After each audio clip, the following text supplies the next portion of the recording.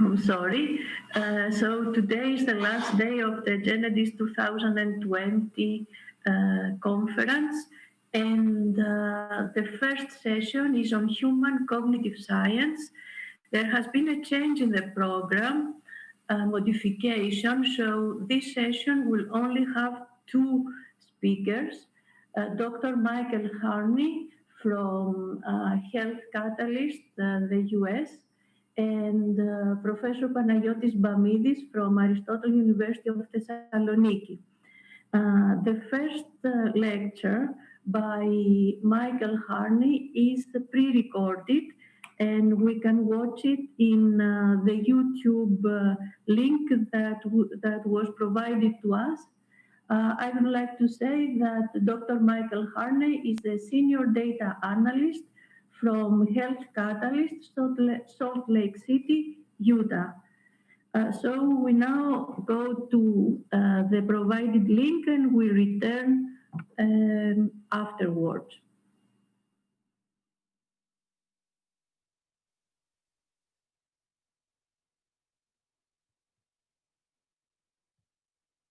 Hello, this is a presentation on supercharged proteins and their use acting as intelligent inhibitors, activators, and antiviral agents.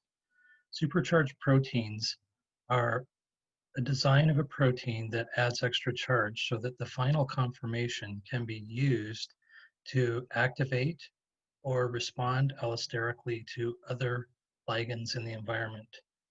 There are advantages and applications in antiviral therapies, drug delivery, oncology, precipitating immune response, and many other situations that are being investigated. Supercharged proteins start out with a design through supercomputer modeling with the intent of adding specific charge layers to change the final conformation of the tertiary structure. The primary structure is modified with this charge, and downstream we will see the effects of the addition to the tertiary structures, quaternary structures, and the functions of the proteins. In this case, you can see that two charge elements from the amino acid sequence have been added for negative charge. This is typical in the beginning sequence to model the final outcome of the quaternary structure and its response, and to understand the nature. Supercomputer modeling and sophisticated field solvers are used to determine these effects. After the primary structure has been modified, the secondary structure, such as a beta sheet or an alpha helix, will show some conformational changes initially with particular charge distribution that is meant to be transferred downstream to the final product. In the example of where we create a tertiary structure from the secondary structure, the additional folding of the dimers to achieve the tertiary structure, three-dimensional aspects of the protein starts to take shape. In this case, we have negative charge layers that are being used as a way to bind dimers for the final tertiary structure and quaternary structure. And in the quaternary structure, we have added the two dimers to complete a sequence that is the quaternary structure, which has three-dimensional aspects and takes a charge distribution shape along the sides. This binding allows specific structures to be created through electrostatic charge. The complexity, again, of these calculations cannot be underemphasized. There are many models that have to be tested against reality and to understand the effects of steric behavior.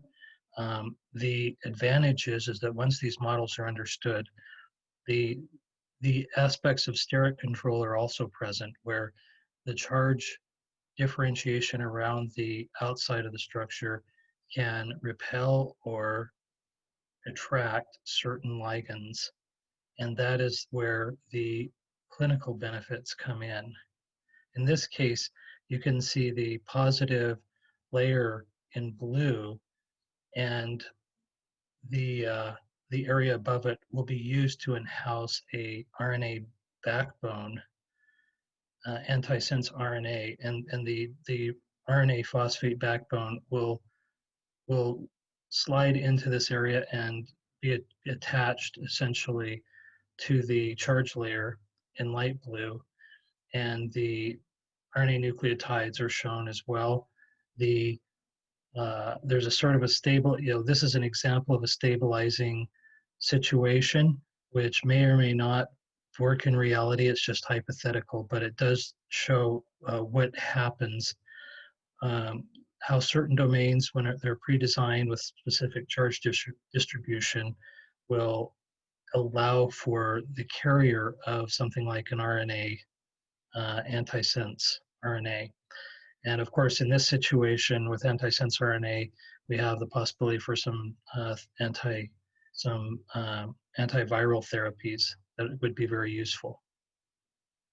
So, in summary, the research progress so far has been engineering and identifying supercharged proteins for delivery into mammalian cells. That's from the Howard Hughes Medical Institute. Again, some of the issues around inserting these artificial objects into cells is being able to work with the cell receptors to, unfortunately, but fortunately in our respect, somehow deflect immune responses so that the supercharged protein has the ability to do drug delivery and access to the cells. There of course will always be an immune response with something like this. So identifying that and understanding and being able to work within the means of this response is important.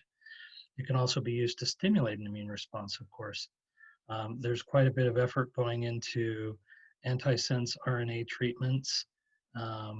The interesting aspects of neurological disorders and so forth are being studied by the University of Oxford.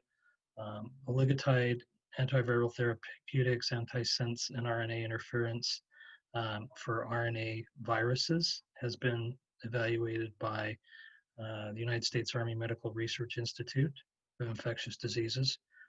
There is quite a bit of interest in how to accomplish these goals, given the complexity of locating and distributing within the region of viral infection and the immune response associated with the human body and so forth. So there are still additional issues to work out, but this seems to be a good possibility because supercharged proteins, through the design concept, can be modified for particular situations, and at some point may be modified at a personal precision medicine level for individual patients. This could be one of the future possibilities for supercharged proteins and to counteract specific diseases.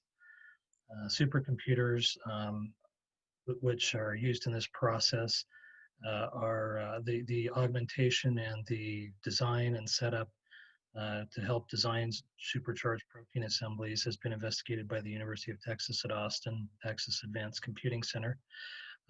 Additional work is continuing, and we believe that the possibility for supercharged proteins as antiviral measures and as inhibitors or activators in a drug delivery sense would be beneficial in the future.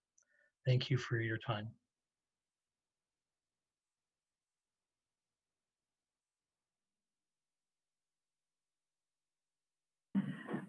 We thank again Dr. Michael Harney for this very interesting video.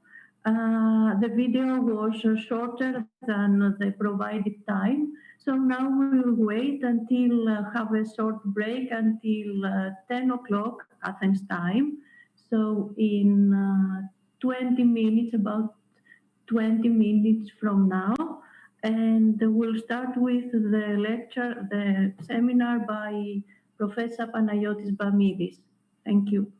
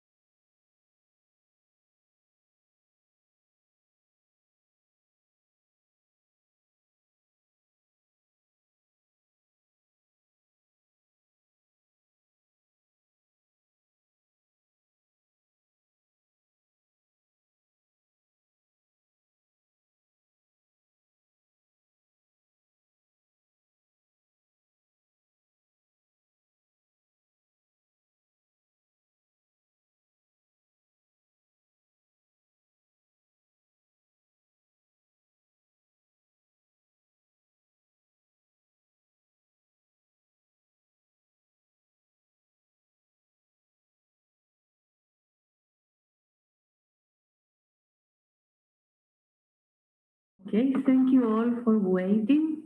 Our next speaker is Professor Panayotis Bamidis from the Laboratory of Medical Physics, the Medical School, the Aristotle University of Thessaloniki. And the title of his talk is The Citizen Science Initiative for Mental Health and Well-Being. The microphone is yours. You. I hope you can hear me well. Yes, My we can see. presentation is okay for everyone. Okay, we can see. Maybe if you can make it full screen. Okay, isn't it full screen? Not for me, but it's visible. We can we can watch it. Try it again. Okay.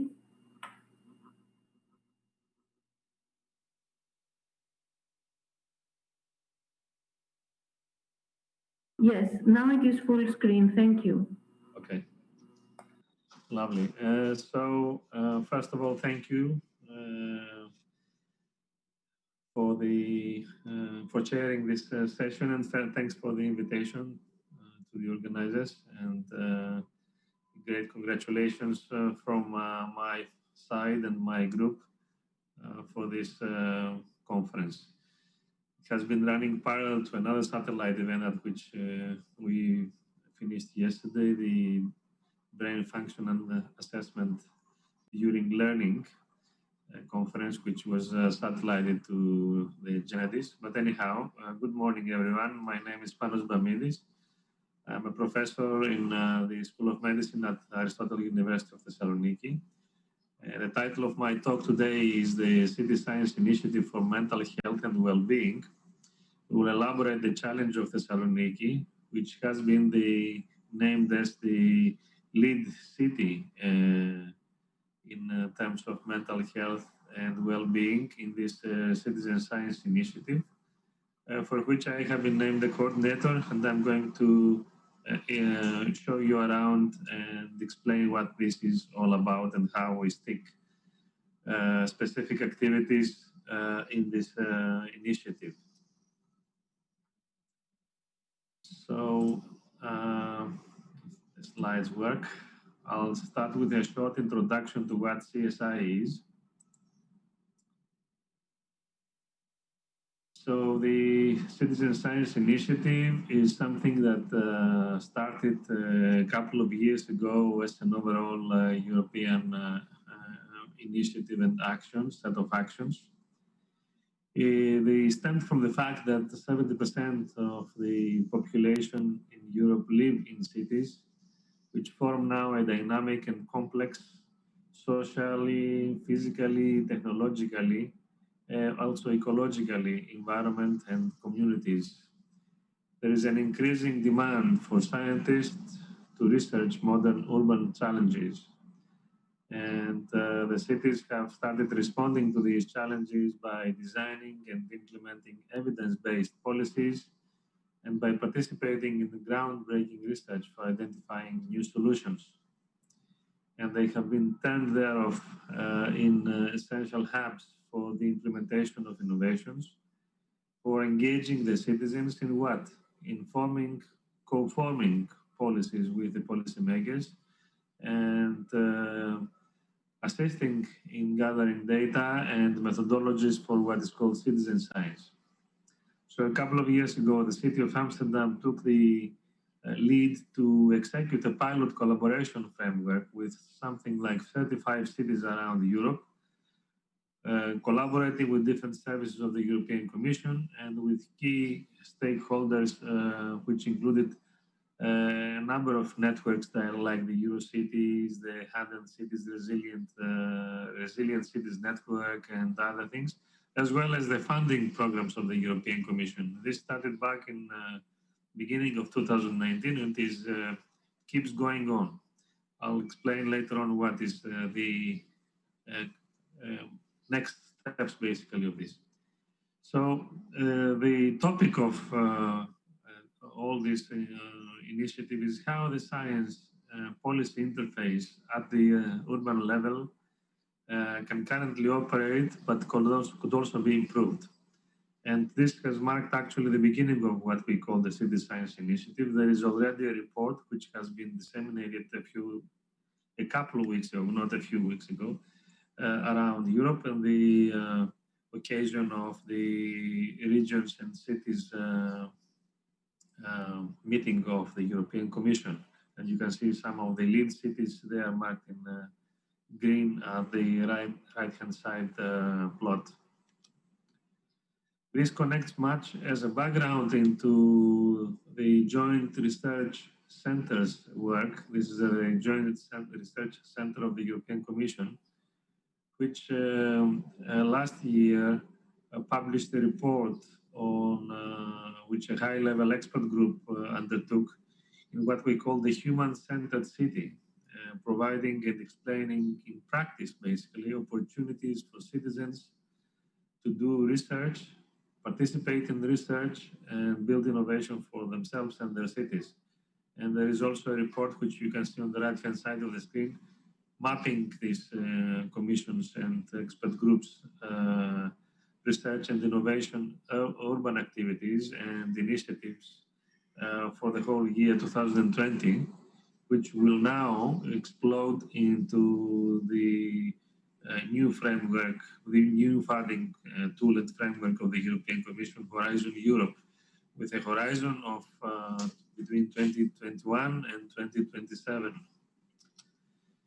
So in the Citizen Science Initiative, we are one of the axes, 5 axes being circular economy, sustainable urban mobility, air quality, technology in the city, and mental health and well-being, in parentheses, is the thematic axis that we lead from Thessaloniki.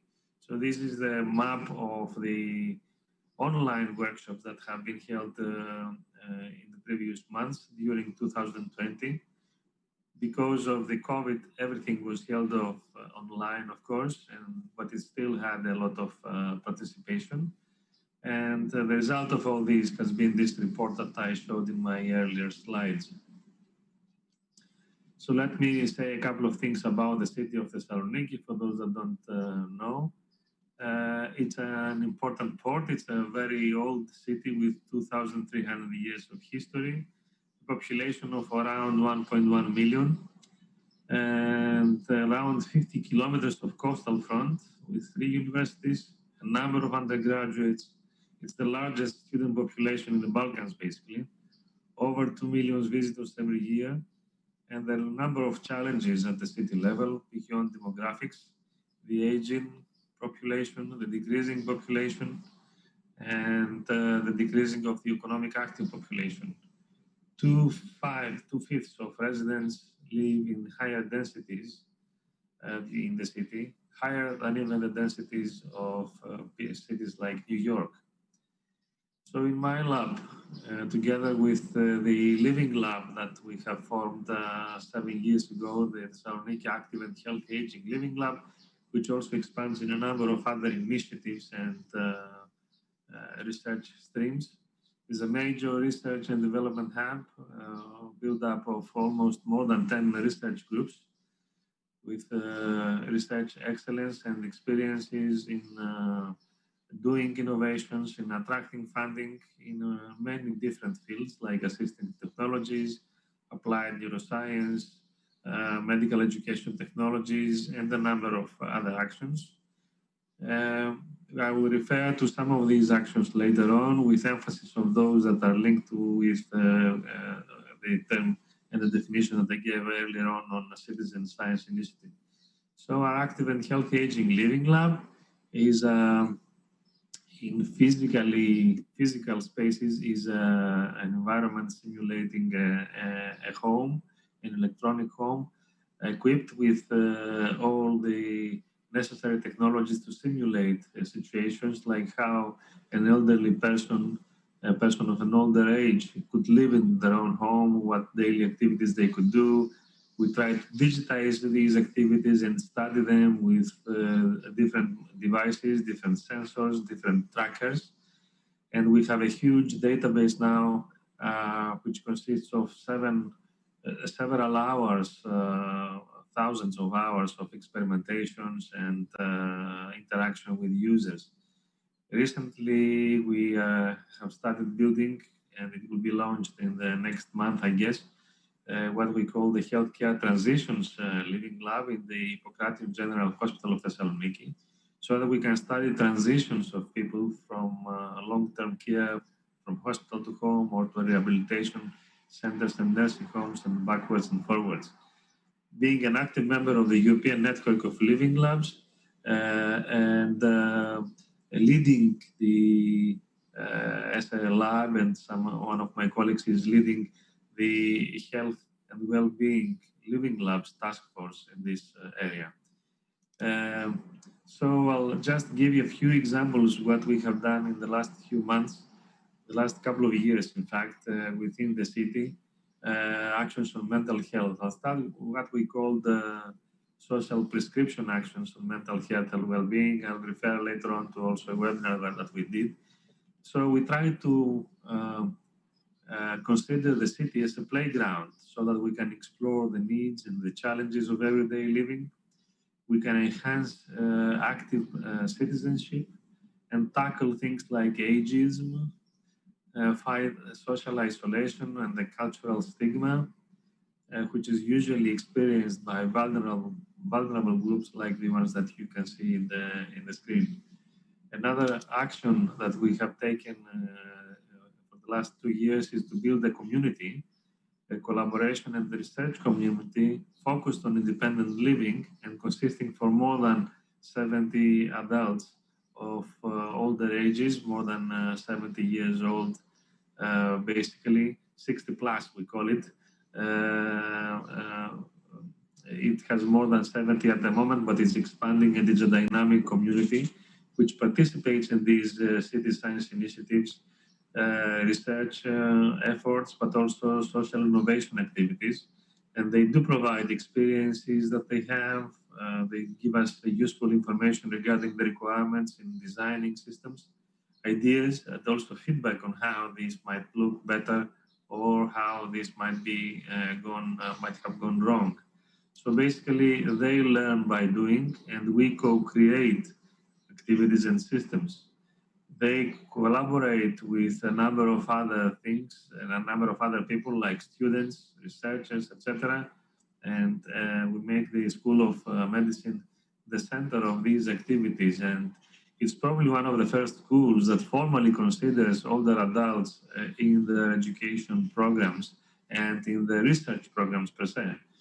We organize educational visits for them and field visits, like activities in Aristotle University's Cast Museum or the Noesis Science Museum, or in the library of the university, or in other places around the city.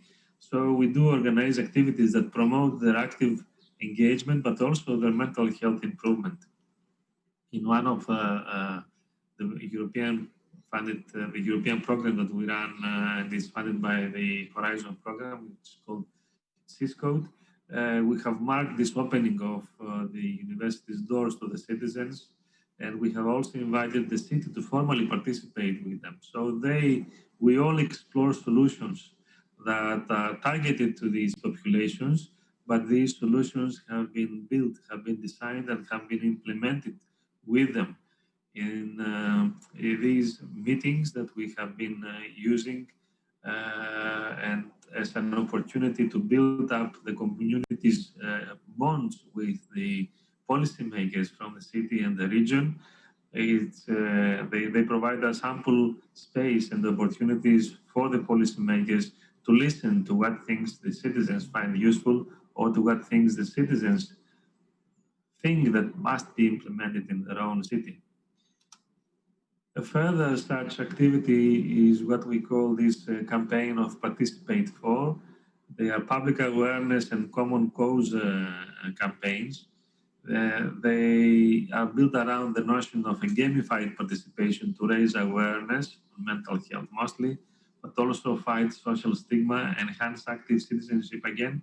And you can see a number of occasions here, started back in 2017, collaboration and active collaboration that we keep running until today, of course, with the Parkinson's Association Group, the Parkinson Patients Association Group, and also things like participating in the World Autism Day in another city in Veria, or participating with all the population of the city in the International Trade Fair. You can see on the top, on the bottom picture here, our rector, Professor Nikos Papayano, participating in one of these campaigns so that we can raise the awareness of the city and citizens around the problems that affect the elder population. With these campaigns, we try to raise awareness, and by participating, we can also donate our time and interaction with systems like serious games or other kinds of artifacts, and donate our points and time in these. And then from these donations, we find sponsors, and the sponsors go back into the collaborating associations and provide some sponsorship to reward all these activities and the circle that we close, basically. I'll go into another example of such systems that promote mental health, but with the citizens. It's a program which we started back in 2008,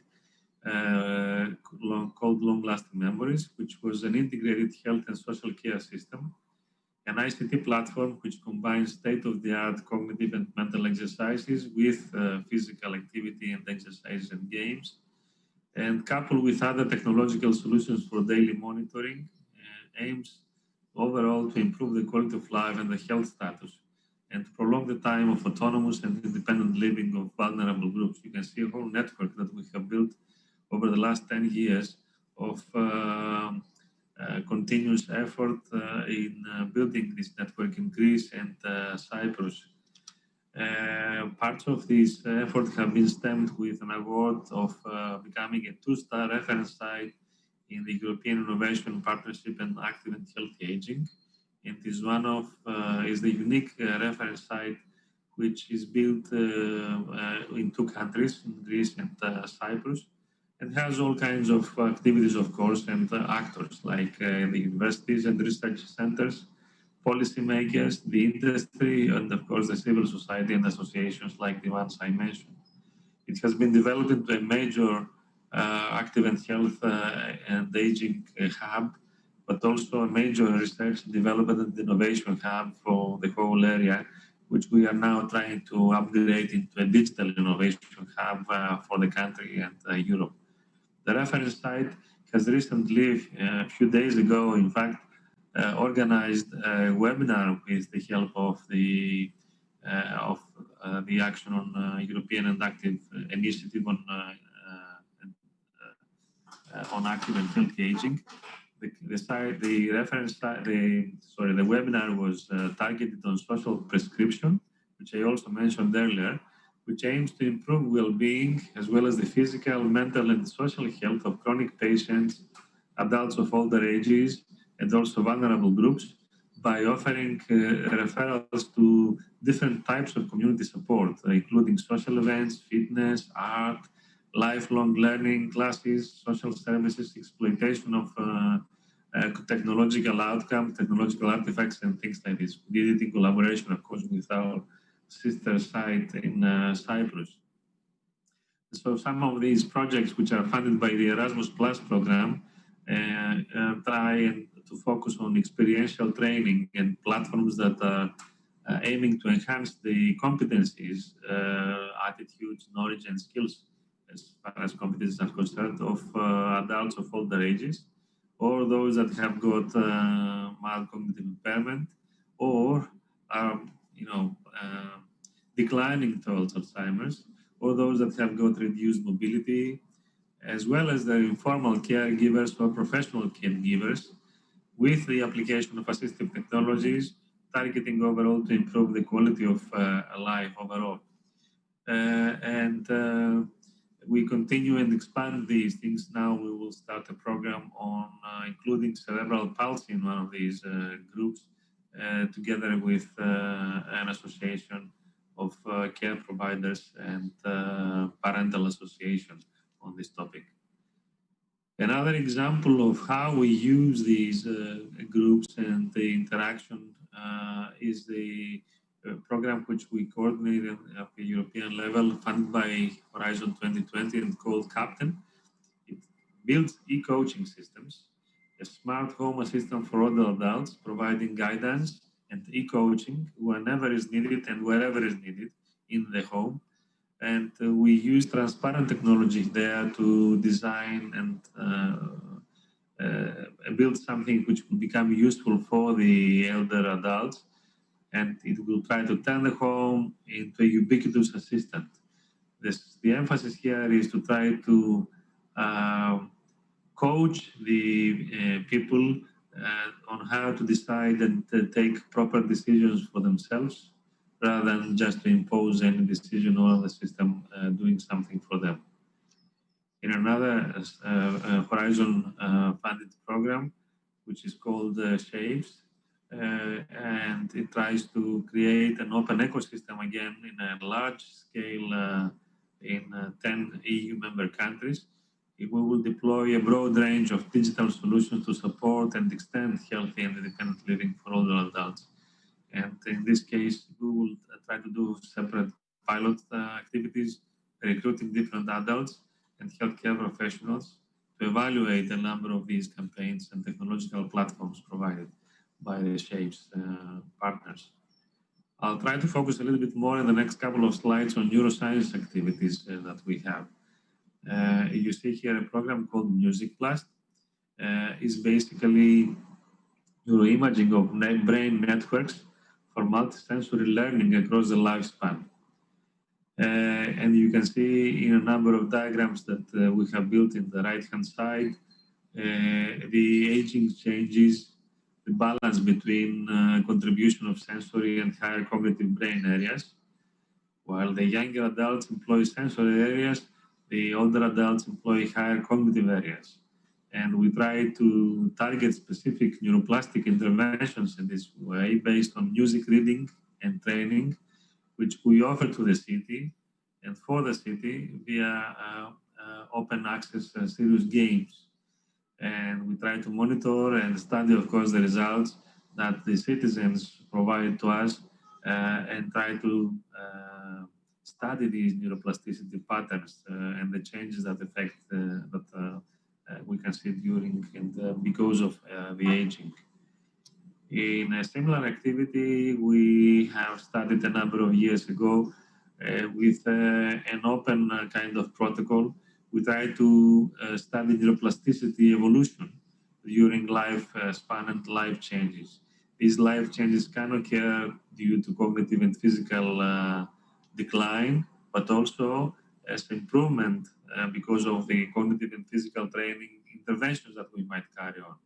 And with the neuroimaging of cortical networks to support learning in developmental disorders, in cognitive decline, in a number of situations. You can see examples and results that we have recently obtained from a big study, which still continues with the Down syndrome populations, and how we can actually see short-term, how we can see that short-term training provided by means of cognitive and physical training to them can actually modify physical and cognitive performance and make the brains adapt to novel stimulation. And this adaptive neuroplasticity may actually, because the results show this, that may lead to a healthier functional network. So basically, by getting tools that we have built for the people, we put these vulnerable groups of people use these tools, and then we study if the effect is there, and we can see that their brains turn into healthier functioning networks if we do such a thing for them. Finally, I'll just refer briefly to COVID-19 initiatives that we have undertaken in the last few months, and we still keep on with all of these, of course. By trying to build virtual support groups like sessions with e-coffee with older adults, or build apps to train patients in the COVID-19 era for specific everyday activities or for tackling specific health problems that may have, or apps that we have built to supervise triage and organizing COVID-19 patient care. It's a pilot that we run in a HEPA hospital just across our lab in the university, but also apps that can track and monitor COVID-19 symptoms, probably that would have become useful in tourism situations that we have all been eager with in Greece in the last few months. But also we try to run a number of surveys and effects that can provide management tips and general guidelines to the healthcare providers that we have linked with our programs, or to the informal care providers that we have coupled with the patients and the citizens that are employed in our programs. What all these provide us, we have, of course, a number of frameworks that I mentioned. We have a number of networks that I mentioned, a number of actions, innovation actions. Of course, there's always a value to sustain all these, and many of these activities that I mentioned are sustained. The important now is to have specific metrics out of these, specific metrics that can measure the urban innovation, that can measure it arithmetically, but also qualitatively. And there are a number of actions. You can see a result of another network that we might collaborate here, trying to build indices of social innovation and urban innovation, basically, that can be useful in this citizen science initiative. So we want the citizen science initiative to be data-driven, to be co-creation based. We create solutions together with populations, and the data that are becoming available from these interactions can help the society and the research community to build evidence. And this evidence can then be feeding a number of technological innovations, and as well as social innovations, which can be fueled back into cities that participate in these citizen science initiative, so that we can turn these cities into human-centered cities. That's our dream, and this is how we try to focus different aspects of our technological and scientific activities to build things and data with the people, but for the actual benefit of the people, direct benefits, not indirect benefits on the future benefits or anything else, but direct benefits that the people can see. All right, I'll participate in this and be more engaged because this effectively changes my daily activities, my daily life, or improves my independent living. And I think I have reached the end of my talk. What I have tried to discuss is that we have collaborated with a number of cities and projects to turn the city from an experimental laboratory into an effective actor that engages with technological solutions and innovations that the research communities and the industry produces. Hopefully, we will try to turn this into a digital innovation hub in the region in the next years to come. Thank you very much. Thank you very much, Professor Bamidis, for sharing with us all these very interesting activities in the city of Thessaloniki and the collaboration with other cities in Europe. Let's see if there are some questions. We have some time for questions from the audience. And in waiting for questions, may I take the microphone and ask some questions that I have during this talk. You said that you have organized, in a way, a group of people over 70 years old, and you have done some activities with them in order to record their behavior, their health, mental health in time. How long does this initiative last? When did it start, and when is it going to finish? Well, we've started it 2 years ago. I think exactly 2 years ago we launched it, and it keeps going on. I mean, that's why we try to provide assistance and keep some of the activities running, not as used to be, but I can adapt it to the COVID-19 situation. Sure. We don't plan to stop this community. It's an open community, but we have given them formal participation in the university activities, and this is something that they also appreciate. And we will try to expand their involvement even into our curricula with the improvement, of course, of the School of Medicine. And these people are from care homes, or they live in their houses and they participate openly? It's open really to everyone, but if I can talk from our statistics, most of them are independent at the time being. They are not in a specific nursing home or something like that. They are living either alone or with their spouses or husbands around the city. And are there any prerequisites, for example, related to their health? So if somebody has Parkinson or...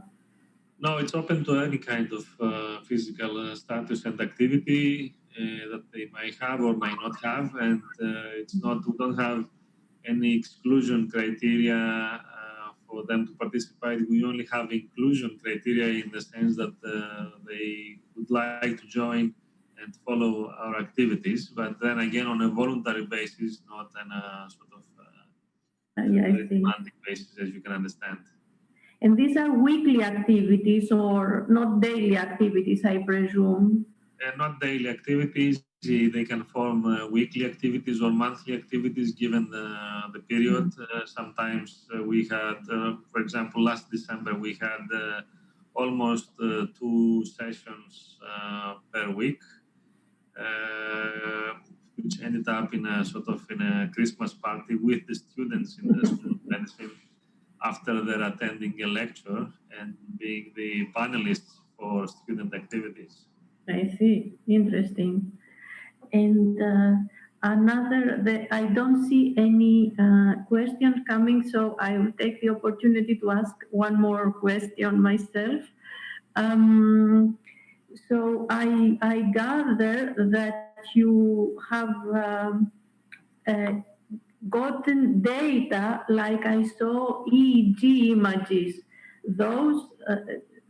This data come from this group, or it's another project? It comes also from this group. Some of these, of course, participants that they have consented to specific research activities. I see. Yeah. So, for example, by just being a member of the community, it doesn't mean that we will record their brains or take data from their daily living or something. We, of course, form strict GDPR protocols and ethical approvals to do any of these activities and actions.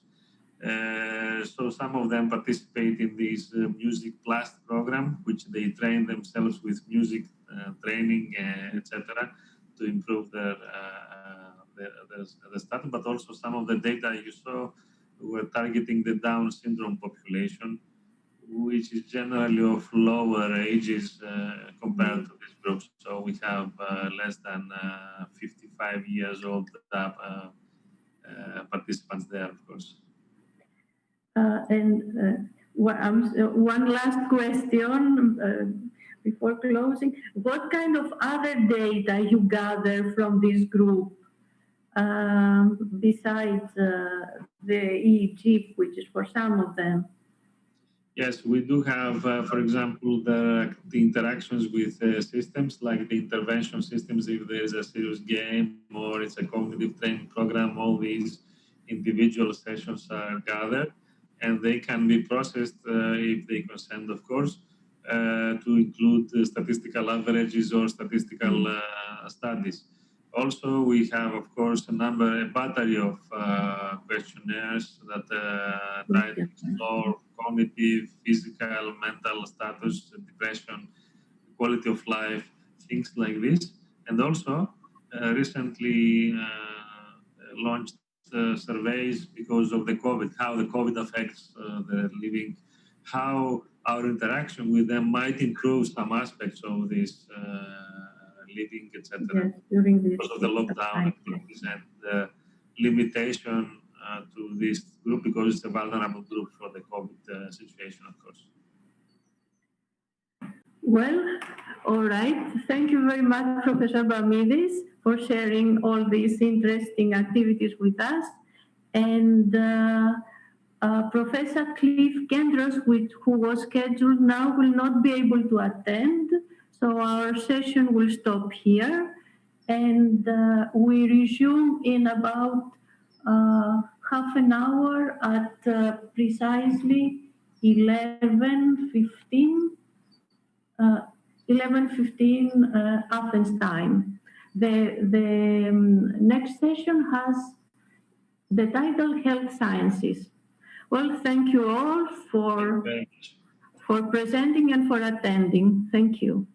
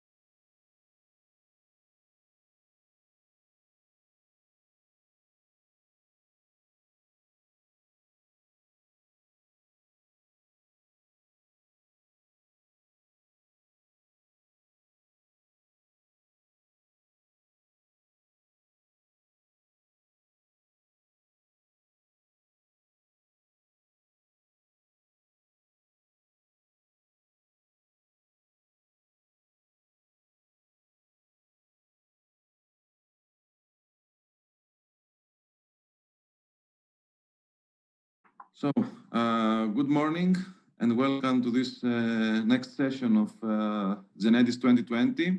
The session is entitled Health Sciences.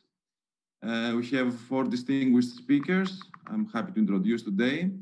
The first speaker is Professor Ioannis Sotiropoulos from the ICVS Institute of Medical School of the University of Minho in Portugal.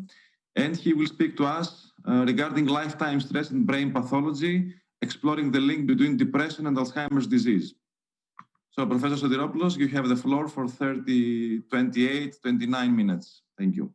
Thank you very much for the invitation and the really successful meeting for one more year. I'm going to share my slides with you, and I think you can see that. No? Is that right? Yes. Can you see the whole slides? Okay, great. So I'm going to speak to you about the impact of chronic stress, of daily life stress in our lives on brain pathologies such as Alzheimer's disease and their relation to Alzheimer's disease. So I'm sure that many of us have been facing situations, stressful situations in a daily life like this per student there, or when we are really rejected a grant or things that are not going exactly as we are planning. And indeed, this is a cumulative process that many of us, and especially in the modern lifestyle, more and more stressful stimuli and events are accumulating in our life, pushing us down. But what is stress and how our brain perceives stress? So as you may know, upon a stressful stimuli, there is an activation in our brain of the hypothalamus pituitary adrenal axis that includes the hypothalamus, the pituitary, and the adrenal. And this results to the release of glucocorticoid hormones in the blood circulation.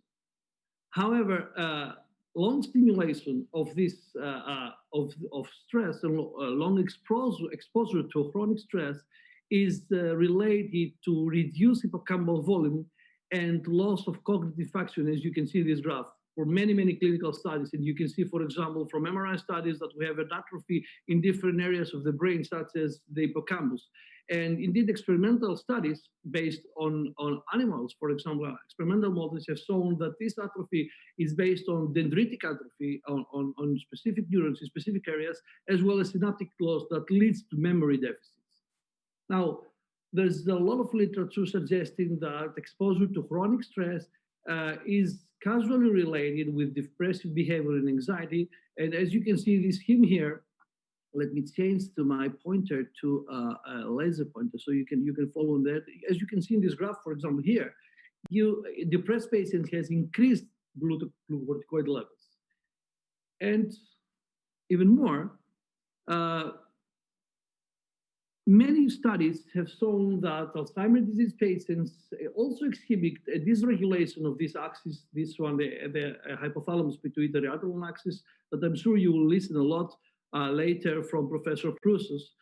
And these Alzheimer's disease patients exhibit increased cortisol levels and dysregulation of this malfunction, of this axis. So, and what is the main problem in Alzheimer's disease brain is the brain extensive and severe brain atrophy and neuronal atrophy as well, that is also followed by neuronal death, followed by the accumulation of two main histological characteristics, which is the amyloid plaques and neurofibrillary tangles. The first is made of amyloid beta, a small peptide that we know that in high concentrations has neurotoxic effects, and the neurofibrillary tangles, as I told you, that are made up of a cytoskeletal protein called tau, as we will see later. Now, more and more, we know that amyloid beta, these small peptides, in the brain has a lot of different targets from synapse neurons or even local circuits and affects network. Recent experimental evidence also suggests that this effect of amyloid beta, at least the big majority of this effect on amyloid beta is mediated by tau. As experimental studies show, when we are able to remove tau, we are able to rescue these deficits in different levels on the brain of experimental animals, suggesting that tau is the final executor in the molecular lesions and deficits occurring in Alzheimer's disease brain. So, as you know, the last decades accumulating evidence suggests that Alzheimer's disease is a multifactorial disorder that includes different genetic as well as environmental factors. And indeed, the big majority of the cases in Alzheimer's disease, which are the sporadic cases, don't have any genetic, at least clear genetic origin, where there is a lot of components related with environmental factors. What is also important is that a lot of studies suggest that there is the problem in early phases of Alzheimer's disease that can even start even more than 20 years before the appearance, establishment of the first clinical symptoms, is the dysfunction of different mechanisms that are related to protein degradation and clearance, mechanisms that are essential for cell survival and aging. For example, there's a lot of studies suggesting that we have, especially GWA studies that suggest that one mechanism, the endolysosomal pathway, is not functioning very well in Alzheimer's disease brain, and this is increasing actually the risk for a later onset Alzheimer's disease. Now, our work is based on the chronic stress, lifetime stress, that also different clinical studies suggest that it can be a precipitator of the factor. Indeed, for example, clinical studies show that exposure to chronic stress or stressful lives may advance the age of the onset of the familial form, as well as different experimental studies from my lab as well and other labs around the world have shown that exposure of experimental animals to chronic stress or high glucocorticoid levels, the main stress hormones, as I said you before, can trigger the two main mechanisms of Alzheimer's disease neuropathology, as we said previously, the amyloid beta overproduction and tau hyperphosphorylation and accumulation in the brain. And this, as you can see in this scheme here, has a cumulative effect. So as longer the periods and that we are exposed in stressful conditions, the higher is the accumulation of the tau pathology and amyloid beta pathology in the brain and the related cognitive deficits. For example, I'm showing you very fast.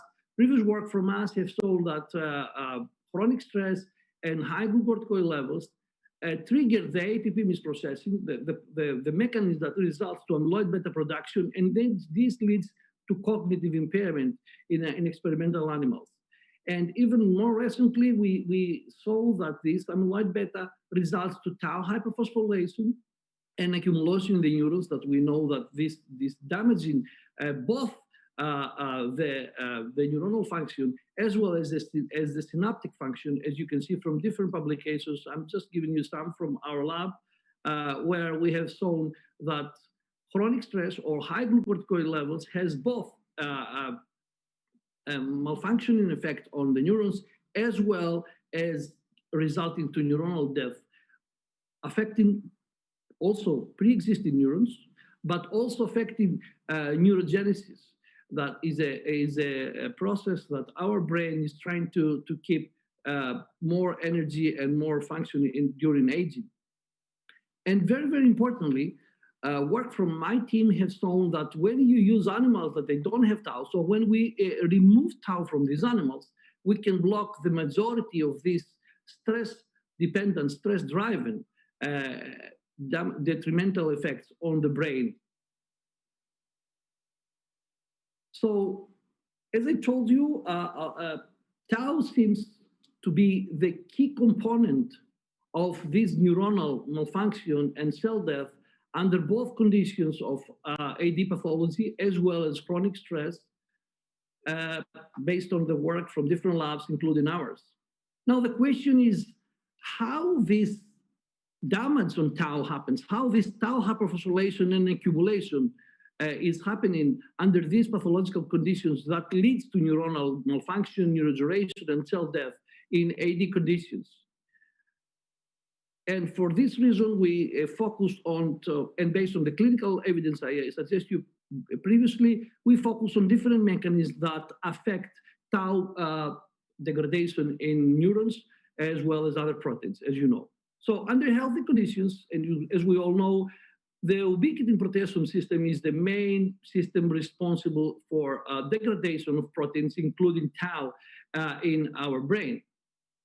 However, under disease conditions, and this is the two parts of my talk that I'm going to finish, other degradation pathways are activated, such as the endolysosomal pathway, which I'm going to show you the first evidence that this is activated under stress conditions and involved in tau degradation, as well as autophagy and the formation of some RNA protein interaction granules that we call stress granules in this damaging effect of stress on the brain through the accumulation of tau.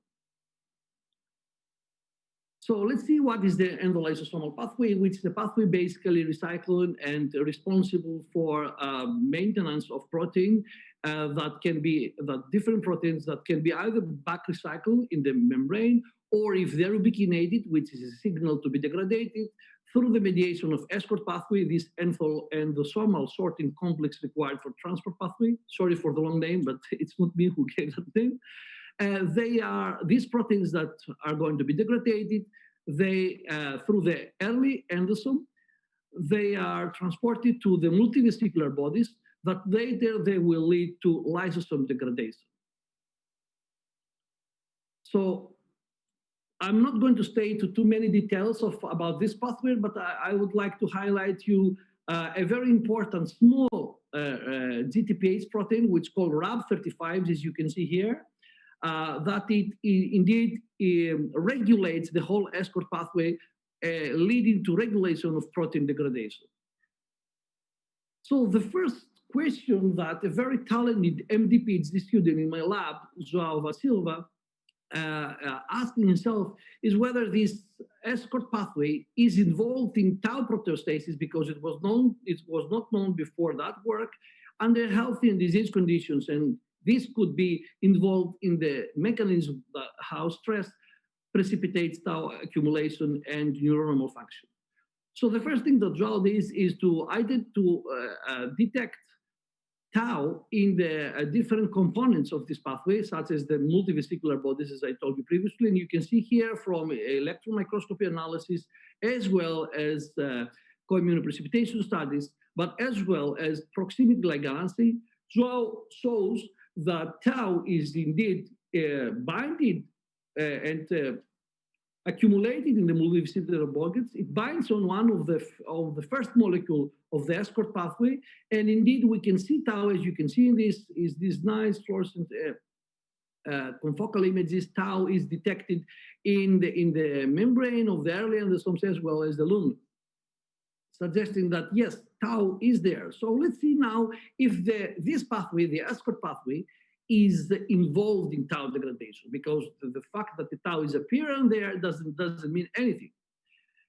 So what João did is that he manipulated the whole system by, for example, inhibiting different components of this pathway that reduce tau degradation, and vice versa. He overexpressed different components of this pathway, as well as its regulated RAB35, which is in the real beginning of the whole mechanism. So as you can see very fast and schematically here, by using the chemicalized chase assay, when we reduce different components of the escort pathway, which means we inhibit its action, its function, we reduce tau degradation, as you can see in these two schemes here, and vice versa. When we overexpress different components of this pathway, including the RAB35, the activator of the pathway, we have the opposite effect. We increase tau degradation. So tau was more degraded, and it is not.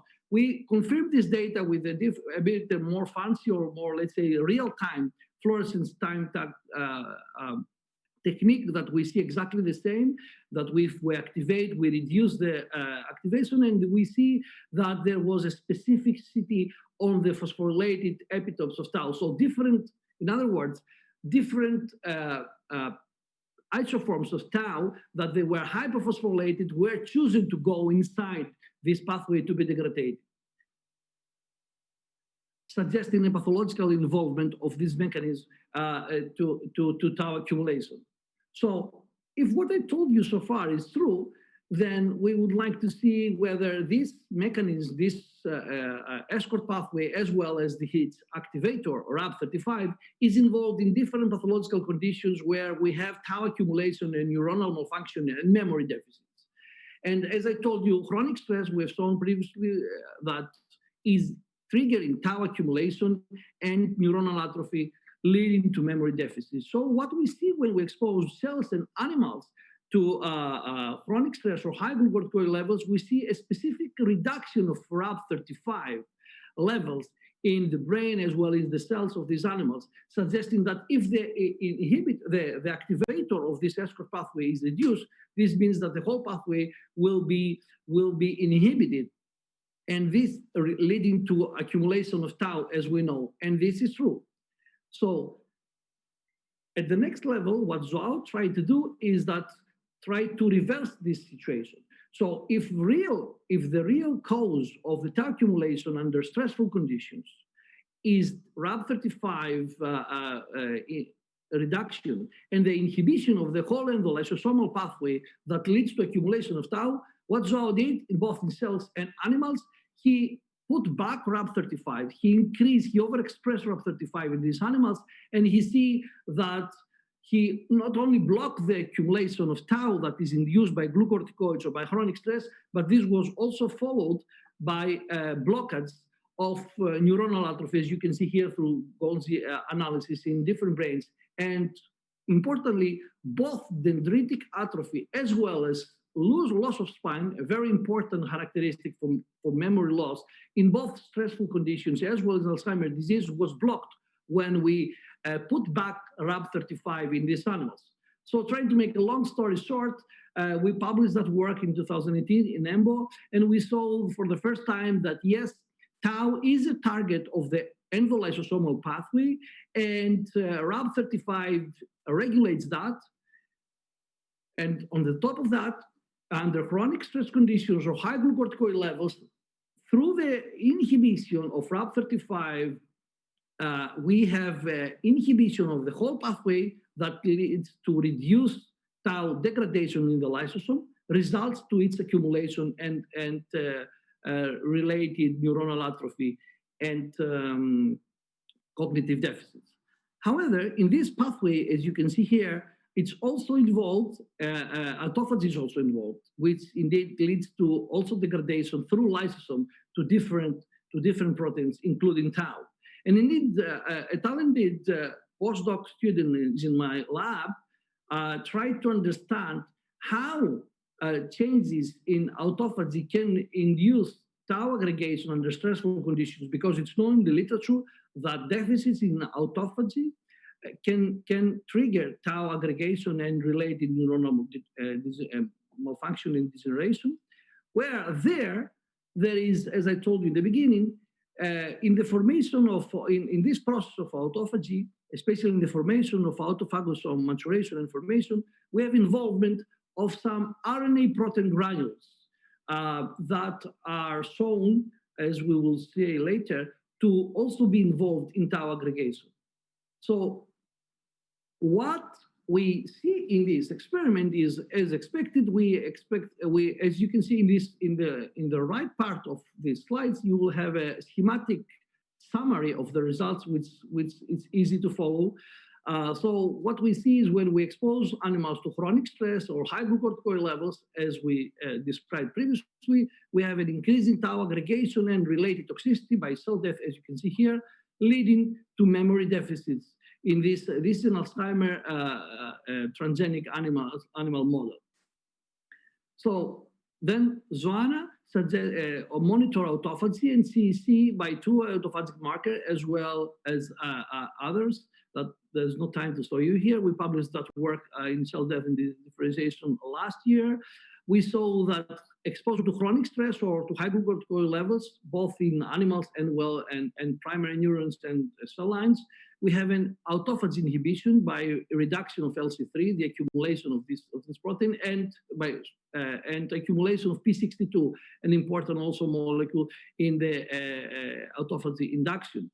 And we further clarify that this effect on autophagy was found in the mTOR signaling. So what stress is doing is, again, long story short, it activates the mTOR signaling that leads to tau inhibition, and that could explain why tau aggregation occurs under chronic stress conditions.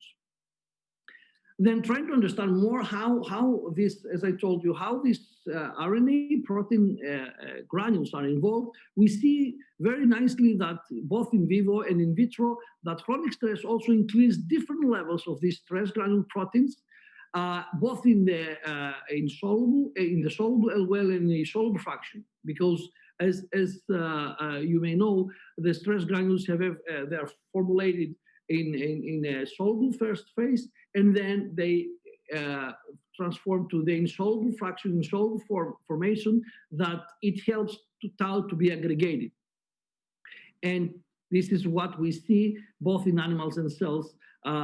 What it is very, very interesting is to see that the aggregation of these stress granules together with tau in animals under stress conditions, as you can see here, for example, it resembled a lot what we see in Alzheimer's disease brain, where we have the same accumulation, colocalization, not on the top actually, but side to side, suggesting again as others that stress granules is helping tau to be aggregated by different mechanisms, which is, I don't have the time to discuss it now.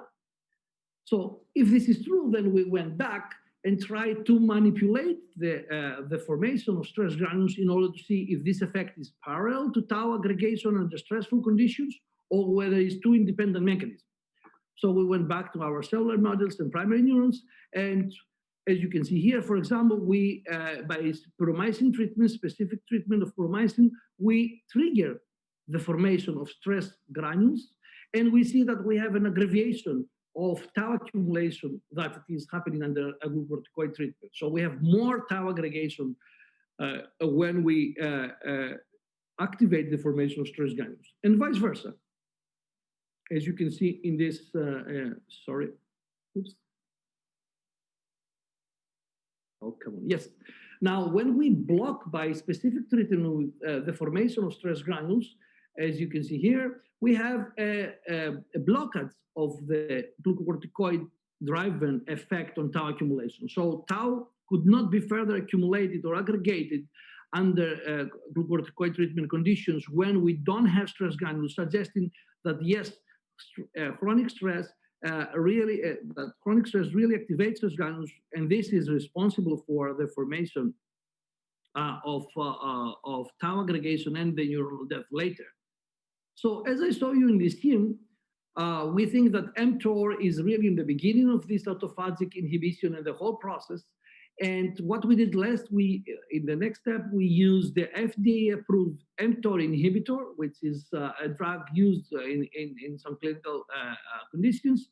And we find in a very, very fast and short way, we find by using this drug for a long period, we were able to reverse both in vitro and in vivo these chronic detrimental effects on autophagy inhibition and accumulation in tau that also include the formation of stress granules, leading to cognitive deficits, to reversibility of the cognitive deficits, so a recovery of the memory function by this drug, blocking overall the stress effect on different levels in our animals. So try to summarize the two major things that I saw you today. We've seen and described the last years different mechanisms through which chronic stress, exposure to chronic stress through specific glucocorticoids, glucocorticoid receptor signaling, as you can see here, affects neurons. And I'm just giving you a little summary. One has to do with the work that we published back in 2016 and 17 in PNAS and molecular psychiatry on how stress is pushing tau to the synapse in order to create a damage and a glucocorticoid excitotoxicity in these neurons. And now I saw you more information and recent information about how tau affects different degradation mechanisms, such as the endolysosomal pathway, as well as autophagy and the formation of stress granules that all favoring aggregation of tau and neurotoxicity and related to death. This is very important because this is the first time that, at least in experimental studies, we saw that chronic stress, exposure to psychological chronic stress through the glucocorticoid signaling triggers and inhibits autophagy, but this involved a lot of RNA protein this homeostasis, not in the translational level, but even in the regulation of proteins, because stress granules is one of the mechanisms through which cells regulate RNA metabolism and availability for transcription in animals. So this is opening a completely new window for opportunities involving RNA dysregulation and homeostasis in the mechanisms through which chronic stress and high glucocorticoid levels precipitate brain pathology, specific tau pathology related to Alzheimer's disease. So that's basically the work that I present to you is from João Vaz and Joana, where some of the work is also developed by Daniela and Crisula in this work, and our collaborator Clarissa Waits from Columbia, as well as Ben from Boston University in the United States. Thus, I would like to thank you all for your attention, and if there's a take-home message, is don't be stressed. You can see a lot of things that can happen in our brain after that. Thank you very much. Thank you very much, Professor Sotiropoulos. Fantastic presentation. I forgot to mention in the beginning that Professor Sotiropoulos is also a member of the Hellenic Initiative Against Alzheimer's Disease, doing a fantastic job there, published recently a very interesting and important book. I don't know if there is any question from the panel. Yes, please, Professor Zouboulis. Excellent talk. I learned a lot. My question regards glucocorticosteroids. You have shown that the stress use the pathway in order to tau aggregation.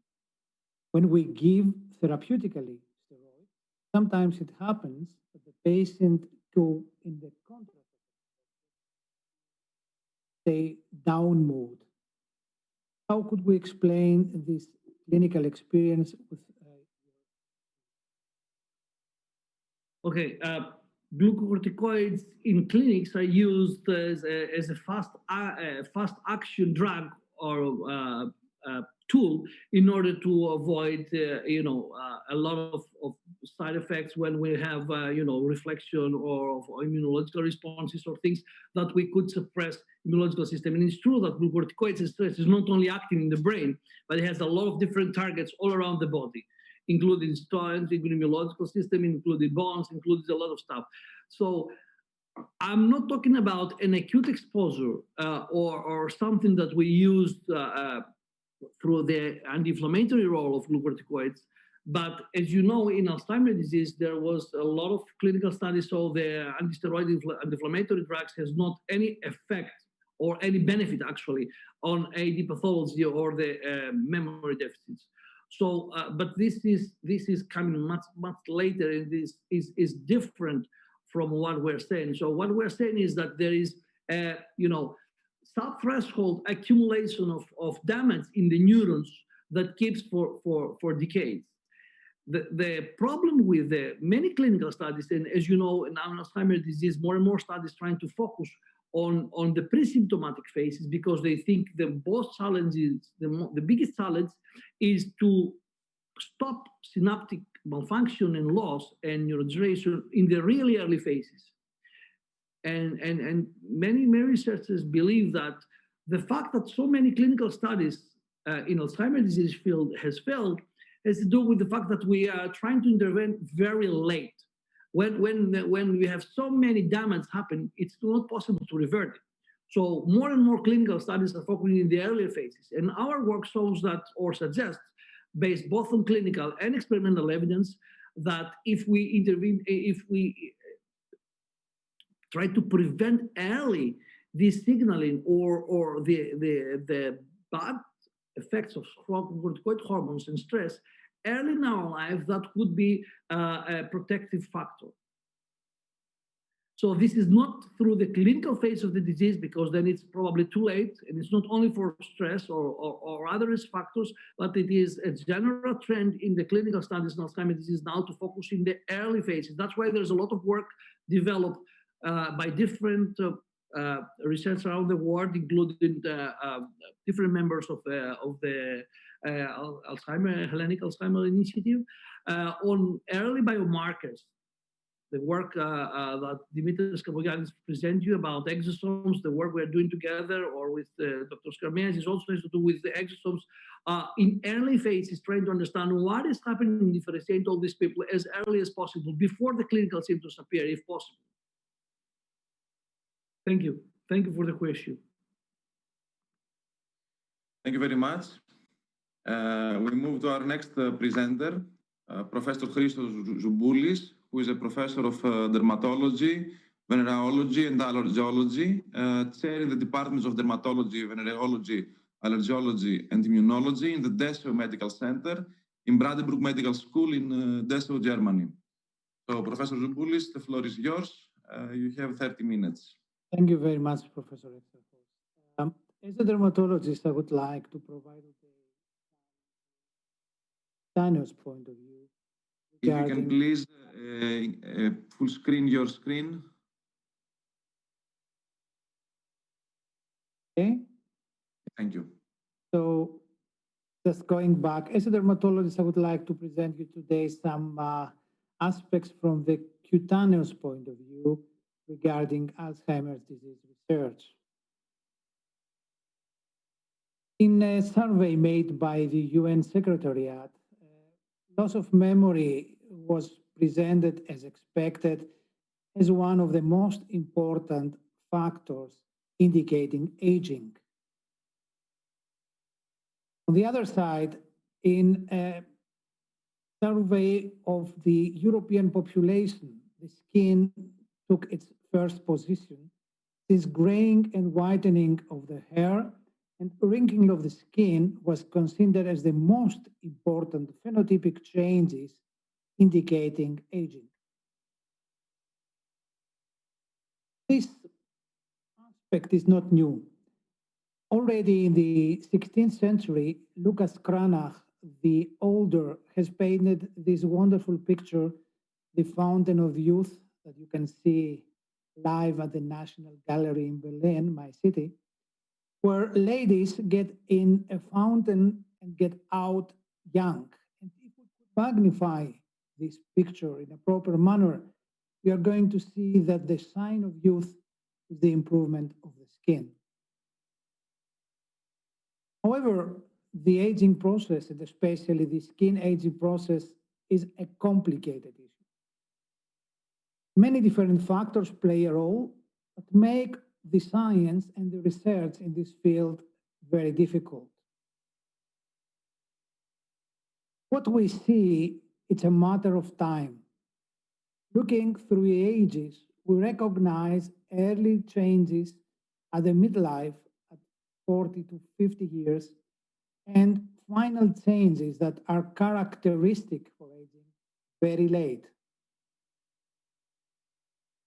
If we concentrate ourselves to intrinsic aging, we mean with intrinsic skin aging, the aging that induced by internal factors. This can be only identified in areas of skin that cannot be exposed easily to the sun, like the upper inner part of the arm. We recognize here to the right panel in the age of 70 that it's the first time that we can identify real phenotypic changes.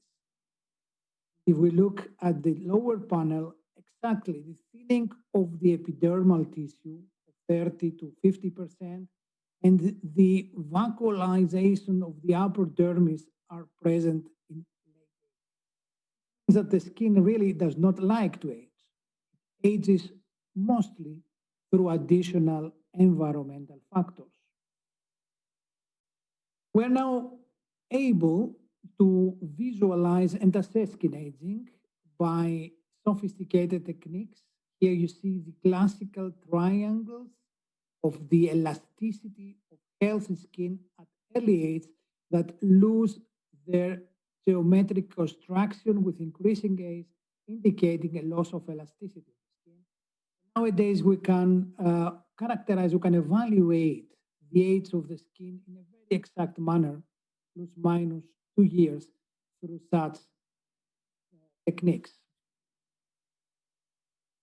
Going deeper at the molecular level, we can see here big difference between endogenous, exogenous, extrinsic aging, whereas endogenous aging is characterized by changes of the epidermal tissue, the upper skin, and endogenous skin aging and exogenous skin aging is mostly characterized by changes of the dermal tissue, the lower skin.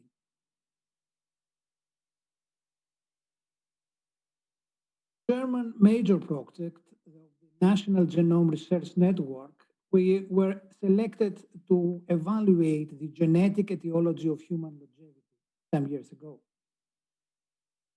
Initially, we have selected an in vitro model. We have used our sebaceous gland cell line, which sebocytes characterize. It's called also the brain of the skin because it regulates the entire skin. And we could reduce the aging procedure with 3 hours in culture representing 1 year of life. We have selected to compare the ages of 20 and 60, especially in females, because of the issue of menopause, which is very characteristic for aging. And we have added at the C and the relevant levels a cocktail of hormones in order to represent endogenous. What we found was 371 genes that have shown differential expression in human fibroblasts, lower part of the skin, and 899 genes in human sebocytes, let's say, cilia tissue, upper part. Putting these genes in signaling and metabolic pathways, we could find interesting data. Some of them we could expect, some were apparently unexpected.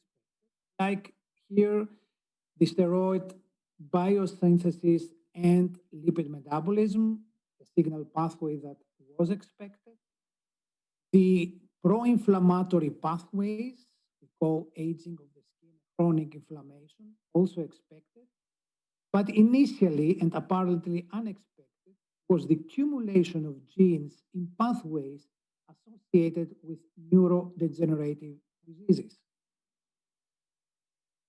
In order to verify our in vitro data, we continued with in vivo data where we compared young and elderly skin, both in females and males. And we were able to find 33 genes commonly upregulated in both sexes, indicating first that there is probably a different aging procedure in male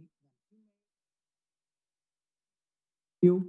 But there are also cardinal genes that are regulated in both manners. We look here this graphic that presents the WNT pathway. We're going to see that all these genes that are marked here with the red lines in very central positions were regulated commonly in females and males, which was somehow a disappointment because the WNT pathway is responsible for the development of the embryo. And it seems it is also responsible for the degradation in age. And we know very well that manipulation of the WNT pathway leads to tumorigenesis. But looking a little bit closer to what we have received, we had seen that common pathways include a number of pathways, again, being identical with the pathways of neurodegenerative diseases. This was a proof and a confirmation that our skin data could represent in some way the aging of the brain.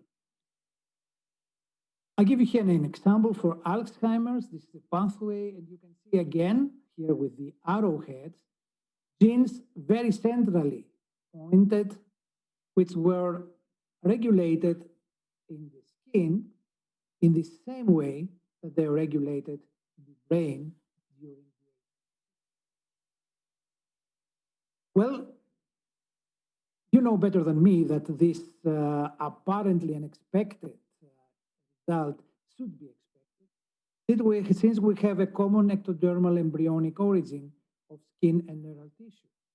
Indicating, however, and this is very interesting, that because of this common ectodermal embryonic origin, some pathways are kept similar independently of the fact that the phenotypes are very different.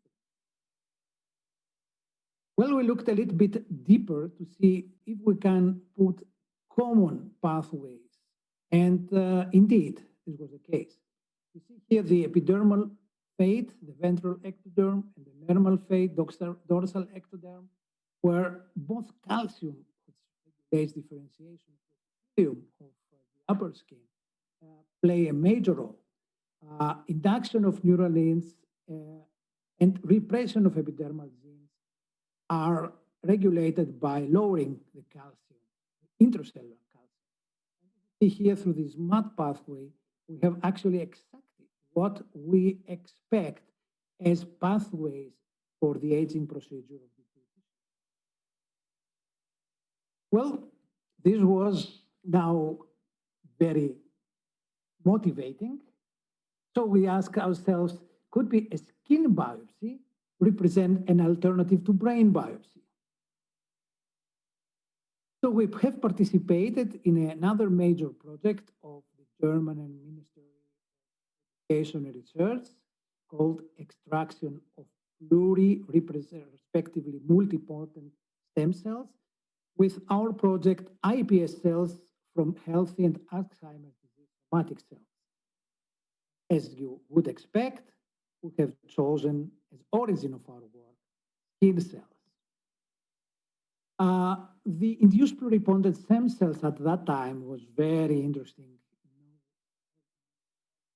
because Rudolf Jenisch, a German working in California, and Shinya Yamanaka, a medical doctor who decided to abandon his work as a medical doctor to follow research, have received initially the Wolf Prize of Medicine, 2007, and then Yamanaka and Gordon have received the Nobel Prize for this incredible development of stem cells. For us working in Germany, for my group, was an incredible development because, as you know, the German law does not allow us to work with embryonic cells. So we had a huge possibility, first, to follow our research further. Secondly, to have the possibility to have cells at an individual level. We don't need to take embryonic cells. We can take cells from everybody or from the skin and develop. We had done some work before, actually.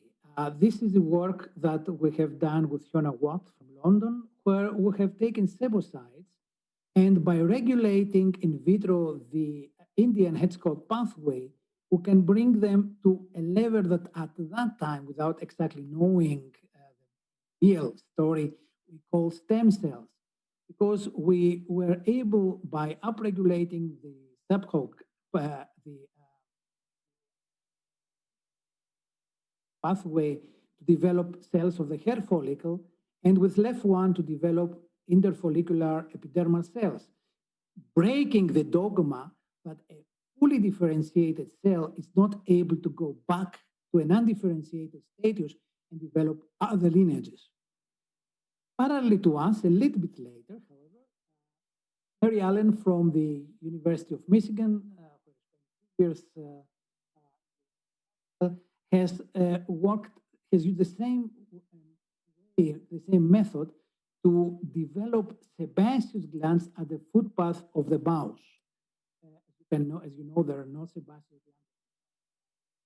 And if you have keratinocytes, you can get sebaceous glands, indicating again that we can overcome the lineage dogma, which here in mouse would be human cells. So knowing that this was somehow possible, we had a dream. So the dream was to have progenitor cells and develop them to the different tissues, and the progenitor cells can come from the skin. We have used the Yamanaka cocktail. We transferred the packaging cell line. We infected our fibroblasts, normal fibroblasts, from the upper inner area of arm of different patients. And after, we have to admit, long period of time at the beginning, we got clones imitating, symbolizing embryonic. Very, very similar. They expanded, we could expand them and characterize them. Here, for example, such a characterization of one where we can express here the different indicating that we have cells towards embryonic stem cells. Here we see that the pathway again, the morphology of the cells with time leads to a morphology that symbolizes embryonic stem cells. Which is a pluripotent marker, was evident in different clones. We were able to develop teratomas and embryoid bodies from the different clones, and then create them to ectodermal-like, mesodermal-like, and endodermal-like cells, including phenotype characterization. And here we could further develop our cells to express embryonic markers. And you can see here a comparison embryonic cell line that the government allowed us to use. Here our cells, and here the normal cells. Cells have very similar origin here, and of course they were different. Way. Now the next step was to differentiate them by further transfection to nerves. We have used TGF-beta receptor and MEK1/2 inhibitors, and we were lucky to see at the beginning that some cells differentiate.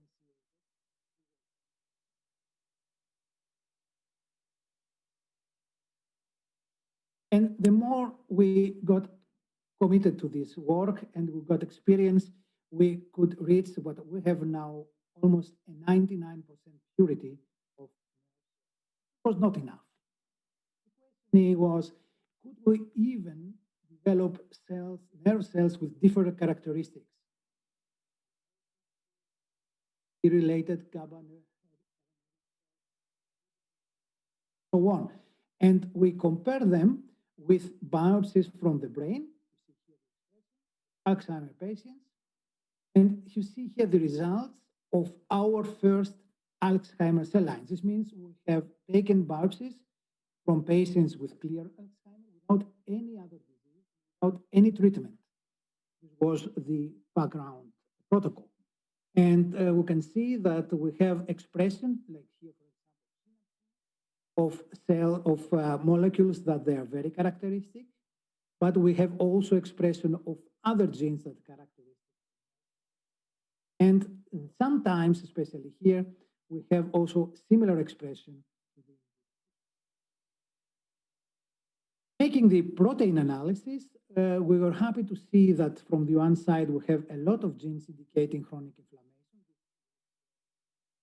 As we discussed, think that probably neurodegenerative have to do with chronic inflammation. Also characteristic genes like the APP here, amyloid precursor protein. We have also here, as you can see, alpha-synuclein. We have also presenilin, GABA secretase subunit, and further genes like apolipoprotein A, presenilin 1, disaggregated and metalloprotein. So these are all genes that are highly expressed in Alzheimer's. So our cells originated from fibroblasts of the upper inner arm of Alzheimer's, going to IPS where they did not express, and going back to transfection to neural cells, re-expressed all the genes or the majority of the genes that should be expected in cells originating.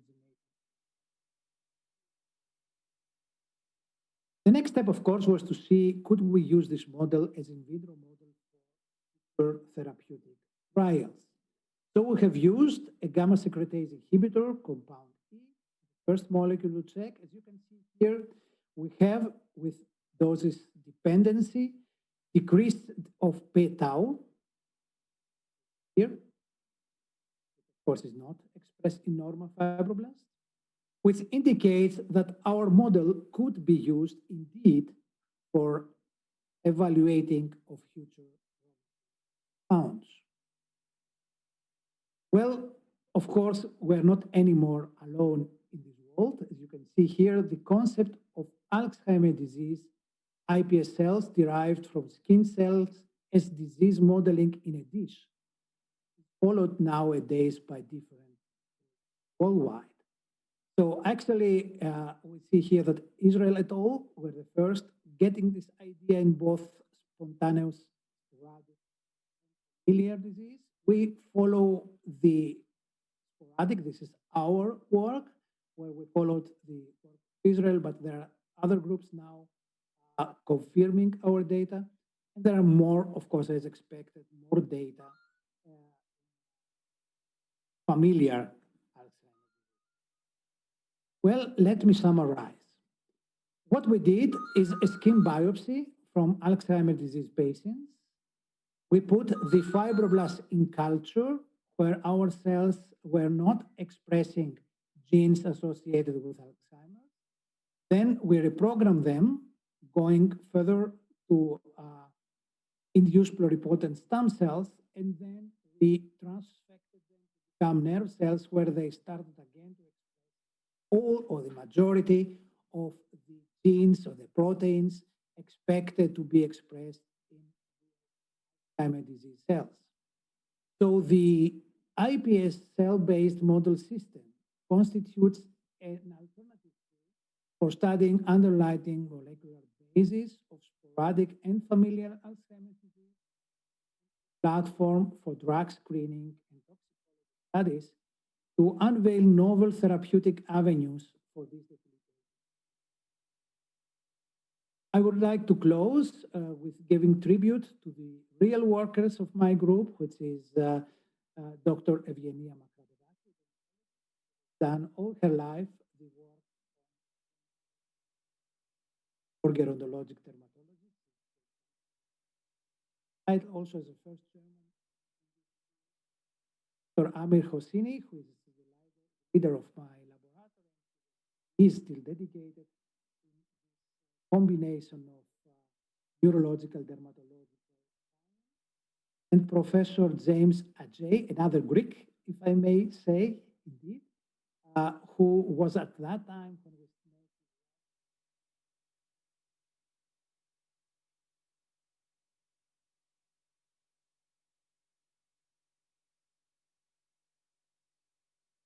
of course, all the other colleagues from different departments has escorted and cooperated with neurodermatological research. Of course, I have to also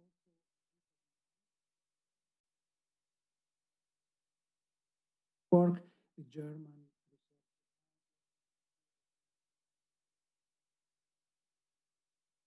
And a big project that we have co-initiated at that time, technologies trying to develop new.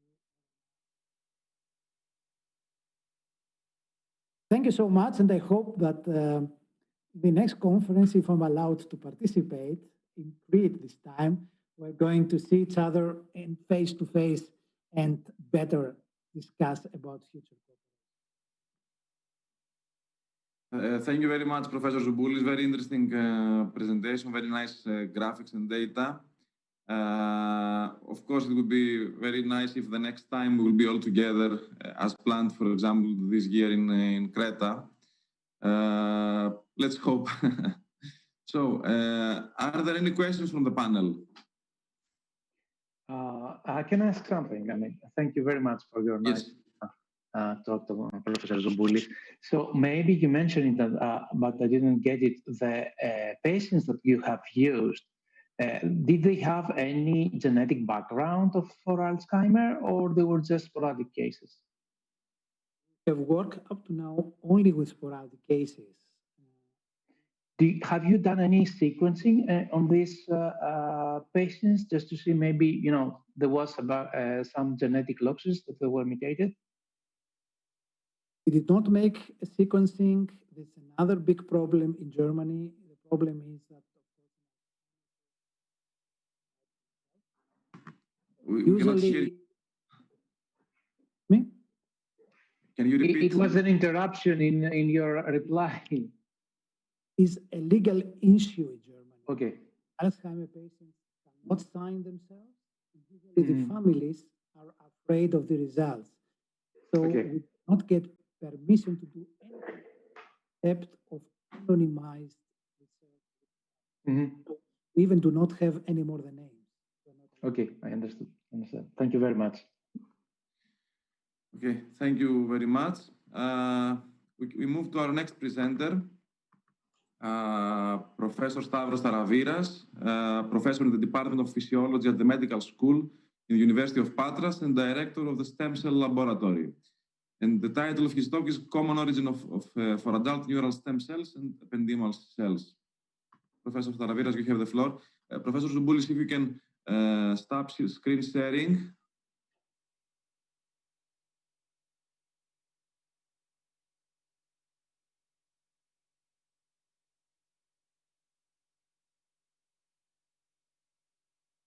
Professor Zouboulis, can you stop the sharing of screen? Okay.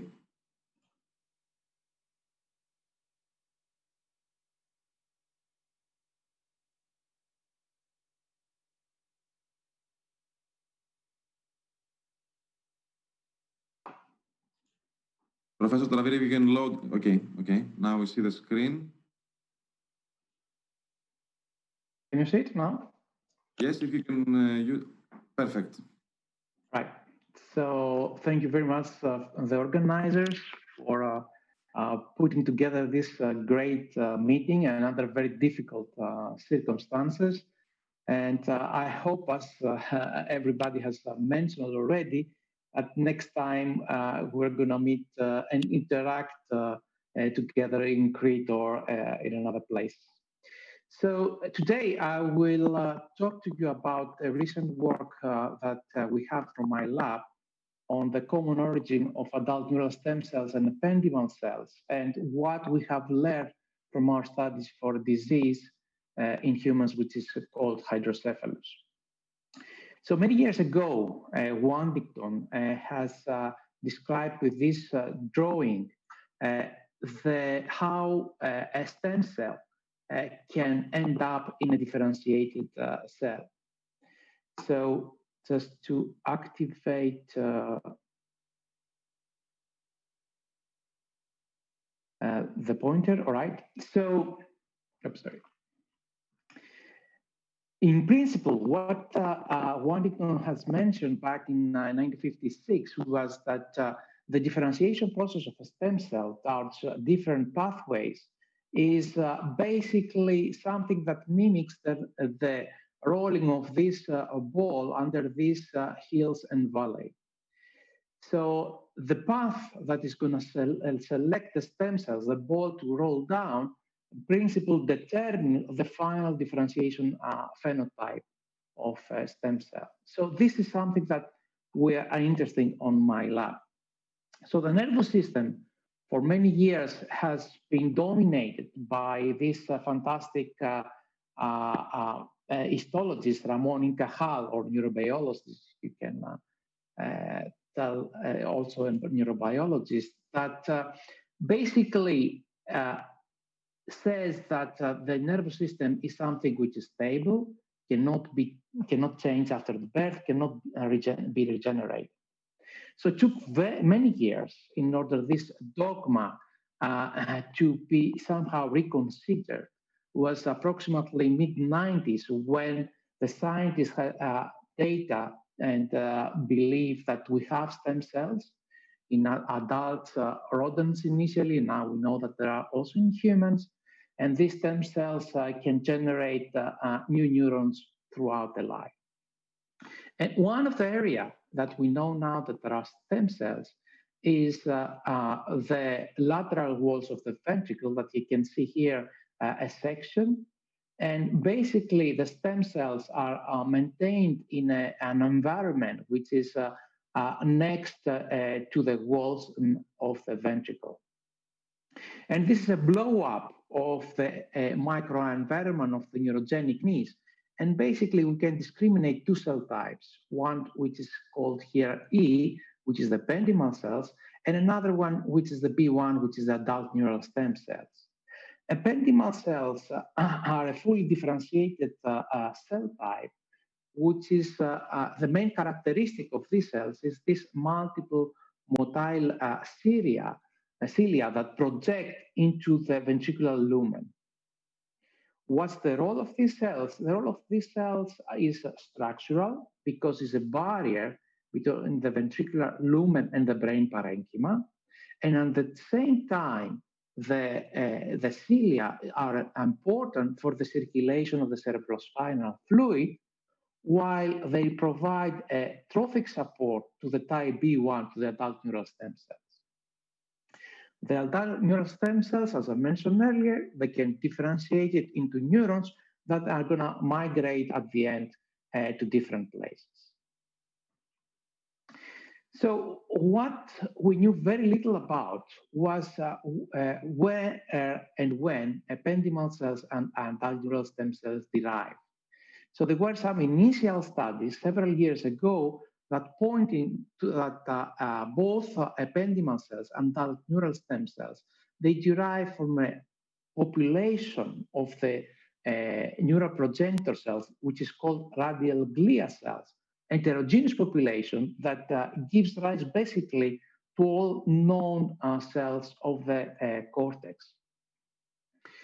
So something which is linked with the pathophysiology of ependymal cells is the generation of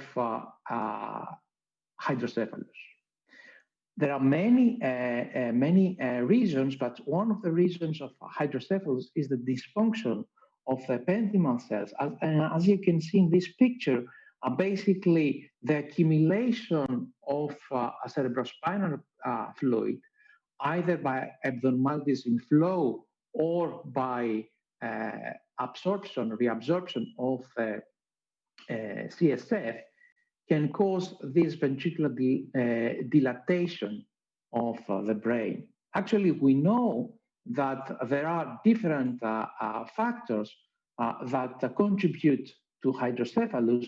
You can basically separate in two main categories, the congenital and the acquired. And I will talk to you about the congenital, and I will show you some data that we have on that. So just to give you a picture of the MRI to understand the dilatation and how much the liquid, the CSF, which is accumulated in the ventricular lumen, pushes the brain parenchyma, which generates a series of pathology in these patients. So how about the congenital hydrocephalus? The congenital hydrocephalus, almost half of the cases, we know that there is a genetic etiology.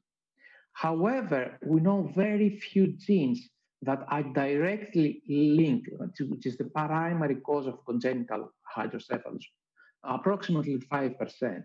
There are mutations in other genes in which hydrocephalus is one of the symptoms of the disease that these patients, these babies have.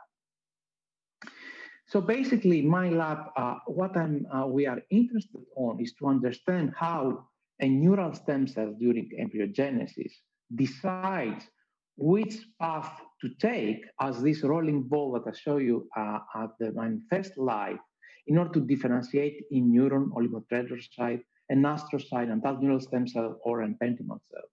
And I will provide you some of our data that on the indications that we have basically on how a neural stem cell decides and which path it takes and which signaling pathway is important in order to become an parenchymal cell and an adult neural stem cell. So I will talk to you about a family of genes, which is called the GeMini family, and the involvement they have in these processes.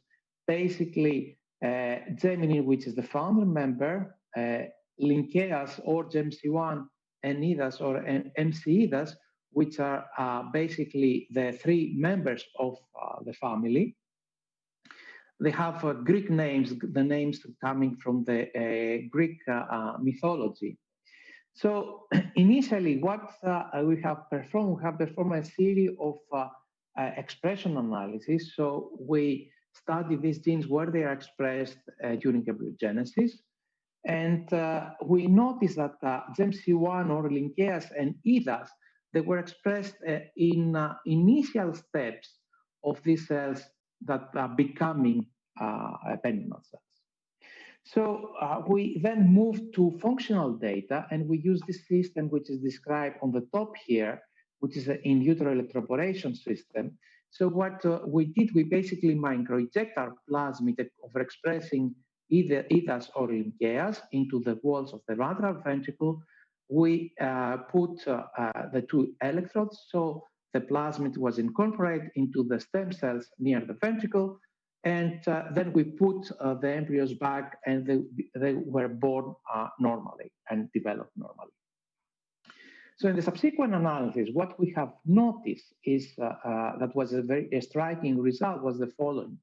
So when we basically electroporate the plasmid that was expressing only GFP, you can notice that these green cells, because the cells that overexpress our plasmid, they were also green, they were moved out the outer layers of the developing cortex, which is normal because as these cells introduced, the plasmid was introduced near the lumen, they were differentiating into neurons most likely, and they will migrate in the outer layers. However, when we overexpress either GeNeDis, a plasmid overexpressing GeNeDis, either Linkeas, we have noticed that the cells, they were really stuck near the walls of the ventricle. And we quantified this. We also performed a series of analysis in similar type of experiments that I won't have the time to mention, just I will conclude what we have seen is that from all these options that a neuroprogenitor cell during embryogenesis, which is called radial glia, has to take, when we overexpress GEMC1 Linkeas or GeNeDis, they would choose the path that leads to the parenchymal cell. And actually, we have made a thorough analysis, and we discovered how this is performed, and this is performed by losing the neuronal progenitor characteristics like PAX6 and BLBP. They exit the cell cycle as Ki67 is reduced, and at the same time, they upregulated markers which is linked with the ependymal cell differentiation like CMYB, FOXJ1, and S1 beta. So the next step that we wanted to see is, all right, the overexpressing experiments give us nice indications. However, what about when we remove these genes to see how essential it is? So we generate mice that lack GEMC1 expression, and you can see here that they have a funny scalp face. When we did H&E staining, we can notice that we have signs of hydrocephalus, as you can nicely see in this section. So we want to do a more thorough analysis, and this is immunofluorescence from a lateral wall of the ventricle. Basically, we isolate the lateral wall when, as I mentioned to you, this is covered from ependymal cells that you can see here, the borders of these cells by the red staining, beta-catenin, and also this multiple indication of the multiple motile cilia is this green staining, which is due to the antibody that recognize acetylate actin. So on the other hand, in a similar type of experiments, in a mutant embryo, you can see that these cells, they contain only a single cilia. So there are multiciliated cells, they are not they are monociliated cells, they are not multiciliated cells as in our wild type control. So we move back to see what's wrong, how this ependymal cell generation is taught, and we have examined two factors, FOXJ1 expression and P73 expression, which is our two transcription factors essential for the initial step of ependymal cell differentiation. And this is immunofluorescence experiments from sections in a control, from a control mice. You can see this nice line up of FOXJ1 and P73 positive cells.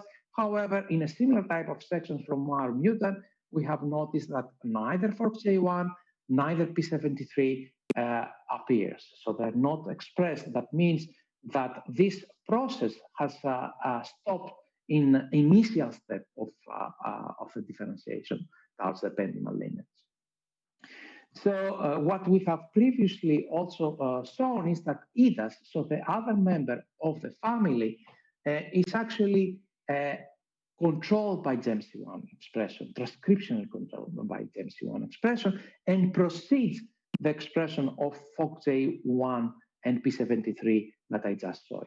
So this is a section, a similar type of section that we see MC-EDAS positive cells in our control mice.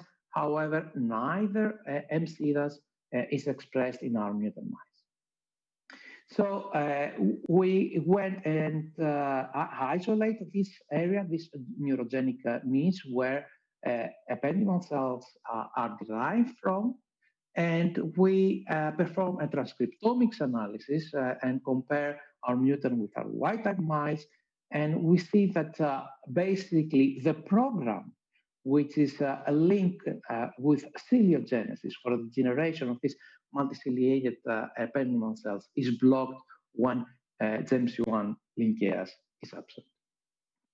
So quite nicely in a collaboration with Chris Kale from Yale, we identified a patient who has developed congenital hydrocephalus and actually carry a mutation, a point mutation in the coil in one of the domains of GEMC1.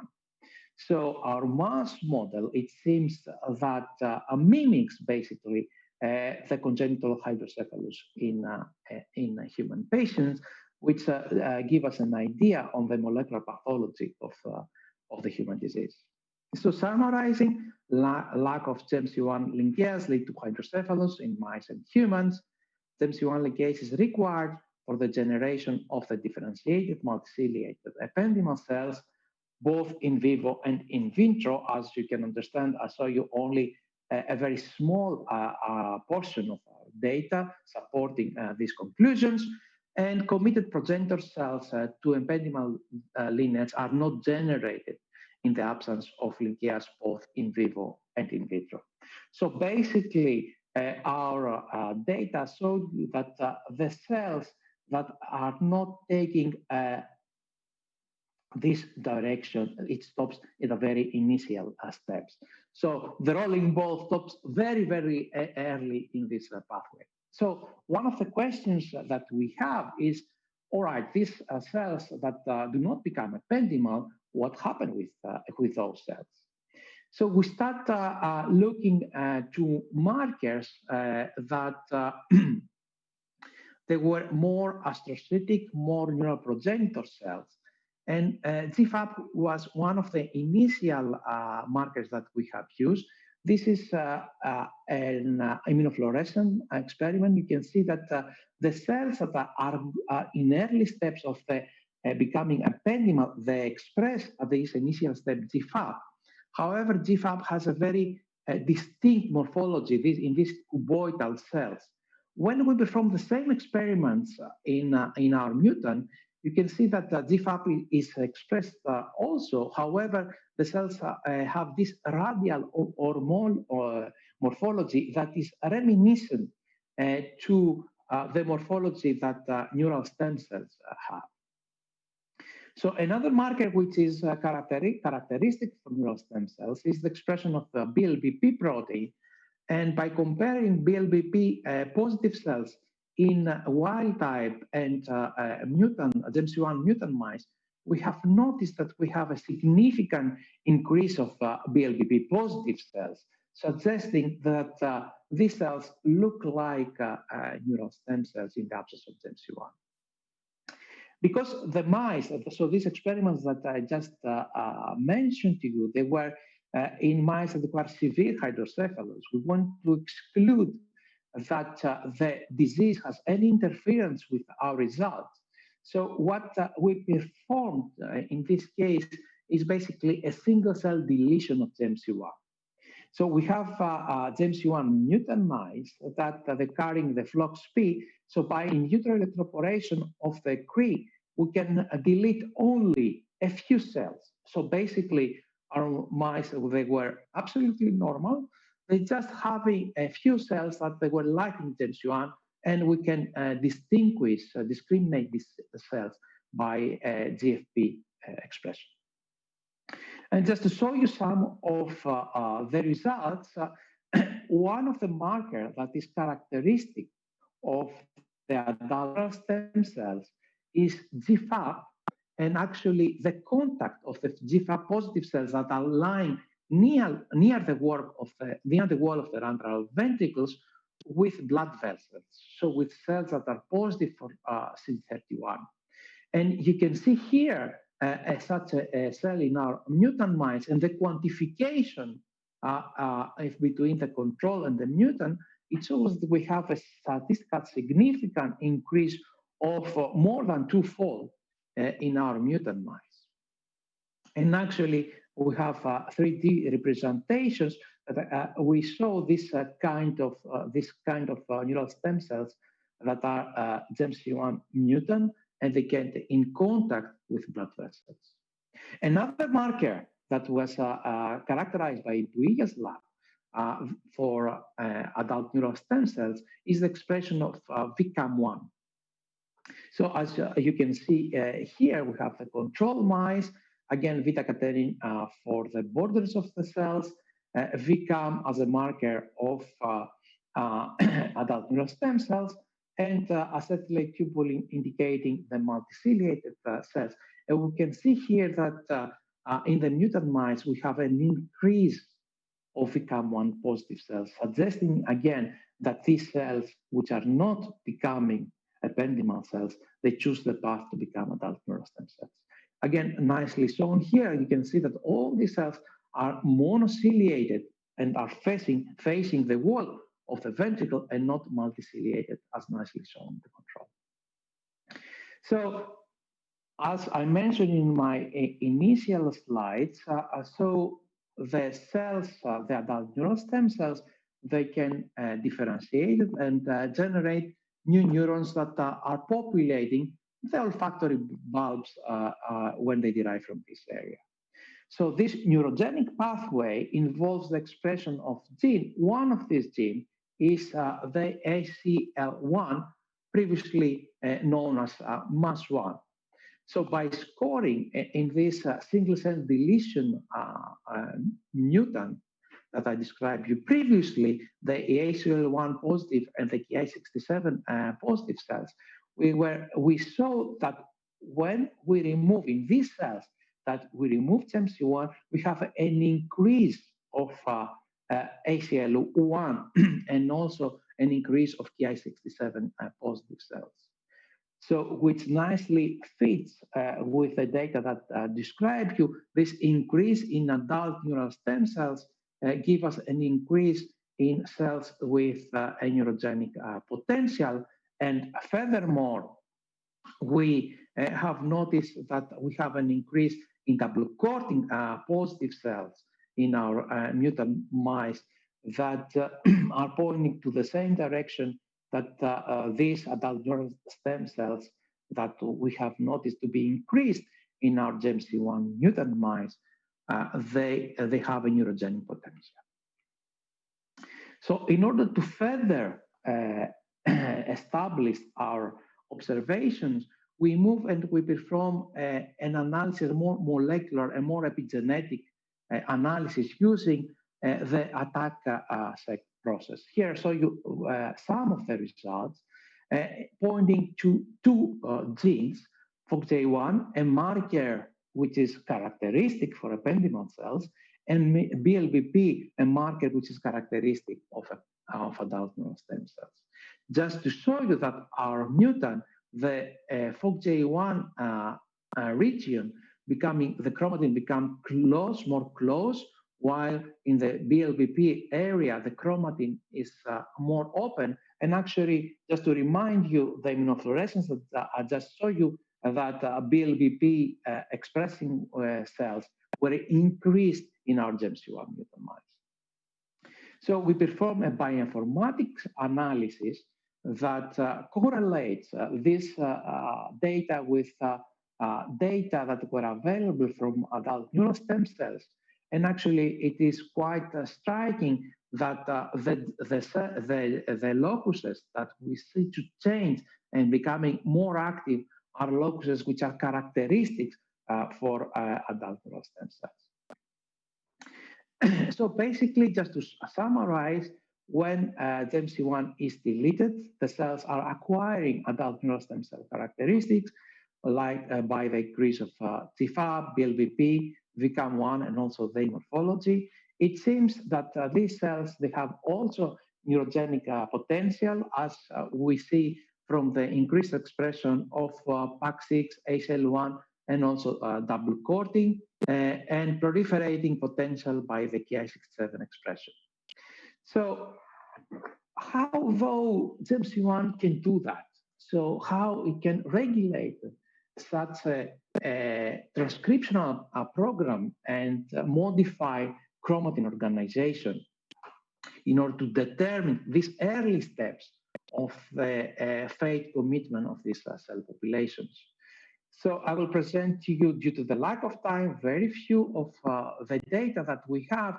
We have data, we and other labs, that showing that GEMC1 interacts with E2F5, and actually our lab showed that interacts also in this complex for P73 and controls transcriptional activation of key factors for the ependymal cell differentiation. Just this is only an example. This is a luciferase assay, showing by using the promoter of FOXJ1 and of P73, and just to show you that with the addition of GEMC1, we have an increase of more than threefold in the transcriptional activity of FOXJ1, which becomes even higher when we add E2F5, and this is also the case for P73 regulatory elements, and in this case, when we add also P73, we have a further increase, and by IEP, we have showed in our recent publication that these three factors interact altogether. So just to summarizing data from my lab, what we know now is that GEMC1, by interaction with E2F5 or P73 in a certain contexts, can activate the transcription of CMYB, FOXJ1, GeNeDis, and P73, which are key for the activation of the ependymal cell generation. And I didn't have the time to show you the data that the other member of the family, GeNeDin, has an inhibitory role. So what we were able to show in this, and summarizing in this slide, is that GEMC1 is the founding member of the ependymal lineage, regulating a series of transcription factors what we know now, that the transcription, directly transcription activating in complex with E2F5, which determines the ependymal lineage. and Geminin, and not one that didn't have the time to show you these results, have an inhibitory role. So at the same time with my lab, different labs had performed different set of experiments, of lineage tracing experiments, and they saw that there is a common progenitor in these heterogeneous radial glial cells that from which both ependymal cells and adult neural stem cells derive. And actually, Natalie Spaskin, in collaboration with my group in a recently published paper in Neuron, we were able to show that GEM-C1 is responsible for pushing this initial population during embryogenesis to ependymal cells, while Gemini pushing towards the adult neural stem cells. So what my lab is planning to do, and we have initial data, is to test whether by using this factor that is able to reprogram cells towards the ependymal lineage, we can do that in a disease model, both in vitro and also in vivo. And another aspect of my lab is to study the role of GEM-C1 as it has been identified in a wide GWAS analysis that show you a link with Alzheimer to see whether structures like the hippocampus and the choroid plexus that may be involved in the pathogenesis of disease are altered in GEM-C1 absence. And to thank all the people that they have worked in this work, Maria Eleni Laliotti, Konstantina Kaplani, Georgia Loka, Eleni Damianidou, Evangelia Parlapani, Christina Kirousi, who is now group leader in Athens. And also we have very close collaboration, Zoe Ligero, which is next door lab in Patras, and Arkiris Papadonis and Chris Gale that we have a great support from them. Thank you very much for your attention.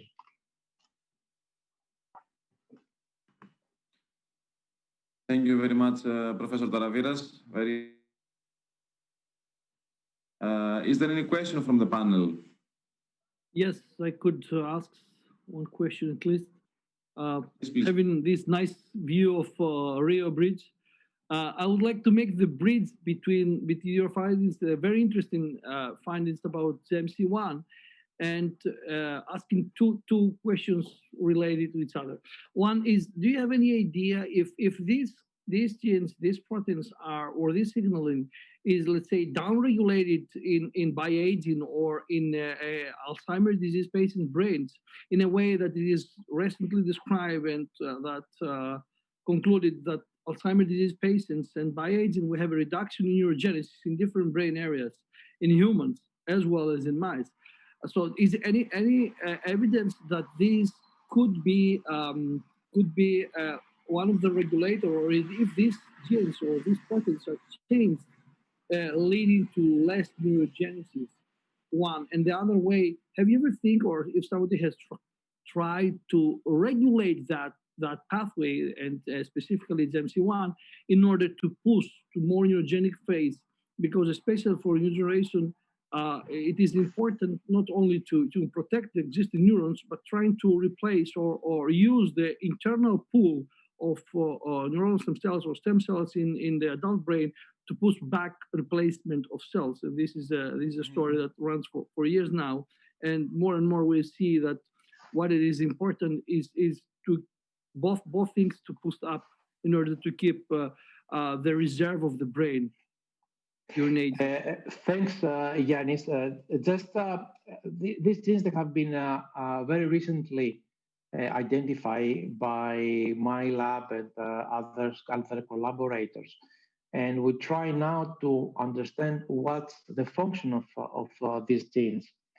So that means that we know very little. So we know that in general from ependymal cells are somehow lost due to several reasons and due to aging throughout our life.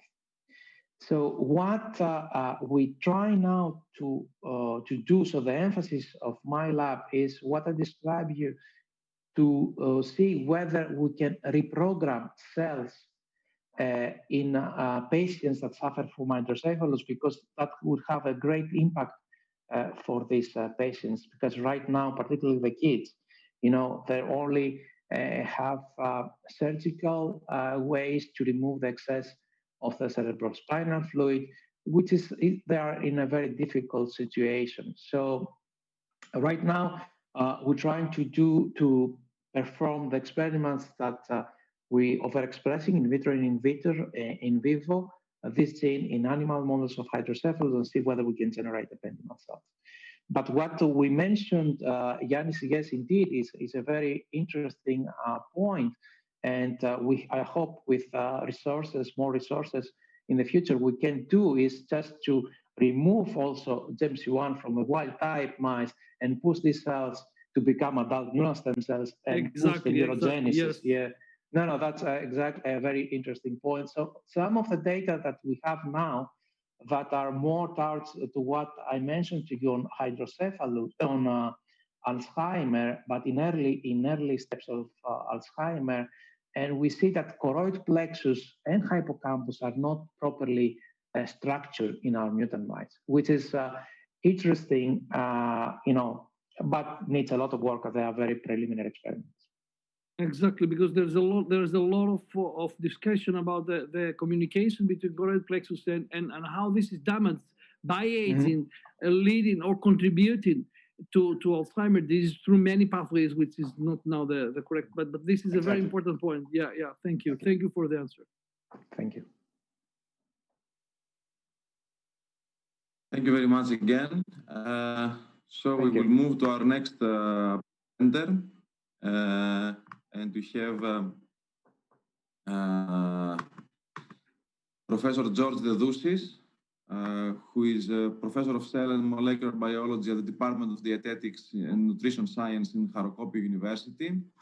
And the title of his keynote address is Mastiha Treatment for Obese with NAFLD Diagnosis, the Must for Health EU program. Professor Dedousis, you have the floor.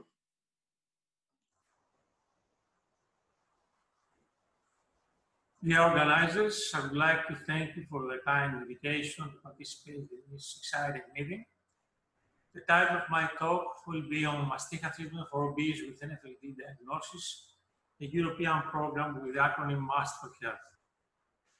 So Mastiha is a dry resinous exudate of stems and branches of Pistacia lentiscus, a shrub of the Anacardiaceae family, common in the eastern Mediterranean area. The variety Chia is uniquely cultivated in the Greek island of Chios, and especially in the south part.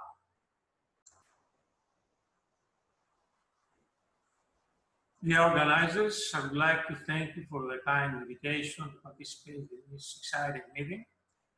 The title of my talk will be on Mastiha treatment for obese with NAFLD diagnosis, a European program with the acronym MAST for Health. So Mastiha is a dry resinous exudate of stems and branches of Pistacia lentiscus, a shrub of the Anacardiaceae family, common in the eastern Mediterranean area. The variety Chia is uniquely cultivated in the Greek island of Chios, and especially in the south part. Cutting of the shrub surface results in actually congenital excretion, possibly due to a unique combination of climatic and ground conditions. Chios mastic gum has been characterized as a product of protected designation of origin in 1997. And you can see on the left the previous president of democracy, Professor Pavlopoulos, during the cultivation period, and myself last summer, and the tears of Mastiha.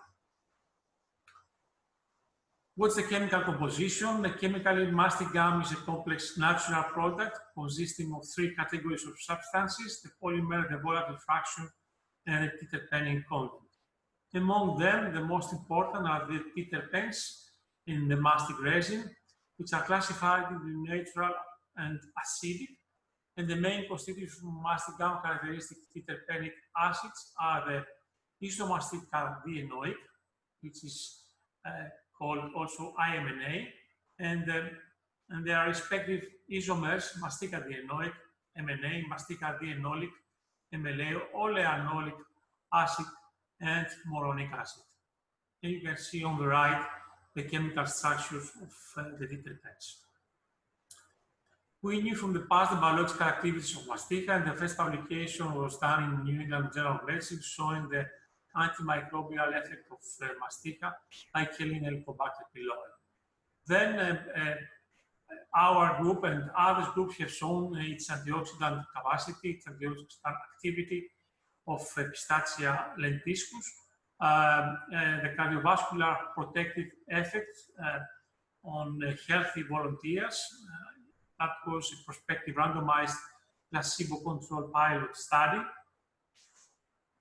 The anti-inflammatory effect of Pistacia lentiscus via glutathione restoration and downregulation of CD36 mRNA expression.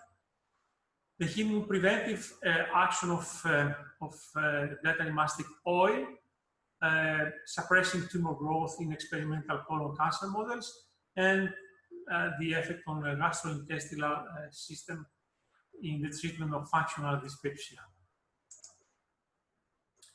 A few years ago, we published the bioavailability of the major constituents of mastica, and we can see that after an interventional trial, almost 2.7 hours after the trial, the mastica dienoic reached their peak value, and the isomastica dienoic after 4.5 hours.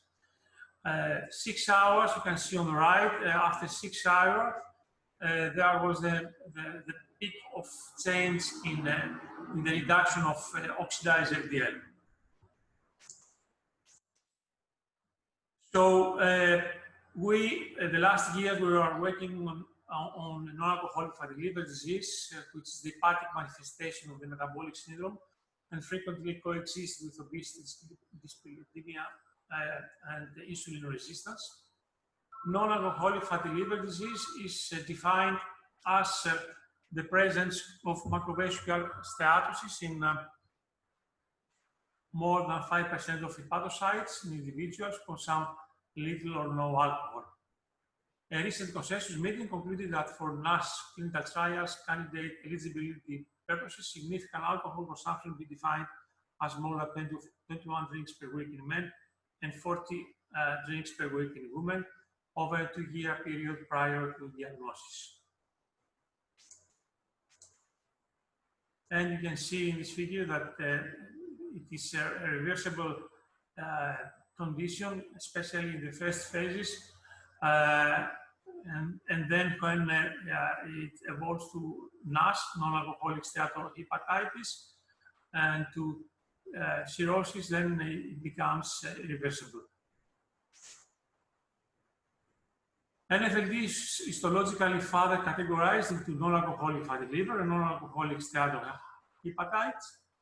It's defined as the presence of hepatic steatosis with no evidence of hepatocellular injury in the form of ballooning of the hepatocytes. And NASH is defined as the presence of hepatic steatosis and inflammation with hepatocyte injury with or without fibrosis. The global prevalence of NFLD is this almost 25%, and it depends on the country.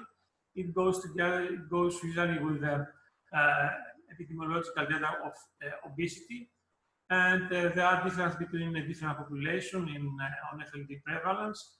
The African American seems to be protected from fat accumulation in the liver, despite similar rates of obesity and diabetes as Hispanic Americans. The mechanism behind is a three-hate hypothesis. Insulin resistance plays an important role, and the insulin resistant and the increased visceral adiposity, increased lipolysis, increased free fatty acid content, and this further increase oxidative stress, lipid peroxidation, and inflammation, and this increase of inflammation increase NASH. And finally, impair regeneration of liver cells, increase cell death, and this increase fibrosis. The variants explain almost 10% of heritability of non-alcoholic fatty liver disease.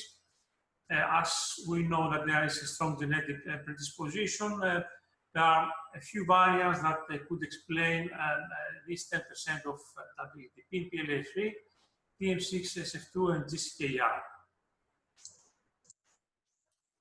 So a few years ago, we designed a multi-center randomized and double-blind placebo-controlled clinical trial aiming at testing the effectiveness of a herbal supplement with mastica in NFLD-NASH. 15 partners participated.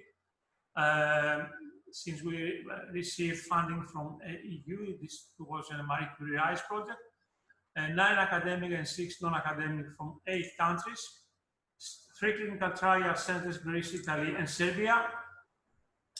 And you can see the inclusion and the exclusion criteria. The inclusion criteria was a confirmed NFLD-NASH, adults, obese, more BMI more than 30, and liver inflammation score more than 2.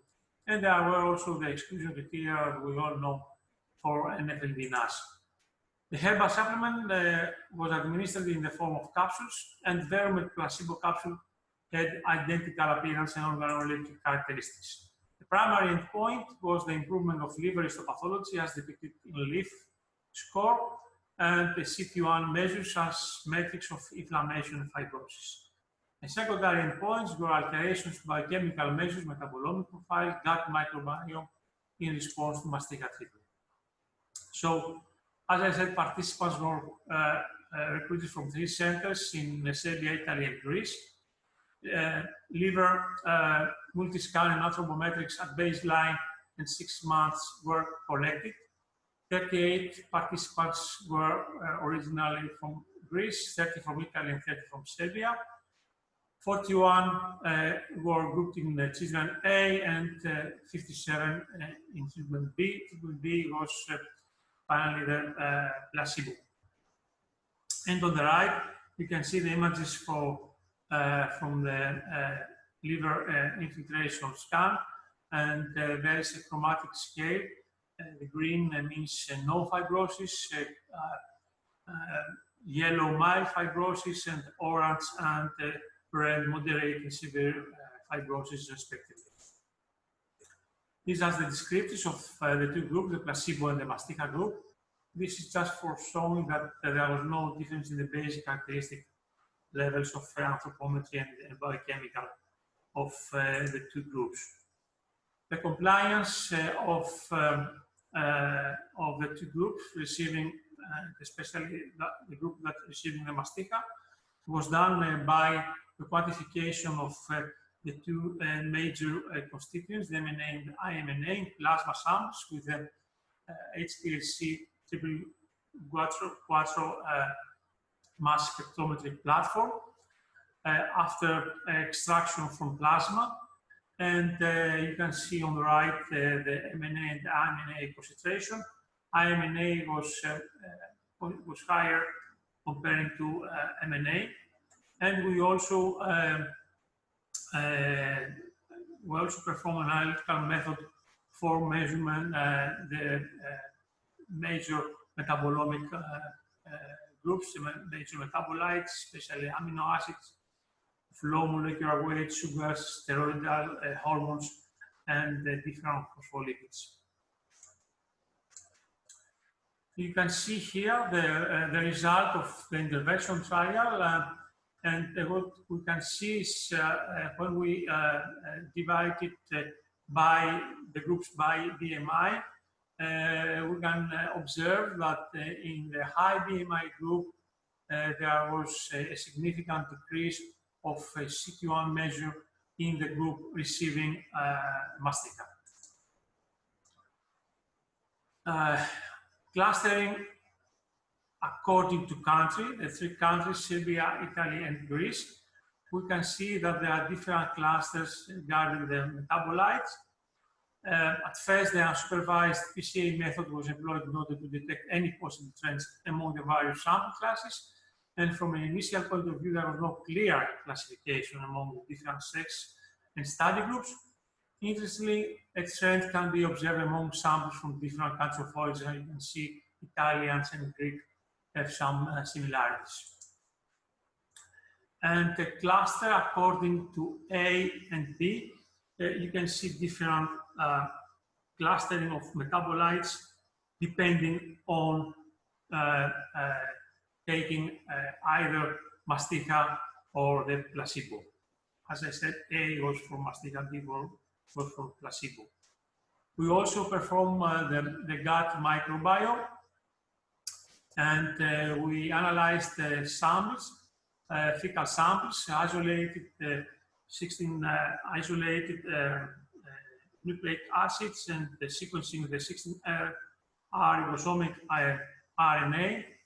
And this was done in our partner Fisabio from the group of Valentia. And first, we analyzed and compared the initial microbiota in time 0 from each country.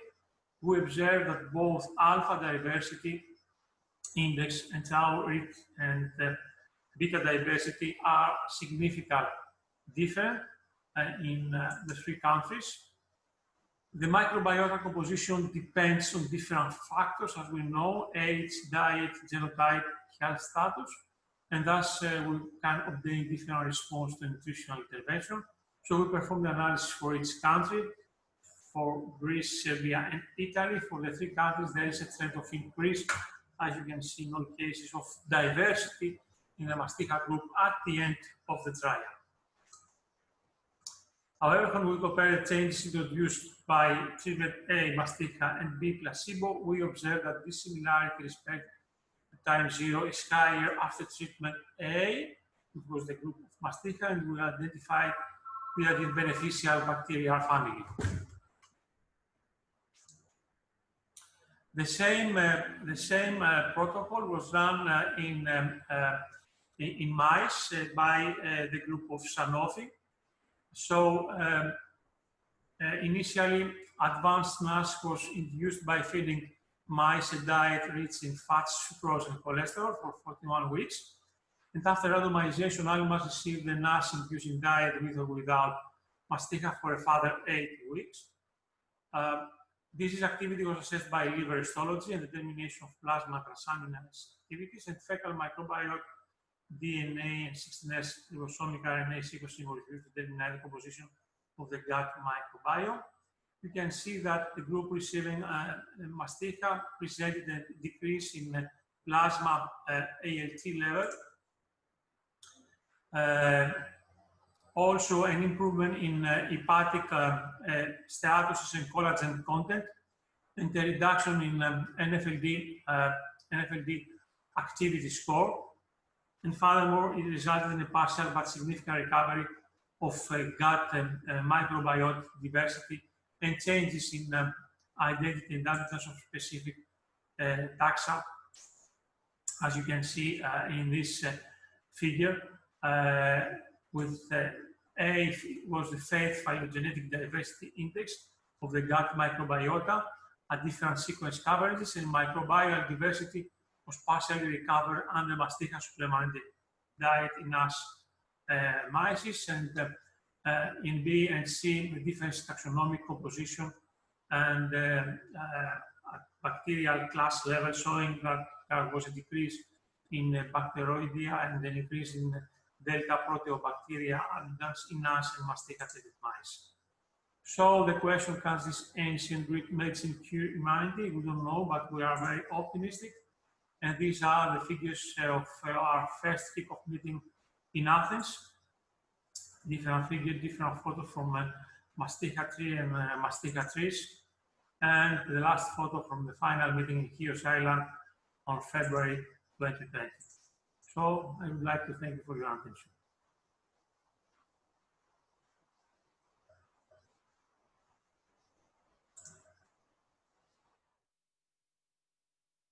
Thank you, Professor Dedosis, for this very interesting speech. So we finish this session entitled Health Sciences. I would like to thank all 4 presenters for their very interesting talks. Thank you very much. We will now have a break up to 1:30 when the next session starts. Thank you all. Thank you very much, Professor Exarchos. Thank you. I would like to thank thank all for presenters.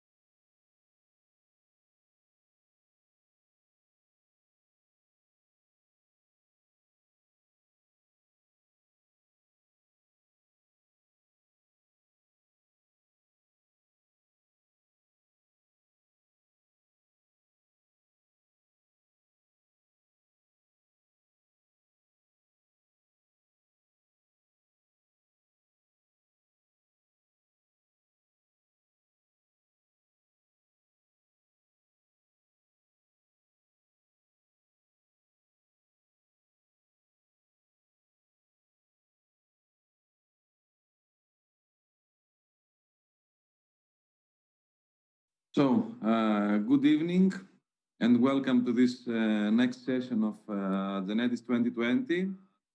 The session is entitled Human Genetics. We have four distinguished professors with us. The first one is Professor George Chroussos, who is a professor of pediatrics, endocrinology, and neurobiology, and chairman of the first department of pediatrics at the National and Capodistria University of Athens, the School of Medicine, and also an UNESCO chair on adolescent healthcare at the University of Athens. So he will speak to us about glucocorticoid receptor signaling, clinical implications. Professor, you have the floor. Thank you very much. Should I share screen? Yes, please.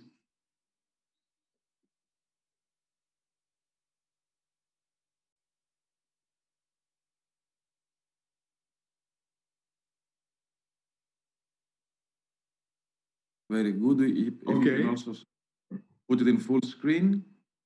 Great. Excellent. So I'm going to talk today about glucocorticoid resistance and hypersensitivity and the implications of the glucocorticoid signaling system.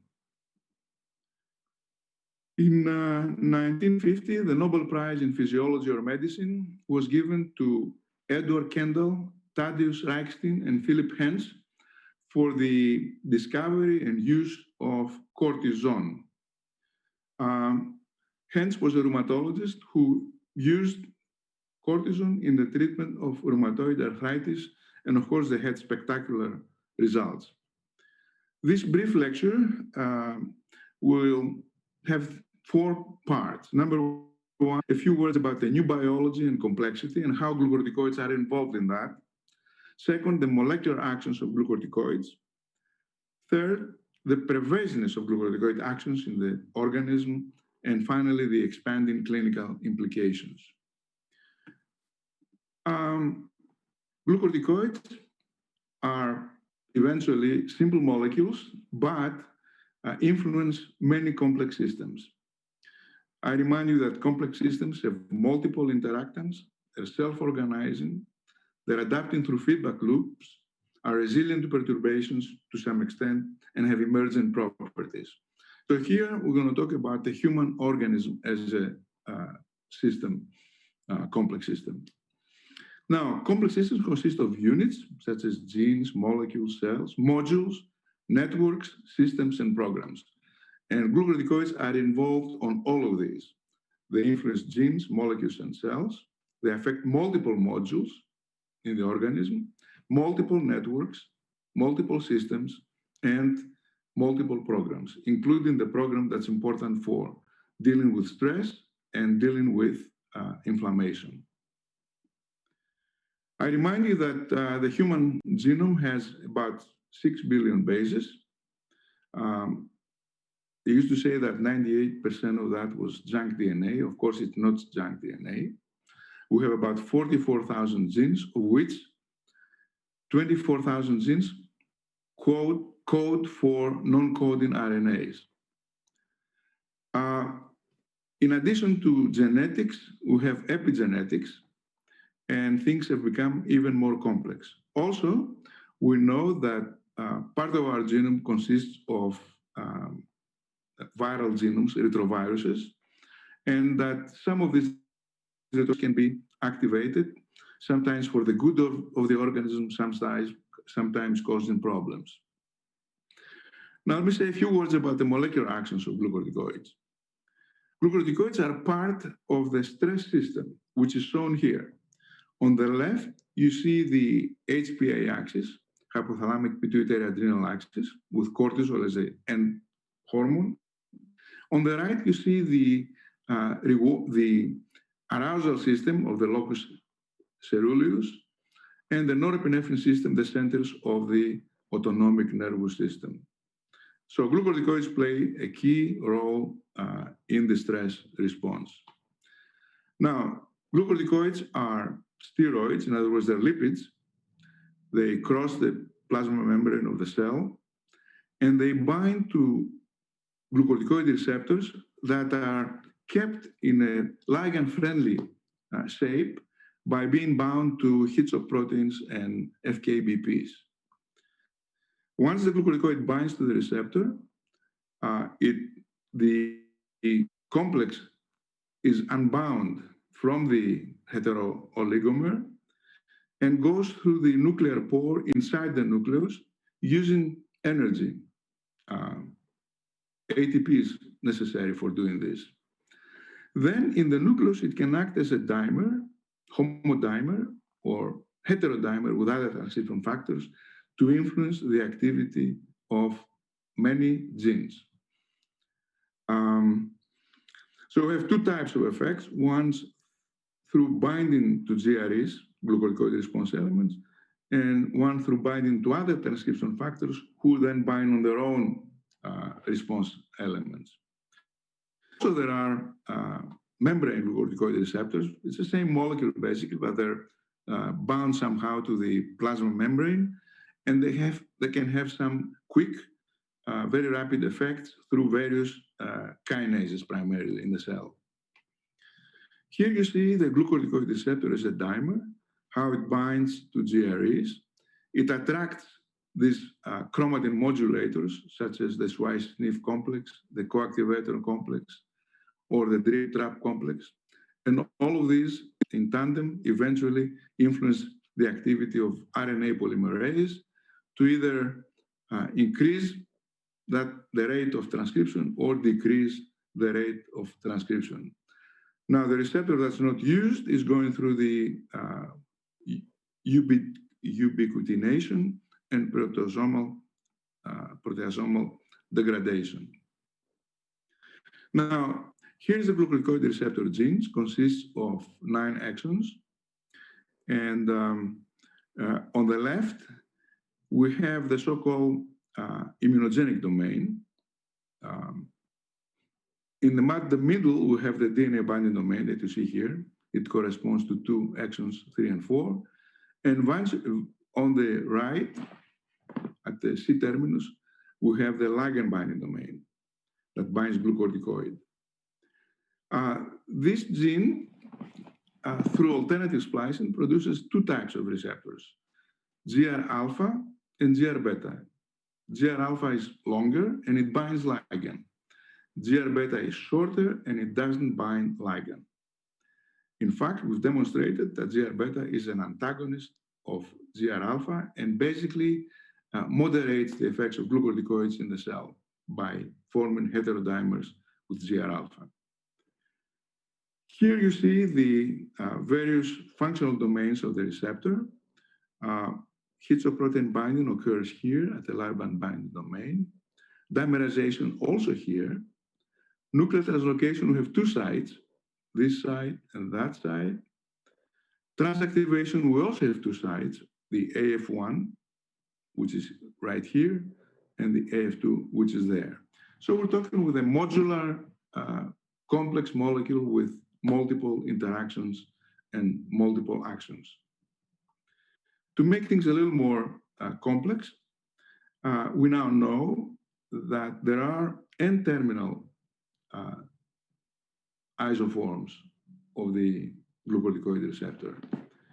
So in fact, we have 8 types of isoforms with shorter amino-terminal domains. And this is the 8 alpha isoforms, and here is the 8 beta isoforms. So eventually, you can end up forming about 256 combinations of homodimers, heterodimers, with different effects in different cells.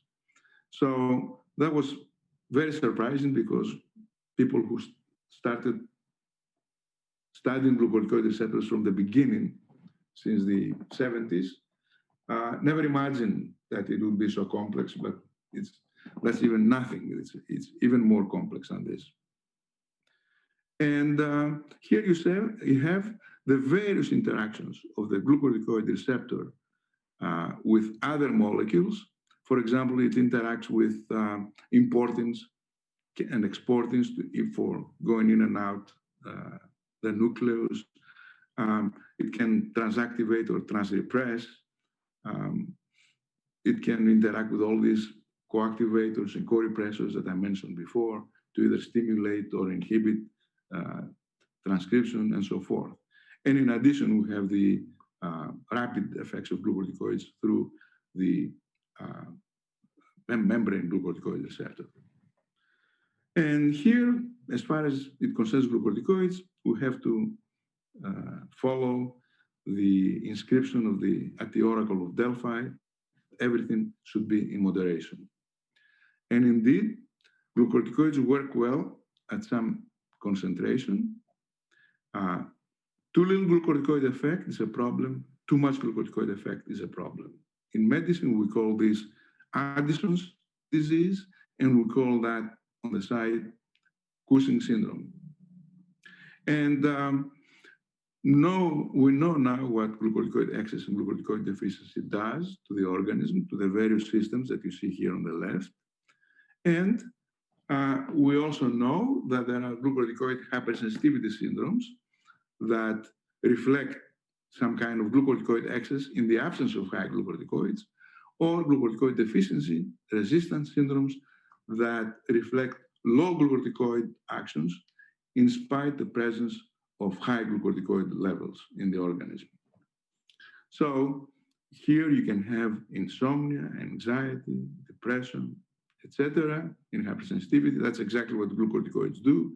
Obesity, accumulation of visceral fat, and the opposite on the other side with glucocorticoid resistance. So here I have the HPA axis. The normal is in the middle. On the left, you have glucocorticoid hypersensitivity. On the right, you have glucocorticoid resistance. So what do you see in people who have either hypersensitivity or resistance? You see low glucocorticoid levels, but increased glucocorticoid effects. On the contrary, on the right, in glucocorticoid resistance, we have high glucocorticoid levels. Why? Because the feedback is not operating properly. So we have a hyperactive HPA axis. But despite the high glucocorticoid levels, we have glucocorticoid resistance, insufficient glucocorticoid effect. And what are the problems we may have from excessive glucocorticoid production? If we don't have effects of glucocorticoids in the target tissues, well, we have hypersecretion of ACTH, androgens, and mineralocorticoids, and we develop problems from these excessive levels of androgens and mineralocorticoids. Here are the first two patients that were discovered with glucocorticoid resistance. It's a father and a son. He's 56 at the time and is about 24 at the time. This person here on the right presented with high levels of cortisol, no evidence of Cushing's syndrome, and hypertension and hyperandrogenism. The son had high levels of cortisol, not as high as the father, but had no Cushing's, no hyperandrogenism, and no increased mineralocorticoid action. So he was basically asymptomatic.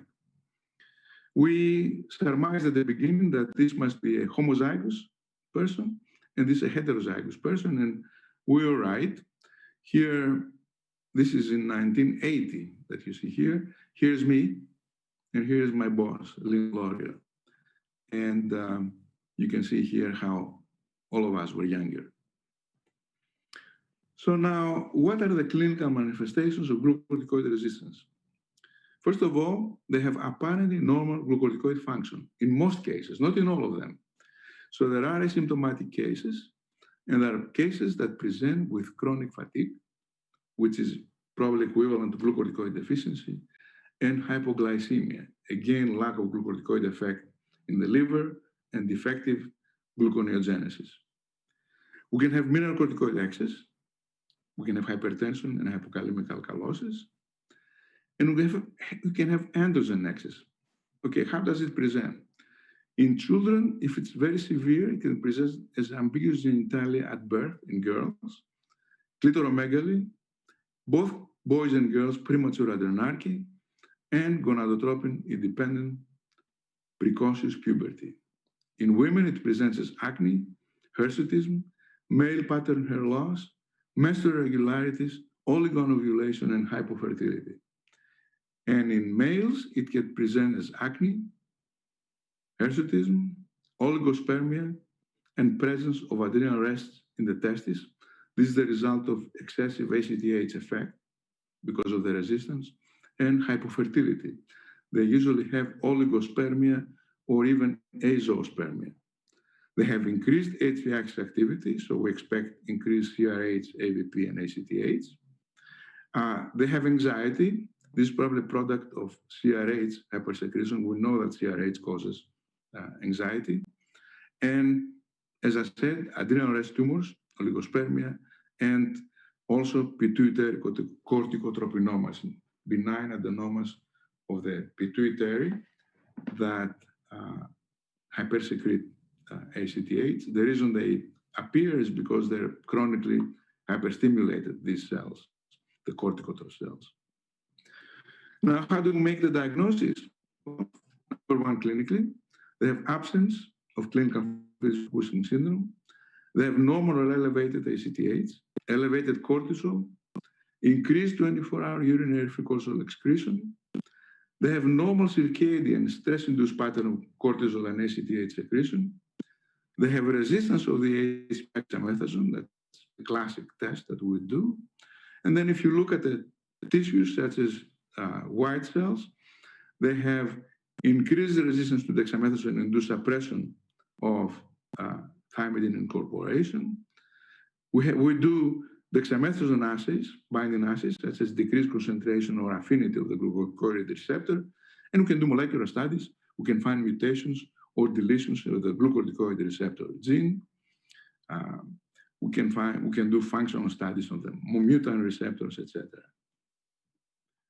And here you see the first group of receptors of the glucocorticoid receptor gene that cause glucocorticoid resistance.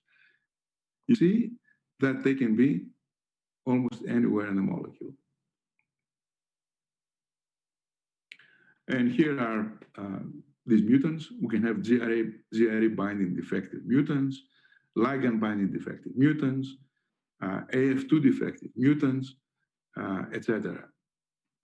And here you see the typical test that we do, where we put increasing dose of dexamethasone, and then we examine the ability of the normal receptor to activate the MMT virus, that's mammary tumor, breast tumor virus.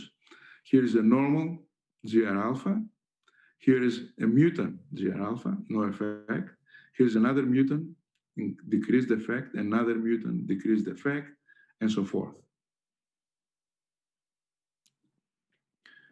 Now, in addition to glucocorticoid resistance, we also found glucocorticoid hypersensitivity. This is an extremely rare condition, or it may be common, but we don't see it because patients don't present to the physician because of the very common manifestations that they have. Here is a woman from Latin America who presented with Cushing syndrome manifestations, primarily obesity and metabolic syndrome. She had decreased or low normal HVX activity, so decreased levels of cortisol, and despite that, she looked Cushingnoid. So we checked the molecule, the gene, and we found that there is a mutation here at this level in the N-terminus domain of the receptor. And here is the normal GR alpha. Here is the receptor of this woman. She was heterozygous for this activated glucocorticoid receptor with increased activity, and that's why she had these problems. Now I'm going to show you another case, which is puzzling. There are about 6 cases, 2 of them are in the world, primarily in young people, such as this child, that present with Cushing syndrome and low levels of cortisol, which lasts a few months and then it goes away. So here is this little girl, normal weight, etc., normal BMI. She got this particular syndrome. Cortisol levels were measured, they're extremely low. They were extremely low. We saw this patient, and the first thing we did is we sequenced the glucocorticoid receptor gene, and that was normal. And then we looked at her white cells to see whether there were any changes in the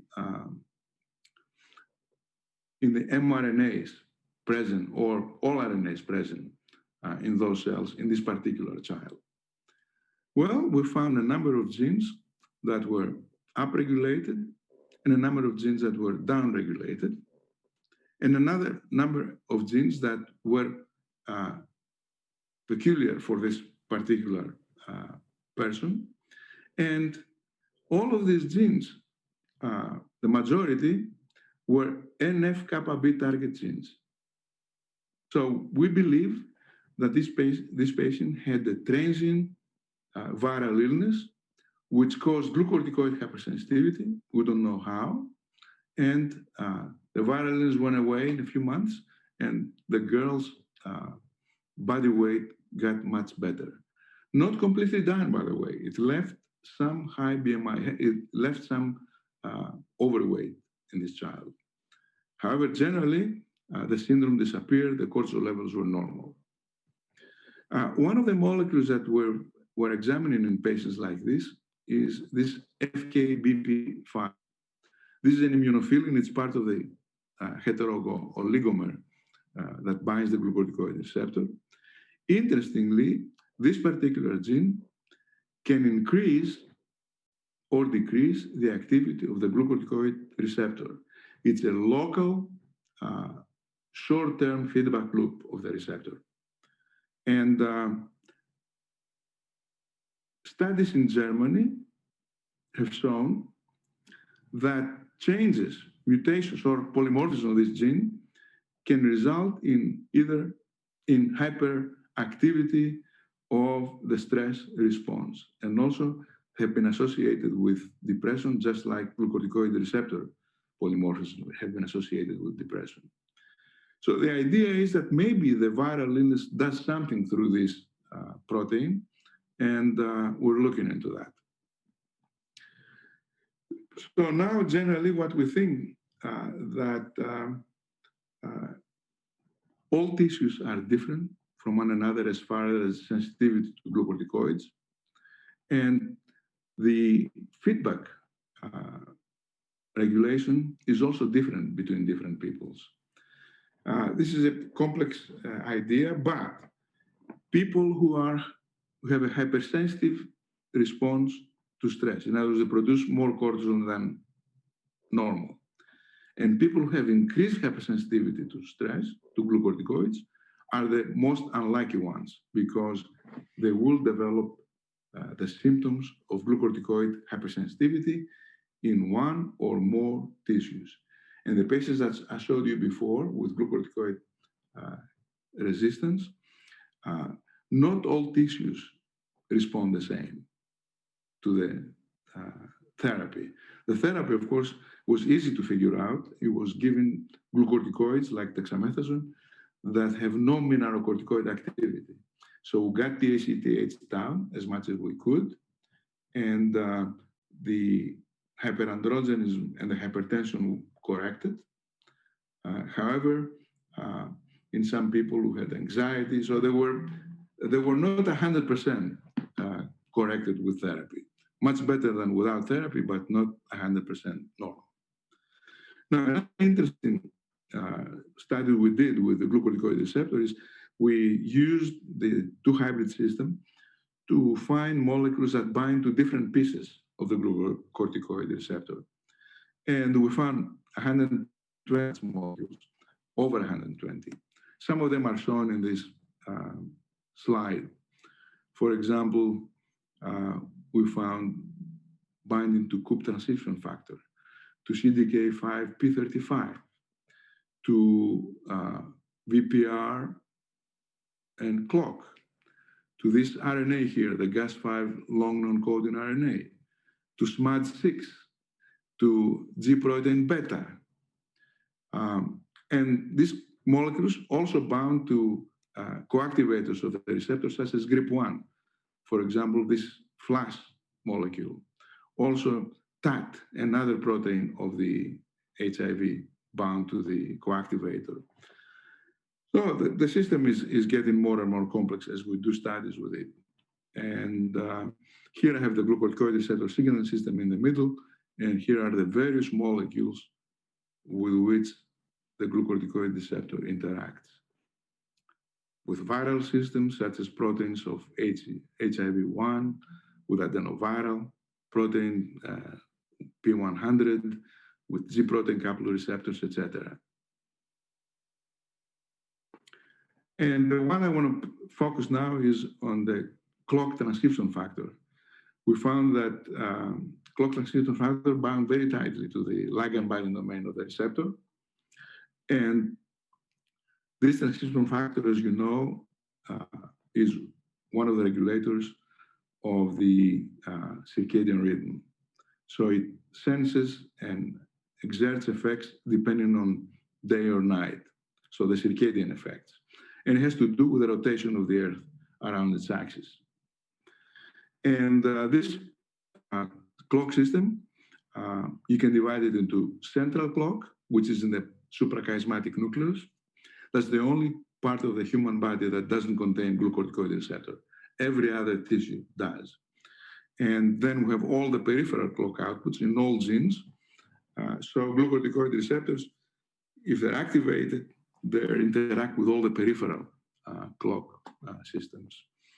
And there is an interaction which is bidirectional. In other words, the clock affects the receptor and the receptor affects the clock. Only it doesn't affect the clock in the suprachiasmatic nucleus. Remember that about 10% of the mammalian transcriptome oscillates with a 24-hour rhythm. So that's product of the clock system, control genes, and downstream genes. Now, interestingly, there is a transcriptional loop, which I'm assuming you know, that's shown here. And here is the clock with the transcriptional loop, the 24-hour rhythm, the auxiliary loop, and then the clock-related gene expression. And let me mention what I wanted to say out of all of this, is that the clock protein binds to BMAL, and together they exert their effects. The clock protein is an acetyltransferase, and the glucocorticoid receptor to which it binds accepts acetylation in 4 different points of the molecule, which is in the hinge region right next to the DNA binding domain. So clock is a histone acetyltransferase, which also affects the glucocorticoid receptor and has homology to the P160 coactivators, such as the ones that influence the glucocorticoid receptor. Here are the 4 sites that are acetylated in the glucocorticoid receptor. The acetylated receptor is not as functional as the non-acetylated receptor. So when the clock is activated during the night and early morning hours, the receptor is acetylated and less sensitive to glucocorticoids. So what we know now is that glucocorticoid action fluctuates in the target tissues, and that's because the clock gene fluctuates in those tissues. And we did that in human beings and so forth. It worked out, and we know now that people who have increased cortisol levels in the evening hours, which is people that are stressed or travel across time zones, etc., these people have excessive glucocorticoid action primarily because here you see the glucocorticoid receptor, acetylated versus non-acetylated. The genes that are influenced by that in detail. And here, the interactions of the clock system and the HPA axis. Interestingly, any problem affecting the circadian rhythm ends up with glucocorticoid excess symptoms. And these are the problems that we have whenever there is a circadian rhythm abnormality. We get on with obesity and metabolic syndrome and immune dysfunction as due to a hyperactive stress system. Okay, so who are these people? Chronic stress, because of evening elevations of cortisol when the tissues are sensitive, endogenous or exogenous Cushing syndrome, trans-time zone travel or social jet lag, and night shift work. In all of these conditions, we have excess glucocorticoid activity. Here you see the levels of cortisol. Here you see the levels of GR acetylation in the bottom. Here you see the tissue sensitivity. And here you see stress levels of cortisol. The same is true for depression. Shifts and functional glucocorticoid hypersensitivity, and the end result is pathologic consequences. So the clock system, through its histone acetyltransferase activity, is one of the molecules, the multiple molecules that influence not only histones, but also the actual glucocorticoid receptor, and through it, metabolism and inflammation. Now, the second interesting molecule that bound to glucocorticoid receptor is this growth arrest specific GAS5 molecule. It's about 500 base pairs. It's activated, it's produced only in cells that are starving. It's part of the mTOR system, in a sense, but also it binds very tightly to the glucocorticoid receptor because it has this GRE, the red one here. It binds to it tighter than DNA, and it prevents the glucocorticoid receptor from going into the nucleus. So here is the tighter binding of the RNA, the non-coding RNA to the receptor than the DNA GRE. So what happens is this non-coding RNA binds to the glucocorticoid receptor just like DNA binds to the DNA binding site. And in starvation, when it's up, its levels in the cell, it causes glucocorticoid resistance.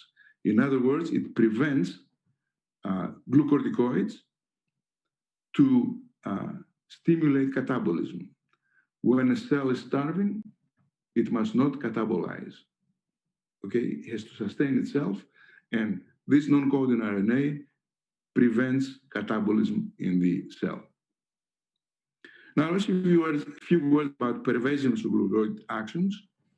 20% of the human genome is affected by glucocorticoids. Here is the very first study that we did, showing that about 12% of the human genome is activated by glucocorticoids, and about 8% is inhibited. So in total, it's 20%. And all kinds of genes are affected. They have to do with metabolism, development, the immune response, etc. And here you see how the immune system is affected by glucocorticoids. There are positive effects, negative effects, positive effects, negative effects. It's most of the genes that affect immunity are responsive in some way to glucocorticoids. And expanding clinical implications, just to give you an idea, we now know there are resistance situations, such as familial or sporadic glucocorticoid resistance syndrome, the one that I described and showed you at the beginning of the talk. There are bronchial asthma conditions that are responsive to glucocorticoids. It's called glucocorticoid-resistant bronchial asthma, and also autoimmune conditions such as rheumatoid arthritis, systemic lupus erythematosus, and ulcerative colitis that are resistant to glucocorticoids. We have the acute respiratory distress syndrome and sepsis. Think of COVID. That's also relatively resistant, but if you give enough glucocorticoids, you can overcome the resistance. Depression, I'll say a few words in the next slide. Hypersensitivity, I showed you the one patient with generalized glucocorticoid hypersensitivity syndrome and one with a transient sporadic glucocorticoid hypersensitivity syndrome. And then we have visceral type obesity related dyslipidemia. We have people with excessive expression of glucocorticoids in the visceral fat, glucocorticoid receptor. That means insulin resistance, carbohydrate intolerance, and hypertension. We have age-related insulin resistance and lipodystrophy syndrome. which is, you can see it in HIV infection, and then again you have depression. So here you see polymorphisms of the glucocorticoid receptor gene that are associated either with resistance or with hypersensitivity. These are polymorphisms. They have not been defined as mutations. They're polymorphisms. However, if you take people that have this polymorphism, they have better body composition than those people with this polymorphism. They're healthier. They have a healthier metabolic profile. They have better survival. They have lower risk of dementia. However, both groups have increased incidence of depression. That's because both Addison and Cushing have been associated with depression. I'll finish with the interactions of the cell system with the immune system. Remember, this is the glucocorticoid receptor as a dimer inside the cell that blocks the activity of NF-kappa B and prevents it from exerting its effects on inflammation-related genes, which are all of these: inflammatory cytokines, ICAMs, INOS, COX-2, PLA2, etc. Here is what happens in ARDS, such as the one we see in COVID-19. So we have excessive inflammation that starts and may kill the organism. Also activation of antigen that prevents that to a certain extent. If you develop multiple organ dysfunction, then somebody may end up dead because of this syndrome, the so-called systemic inflammatory response syndrome of SIRS. Now you see patients with ARDS who received or did not receive glucocorticoids. Here is TNF-alpha levels. It took up to 10 days to decrease the levels of TNF-alpha, the levels of IL-1 beta, and the levels of IL-6. And same is true, it took up to 10 days to take the NF-kappa B and remove it from the cytoplasm, from the nucleus into the cytoplasm, which means the glucocorticoid receptor bound to it and gradually removed it from the nucleus in the cytoplasm, decreasing the inflammation. Here are the two proteins of the HIV virus that bind to the receptor or its coactivator. Here is the glucocorticoid receptor. Here is binding of VPR and TAT, and the end result is to have a tight initiation complex with increased transcription of glucocorticoid-affected genes. We believe that's part of the pathogenesis in HIV infection, because this system can, number one, paralyze the immune system, and number two, it can cause the well-known lipodystrophy and insulin resistance that these patients have, which to some extent resembles Cushing syndrome. Here is one such patient. You can see the buffalo hump. And this is another woman who was a model, Italian model. And after infection by HIV, you can see the breast became bigger. She lost subcutaneous fat tissue, etc. The same thing with the fat tissue in the back. She developed sarcopenia and lipodystrophy. And I'd like to finish with a progress note on a patient, in a patient's book written for Dr. Fuller Albright, who had Parkinson's and couldn't write, so a medical student wrote this. And basically, it's the first description of a hormone resistance syndrome, and it's a resistance to PTH. That's why it says lack of hormone, not lack of hormone, but inability of the hormone to act. He had figured it out, and he wrote it in the progress note of a patient. Thank you very much.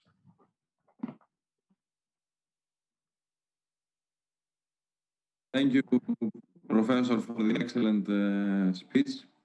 We are running a bit out of time, so we move directly to our next presenter. And if we have time at the end, we can address all 4 presentations with questions. So our next presenter is Professor Dimitrios Vlachakis from the Genetics Laboratory of the Biotechnology Department of the Agricultural University of Athens. And he will introduce to us about glucocorticoid receptor signaling, genetic and structural considerations. Dimitris, you have the floor. Thank you very much, Professor Exafos, for the introduction. I shall share my screen. And can you please confirm that you can see the presentation? Yes, very well. Perfect. Okay. So after the informative and comprehensive description of the glucocorticoid receptor signaling system from Professor Chrousos, we shall shift gears a little bit here, and I'm going to take you through a journey of how we tackle the issue of big data in precision medicine in the post-genomic era. It's a great journey, and it's a pleasure that amongst these distinguished speakers of this panel at GeNeDis, we get the opportunity to explain, describe our methodologies on how we cope with the big data sets that we have to face on such complicated systems, as Professor Chrousos explained, and some of our own ideas and intuition on how we can extract more useful information from an ocean of data. So the problem is that we have too much information, too much data. And it may sound a bit awkward, a bit weird that it is a problem, because a few years ago, as I was a student, we used to create algorithms that would create artificial data in order to solidify the strength of our statistical methodologies. And nowadays, we have to do the opposite. Nowadays, we have to find ways to see how we can process all this data with the limited amount of processing power that we have. Big data is also relative. It doesn't mean that they don't. Big data, I mean, can come in many shapes and sizes, and it's not a finite number of information because it depends on the complexity. And what is important here is that some data have more importance, are more important than a lot of data of less importance. And of course, it all comes down to asking the right question and having a very, very clear hypothesis on the experiment that we want to investigate. How can we, how do we go about it, and how do we filter out useful information in huge data sets?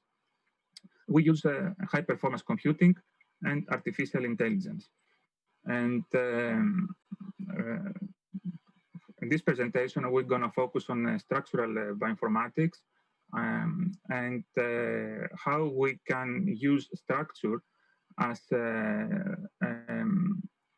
the means to filter out information, just because structure is more conserved than sequence in nature.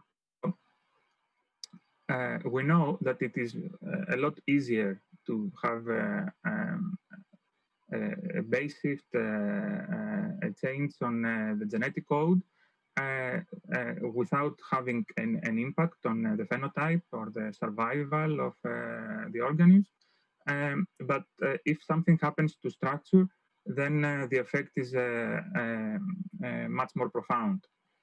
So we started investigating nuclear receptors with a data set of about 85,000 entries from GenBank, UniProt, and Protein Data Bank from more than 300 organisms. So when we have to process huge amounts of information, we can create subsets of the information and families and subfamilies or superfamilies that help us organize the pipelines and the computational protocols that we're going to follow. The end product is looks something like that, which is a phylogenetic tree of all the nuclear receptors, and this has not been published yet, so it's a preview here at this conference on the evolution and the evolutionary linkage between different nuclear receptors. And this is very informative because, first of all, we can see if they are directly linked, if they are evolutionary linked, but most importantly, that in order to create this tree, we need to generate huge multiple alignments. And by doing that, we get a lot of information on the conservation of the sequence on nuclear receptors.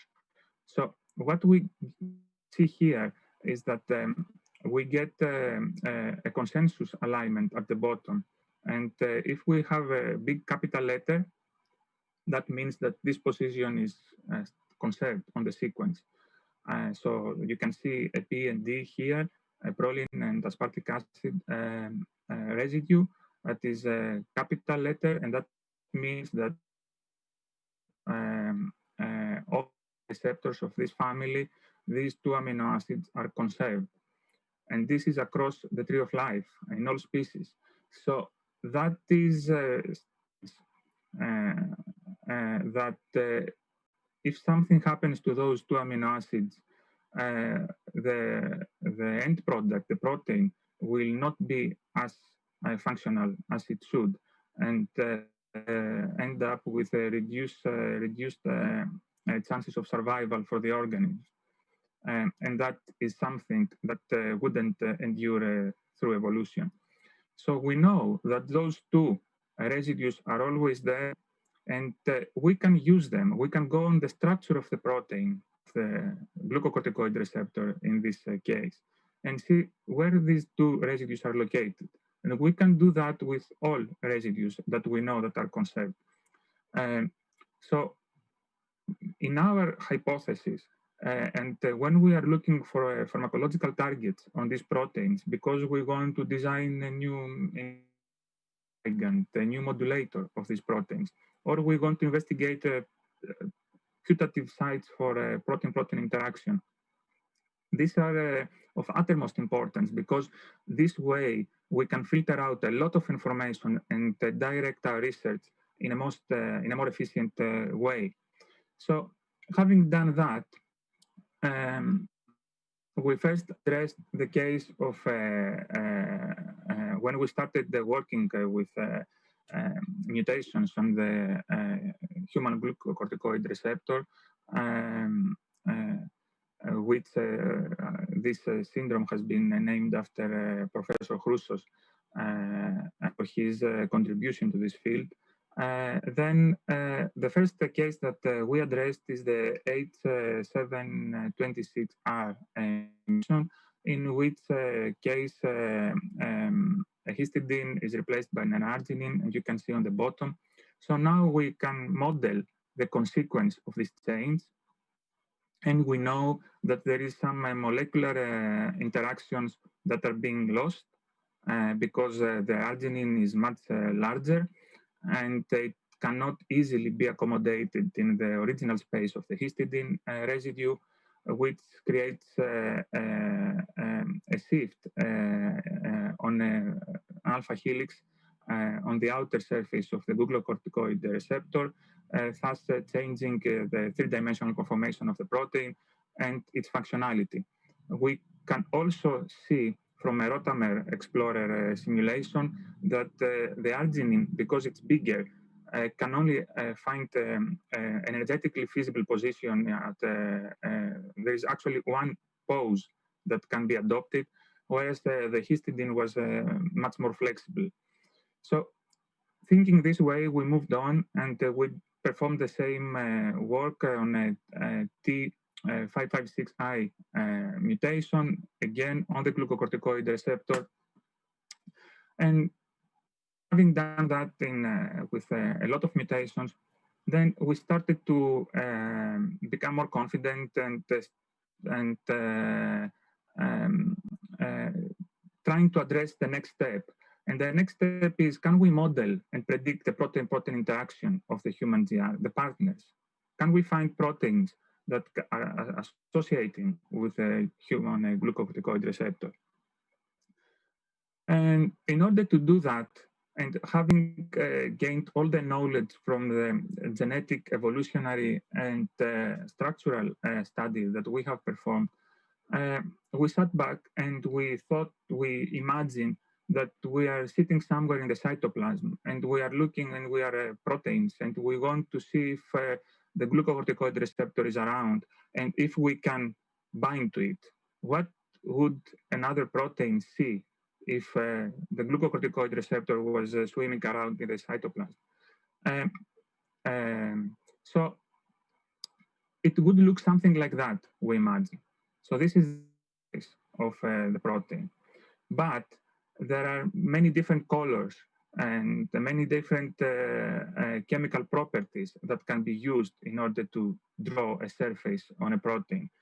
And we performed a holistic approach in this part, where we used all the different, known to literature up until now, properties and descriptors to describe the molecular surface of the glucocorticoid receptor. And we ended up with 475 different calculations, dimensions that need to be taken into account.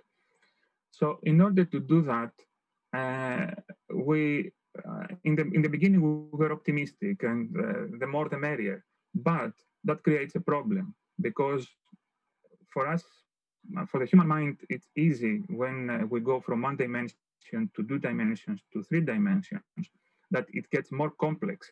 But if you go to 4 dimensions, it gets much more complex. And if you go to 475 associations are just enormous. And this is basically an NP problem that cannot be solved with computers. So we need to filter out the information and only retain the useful part of the information. And in order to do that, we use data fusion techniques and a data mining pipeline to extract all parts and descriptors for the given problem, and then use predictive algorithms and cluster the information in a model that retrains itself. So we start from here, and we replace the information with vectors, thus reduce, because you can imagine that an alpha helix comprises of many amino acids. But now I represent that alpha helix with a vector, and all I need to know is the end, the beginning and the end of the vector, which are 3 coordinates, x, y, z, and the length of vector. So then we can lose the protein completely, and then taking into consideration all the work that has been done on the surfaces and all the different ways to color the surface, we start to manipulate and use mathematics on the data that we have in order to find a way that can be applied to all different proteins. Because, of course, these proteins are not made of steel or titanium. They move, they are flexible, they are very flexible, and crystallography helps us a lot, but there is a lot of compromise in the crystallization techniques that need to be taken into account when you try to address something that you see on a clinical level. So the idea that we had back then is that we can inflate proteins. And we do that, we find the center of mass of the protein, the most distant part of point on the surface of the protein, and then we can inflate all amino acids on a sphere. And the reason that we do that is because there are techniques on working on processing spherical shapes from 3 dimensions to 2 dimensions, as you do with cartography when you have the globe, the Earth, and then you're going to make a poster that you can hang on the wall. This problem have been already solved by mathematicians, so we don't reinvent the wheel, and we can use that pipeline out of the box and apply it to our research. And what we end up with is this kind of images. The important thing here is that you have to remember that we start with a crystal structure that contains all the coordinates of every atom on every amino acid on that protein, and step by step we reduce the dimensionality of the problem. We reduce the amount of information that we carry along. And we can compare different states of the same protein, and we can compare different proteins of the same family or different proteins that perform the same function. And this is a tool that we developed in our group called Struct2Print, and you can find it online. You can download it at geneticsLab.gr, and it can be applied to any data set of proteins that are either homologous or share the same functionalities. You can see that a little change, a little shift on structure can have an impact on the 2-dimensional images that we get. And then we can do that live. So when we perform molecular dynamic simulations, the structure changes, and the same happens to the 2D depiction of the 3-dimensional conformation of that protein. And that's another way to perform the same analysis with a different approach. So the idea is that when we go from 3 dimensions to 2 dimensions, and then we have incorporated all the information from all the different chemical properties that describe our protein, we can reduce dimensionality by going from 475 dimensions to 4 dimensions, to 3 dimensions, 2 dimensions, which is an image, actually. And then when you perform a fast Fourier transformation, you can change even a 2-dimensional image on a 1 dimension. That is representative signature of the original protein that it came from. I know that there is a lot of room for error here, but what we have found is that if you perform the same pipeline on the same protein, you end up with the same 1-dimensional signal, of course. So if we change something a little bit, just 1 amino acid on that protein, and we know the effect of that amino acid substitution on the, can see how the 1-dimensional signal changes. And if we train that on a big data pipeline on the basis that we have huge oceans of information, then we can train algorithms to read 1 dimension and understand the conformational change on the 3 dimensions. And that speeds up hugely the calculation. So we use tensors, and we use advanced statistics in order to perform this analysis. And here is just an example, an application that has come out of this work that started on a nuclear receptor with Professor Chrousos, but can now be applied to all molecular modeling and structural predictions in many realms and domains of science, where the 3-dimensional conformation of proteins or enzymes is key to finding a cure or understanding a molecular mechanism modulating phenotype, etc., etc. So this is a pipeline that we developed on a machine learning approach on how to understand and how to read 3D and then use the mathematic methodology to reduce the dimensionality of the problem. And using SVM and the neural network fusion system, then we can cluster different proteins based on the predicted function of those proteins. And when we do that on a well-known training set, then we can train the deep network, the deep learning approach, and the neural network to be as predictive as we want, because we can try to solve as many positions as possible. And because we know the gold standard, the dataset that we use, we know exactly what it's doing and what is the effect of the amino acid substitution, then we can feedback and recalibrate the algorithms that we develop. So that was the basis. So we could move on to the 3D convolutional neural networks that can describe the 3D conformation of a protein. And I'm not going to bore you with all the tedious and boring parts of the mathematics. Sorry for the mathematicians. I'm not a mathematician, but I love mathematics. But the thing here is that when you know what you are looking, what you want to see, what you are after, and the training set is well annotated, then those deep learning pipelines can be a very useful tool in the hands of the geneticist or the medical expert in trying to address the functionality of a given protein.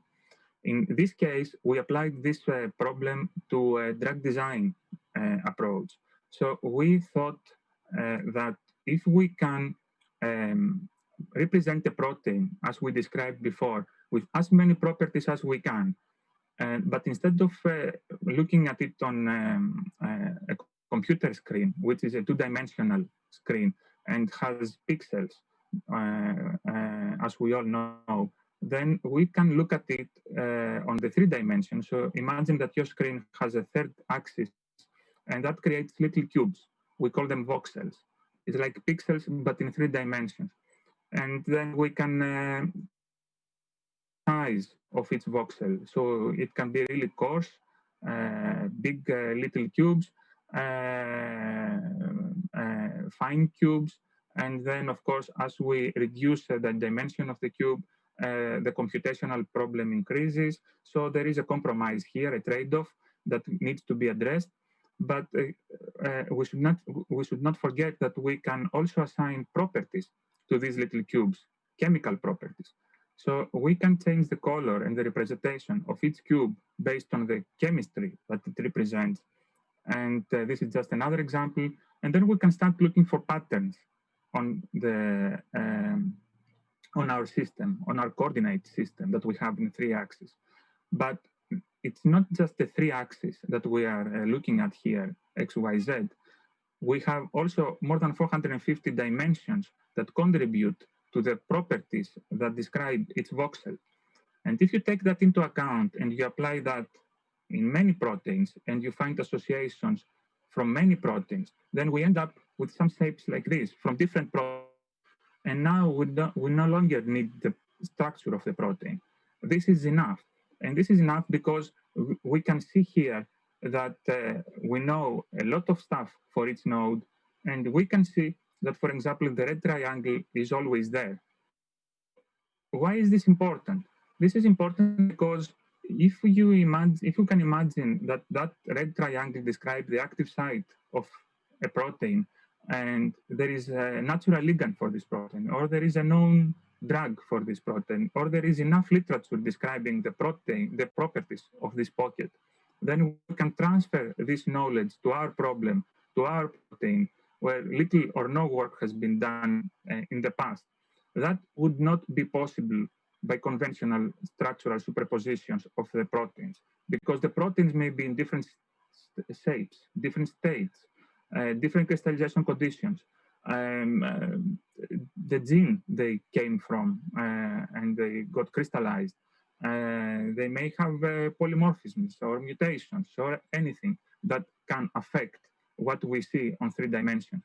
But this way, we can derive information and we can fuse information from huge data sets. These information, these triangles, they contain 217,000 human genomes that have been used in order to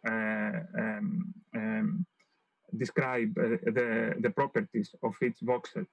And then what we can do is we can go back to our protein and we can use algorithms like Tetris, and we do that by, instead of, it's like Tetris, the game that we play on the mobile phone, only in 3 dimensions, and instead of bricks, we can replace them with chemical structures, and we can try to dock, basically, little bricks that represent chemistry. And by doing that, we can invent the ideal compound for that position based on the mathematics that describe the rest of the protein. And when we have that fingerprint, when we have this idealized compound, then we can take that and screen millions of compounds and find some that would nicely fit in that space. And by doing that, we end up with data sets of few compounds that can be easily designed or purchased from chemical libraries and tested on an in vitro or in vivo system against the functionality of our protein. So the whole idea behind this is can be described in this slide. This slide is not my invention. I stole it from another professor, but I find it fascinating because this is an image of Pluto 30 years ago and 10 years ago. And we can see that as technology moves on and the resolution is higher and the equipment that we have is better and of a higher fidelity, we get more information. But those few white pixels 30 years ago were enough for scientists to deduce that there is a planet out there. And based on the other readings that they had, those few white pixels contain all the information required to describe Pluto.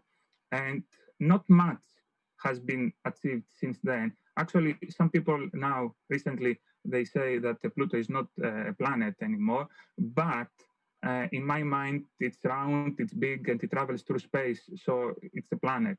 It depends on what you want to see. And same thing, I love astronomy, that's why I take those examples, is with a black hole that was photographed recently, and it's an experiment and a process that costed 40 million.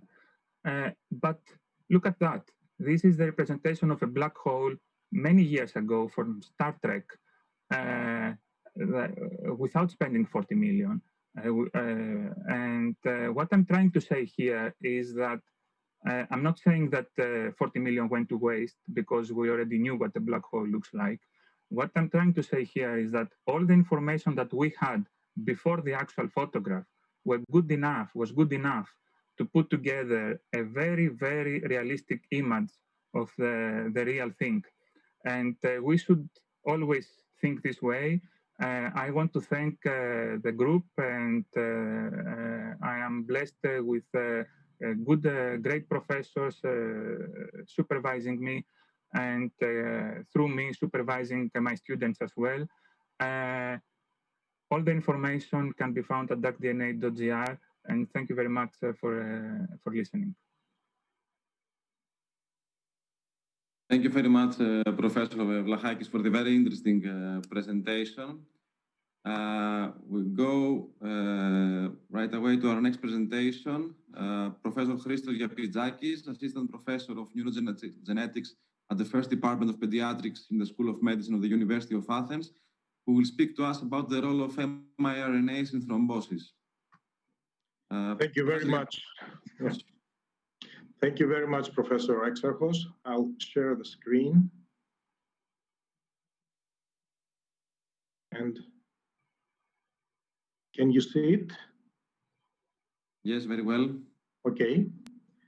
So I would like to thank the organizers, the organizing committee, and especially Professor Vlamos for the invitation to talk to you about an enormous subject that is just now appearing in the horizon, the role of microRNAs in thrombosis. I will talk about the thrombosis, its cause, the burden, the biochemical findings that we have so far, very briefly, of course. I will cover the discussion about thrombophilia, its cause, its genetics, and how we can prevent these thrombotic events. And I will focus on the microRNAs, their function, and their use as disease biomarkers, and especially about the microRNAs in thrombosis, regarding the prethrombotic status, the hemostasis, and thrombotic events, as well as the major microRNAs in arterial and vascular thrombosis found already in adults. And I will tell you some things about the initiation of a study of microRNAs in arterial and vascular thrombosis in children and adolescents. And I will end up with conclusions. As you know, thrombosis is defined as a serious condition caused by a blood clot forming in a blood vessel. And the main classification is distinguished between arterial thrombosis and venous thrombosis. The difference is that in arterial thrombosis, you have the endothelial cells and platelets, and in venous thrombosis, you have red blood cells, fibrin, and platelets. And the three broad categories of factors that are thought to contribute to thrombosis were described about 140 years ago by Rudolf Virchow, the German physician, biologist, biochemist, and anthropologist, a pioneer of the scientific and humanistic medicine in the 19th century.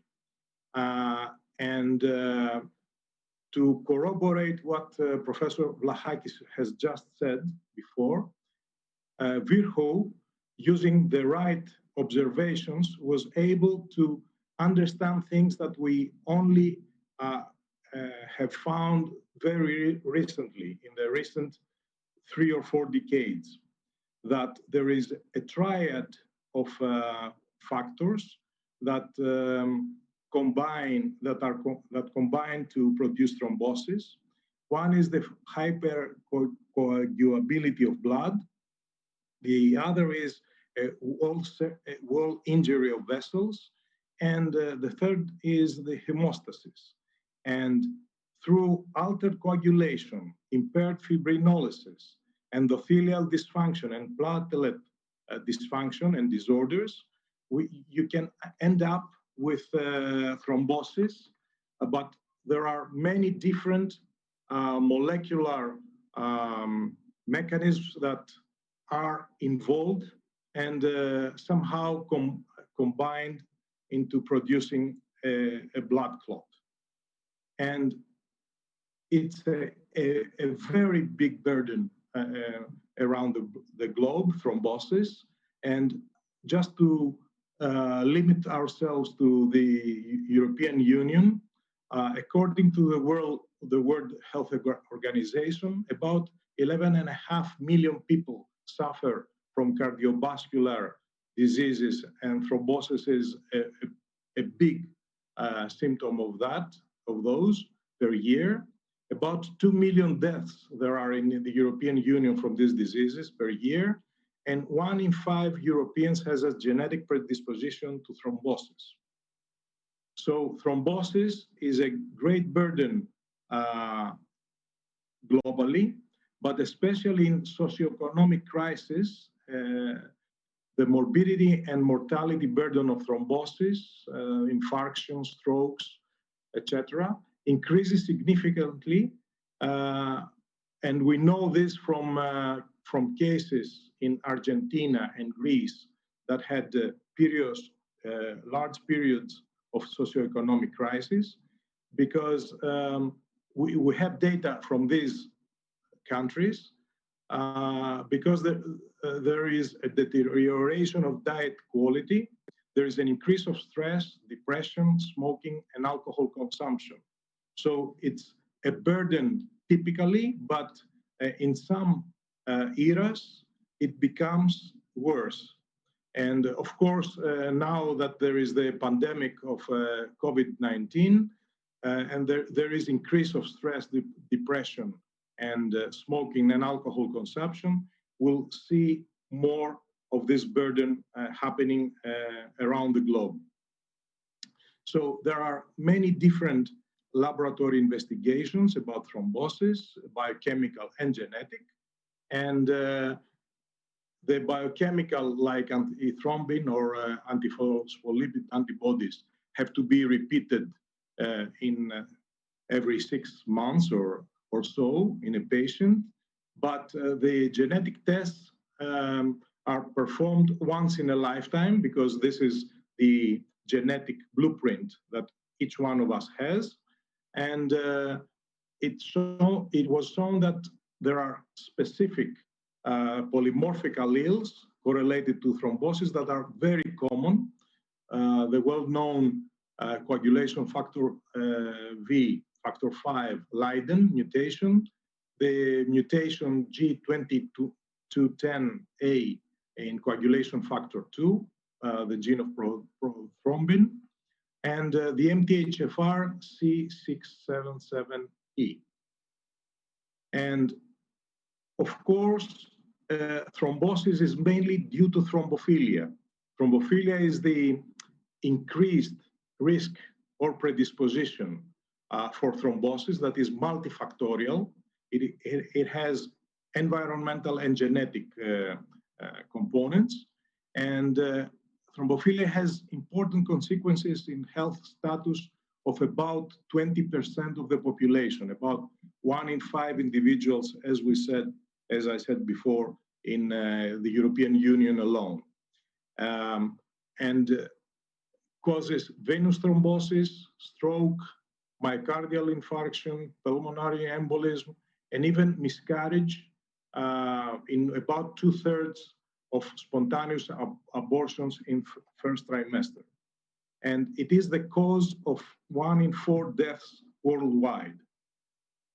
Its etiology, as I said, is not genetic and genetic. In not genetic, we could say that bad diet and that causes obesity is a factor, extreme bedtime rest, hyperthyroidism, hormonal therapies, neoplasias, inflammations, etc. But there are genetic causes that are very common. Several polymorphisms or mutations have been found and associated with thrombophilia. And the most important of those are the 3 polymorphisms I mentioned before. And 25% of venous thrombosis have a detectable thrombophilia factor, which usually is APC resistance or antithrombin, etc. And 20% have APC resistance, which is mainly due to factor V Leiden mutation. But 72% have a second contributing factor.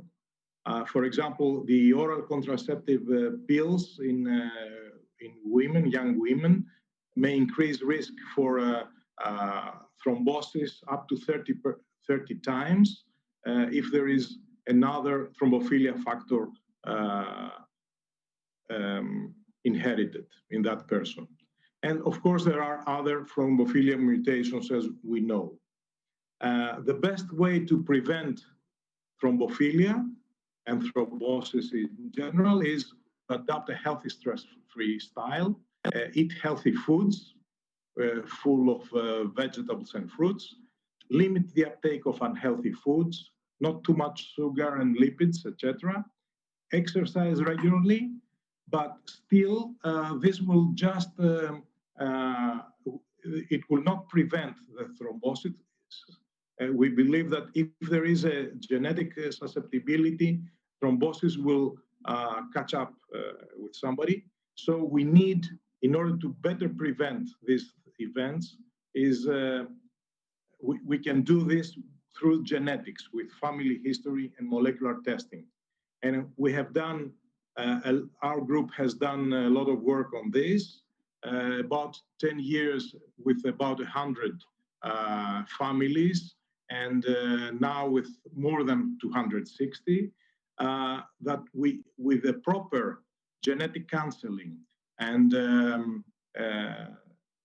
genetic analysis, and if needed, with preventional anticoagulant treatment, we can prevent most cases of thrombophilia. Now, moving on to the microRNAs. The microRNAs are one of the classes of non-coding RNAs. Professor Roussos, before me, in his exceptional talk, said that there are 24,000 non-coding RNA genes. Some of them encode for microRNAs, and non-coding RNAs in general are an addition to our central dogma of biology, because in the 60s, we thought that DNA makes RNA and RNA makes protein, and then RNA was found to be reverse transcribed into DNA, like in RNA viruses, for example, but in transposons, etc. But now we know that some RNA molecules that are non-coding ones can regulate the expression, the expression from gene transcription to protein synthesis. The first non-coding RNA was characterized in the 60s, in 1965, and later on, many studies have shown that there are two main classes, the long non-coding RNAs and the short non-coding RNAs. And the microRNA belongs into the second class of short non-coding RNAs. And the first microRNA was discovered in the worm Neurodegenerative elegans back in 1993. And there are many databases regarding the sequence of these non-coding RNAs. And we know, as I said, that the microRNAs are short, about 22 nucleotides, non-coding RNA molecules, and their pathway is, and their function as regulators of protein synthesis are generally known. MicroRNAs are produced in the hundreds and thousands as pre-microRNA clusters.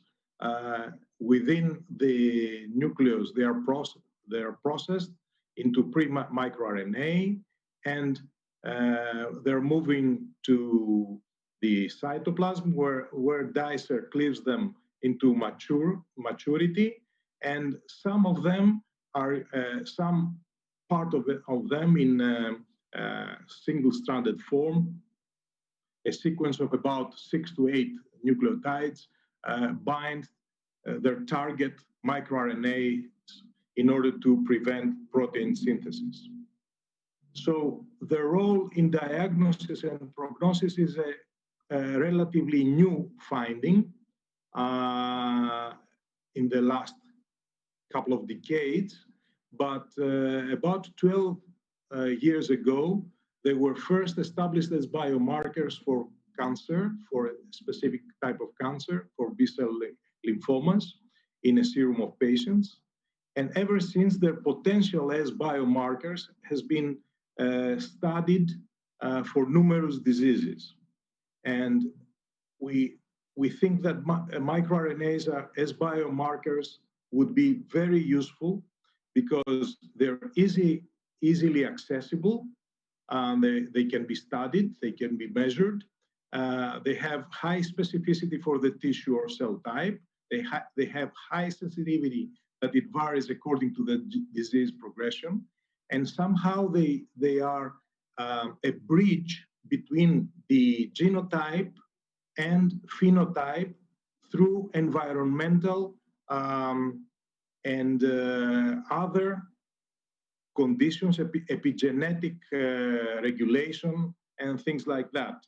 So they somehow determine if a genotype will be at a certain time will be expressed. However, the whole research is still in its early stages. We don't know much yet. We only have discovered the tip of the iceberg. We know a lot of, we have a lot of data, but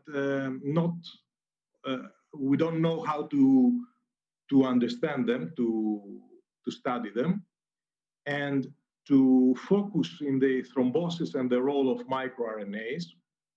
In the last years, the involvement of microRNAs in the regulation of hemostasis and the relationship with thrombosis has been the focus of some studies. And the first elements that were studied were platelets, because as I told you before, they're the main actors, both in arterial thrombosis and vascular thrombosis. And until today, more than 500 microRNAs have been identified in platelets, especially. However, its role, the role of these microRNAs in platelets remains poorly understood. We have understood some key elements, but not in great depth. As I told you before, more than 500 microRNAs have been shown to be involved, both in the pre-thrombotic status, in pathophysiologic processes like endothelial dysfunction, platelet activation, in impaired fibrinolysis, in elevated procoagulant factor quantities, as well as in the development of thrombotic events and in secondary hemostasis. And we know that the role of microRNAs in endothelial cell homeostasis can be in various physiological processes. For example, there are microRNAs that are overexpressed when endothelial cells want to maintain their function, or other microRNAs that are underexpressed or even overexpressed when endothelial cells proliferate or migrate, or even in the mobilization of precursor endothelial cells. So there are different functions and different target mRNAs, different genes that are involved in these different functions of endothelial cells. And regarding the microRNAs in thrombosis, especially in adults, because all these studies have been done in adults, over 25, 30, up to 65, 70 years old people. They have found many different microRNAs, as I said, but some of them have been shown to be altered in thrombotic patients in general, not the ones that have arterial thrombosis or not the ones that have vascular thrombosis, but those that have thrombosis in general, and these are different from the people who don't have thrombosis. But some of them, very few of them, only a handful of them, have been found to be altered in patients with arterial thrombosis, the same ones in patients with venous thrombosis, as well as in animal models of both types of thrombosis. So there are some microRNAs like 424-5P or 126 or 223 or 145 that seem to play a more central role in thrombosis than others. And of course, with the use of bioinformatics, we can study a network of differentially expressed microRNAs, these ones, the central ones or others, and find a constellation of genes that are somehow involved in the function of these microRNAs and the effect in their regulation. Still, this is now developing. We don't know much. So in order to study the most important, the central ones in the central microRNAs and their role in thrombosis, our group thought that, okay, we know this in adult patients, but in children, this relationship, this association of microRNAs and thrombosis has not been studied systematically yet. So Antonia Angelopoulou, a biologist in my group, is conducting her doctorate thesis with the title Study of the Expression of MicroRNAs and Their Targets in Children with Thrombotic Events in the University of Athens. This is a study under my supervision and with collaborators, Professors George Chrousos and Professor Dimitris Vlachakis. And we have been studying the clinical, the socio-psychological, stress-related, other demographic data, genetic and molecular microRNA-related parameters. And we have seen some interesting results only with the first few patients. So in conclusion, I will say that the role of microRNAs in regulation of gene expression of thrombosis-related factors may be significant, linking genetics, epigenetics, and environmental elements, because microRNAs play a molecular bridge role between the genotype and what conditions are in the environment. So how the regulation of gene expression and protein synthesis has to be done in a certain cell, in a certain tissue. And the study of key microRNAs in relation to thrombosis has only recently started, mainly in adults, but also we do this in children. And the findings of this study are expected to provide means for use of microRNAs as precious biomarkers with high tissue specificity and according to disease progression. This is a future plan, of course, and a more distant future plan is that the findings are expected to lead in the future to an effective microRNA-based therapy for a pre-thrombotic and thrombotic status, protecting the lives of millions of people.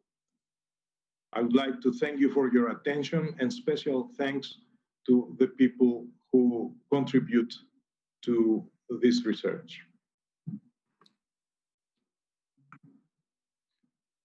Thank you very much, Professor Yapitzakis, for the interesting presentation.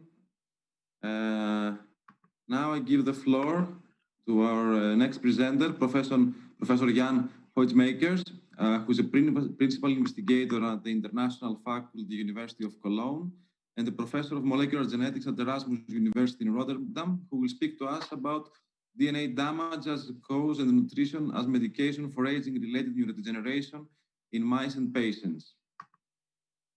Thank you very much. I hope that you can see my presentation for a moment. And let me very well.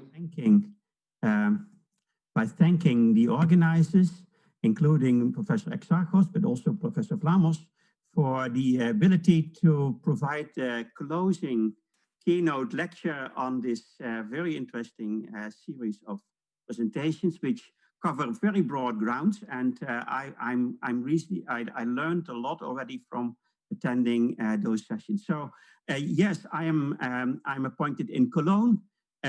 I have also a laboratory in the Erasmus Medical Center in Rotterdam, from which I will talk about most of the work.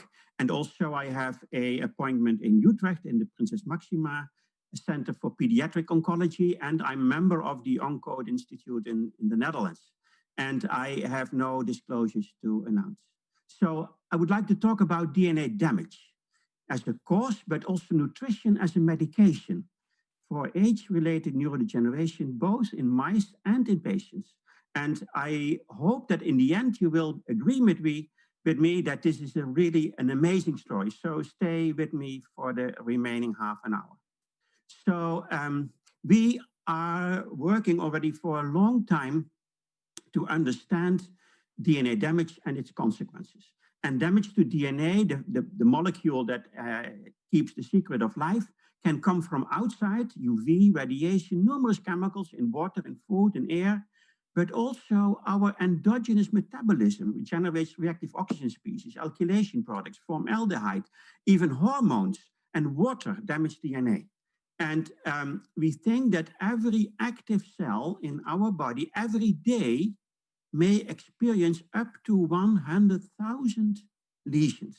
Of course, if DNA is damaged, metabolism of DNA is affected.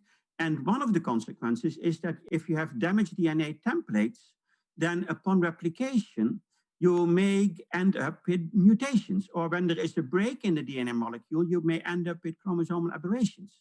And these are the main cause of cancer. But a very different outcome of this very fundamental problem, DNA, when it is damaged, like for instance, when there are interstrand crosslinks or breaks or bulky adducts or intrastrand crosslinks or abasic sites, they can block transcription. They may arrest replication. When this process is encountered by the cell may decide to temporarily delay cell cycle progression. When the DNA damage is too much, then it may get into a permanent cell cycle arrest, which is equivalent, we think, to cellular senescence. Of course, when genes cannot be expressed, functional decline will be a consequence and cells die from damage. So, and we think all of these are the main cause of aging. So aging and cancer start, we think, largely by damage to DNA. And fortunately, we are equipped with repair systems that try to handle this problem and counteract the consequences.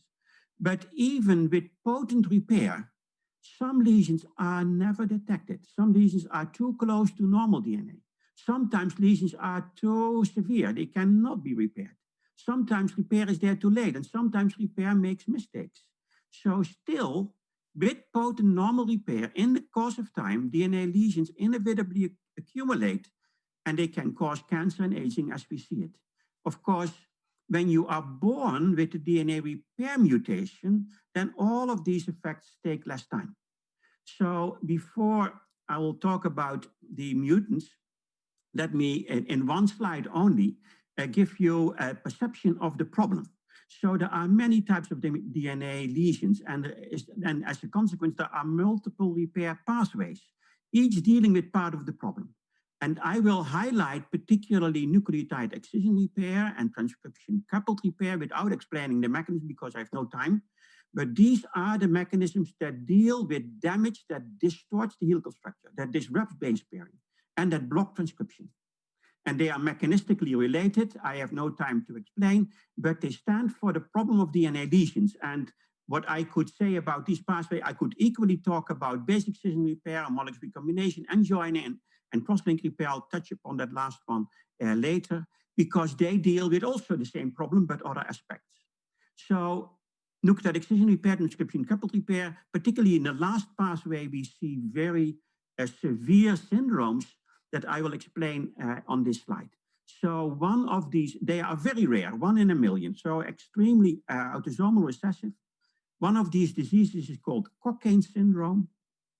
These children have something that is unexpected. They have no cancer. Usually when you have a repair defect, you have cancer, but these children have even less cancer.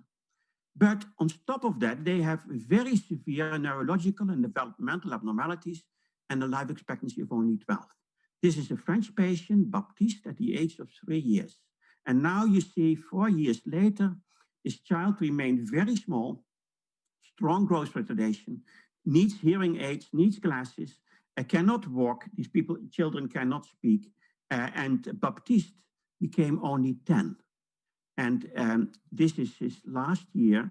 And for comparison, that is his sister. She is 1 year older.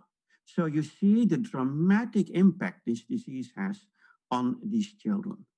And another disease, which makes it even more puzzling, is a very rare disease as well. It's called trichothiodystrophy, TTD.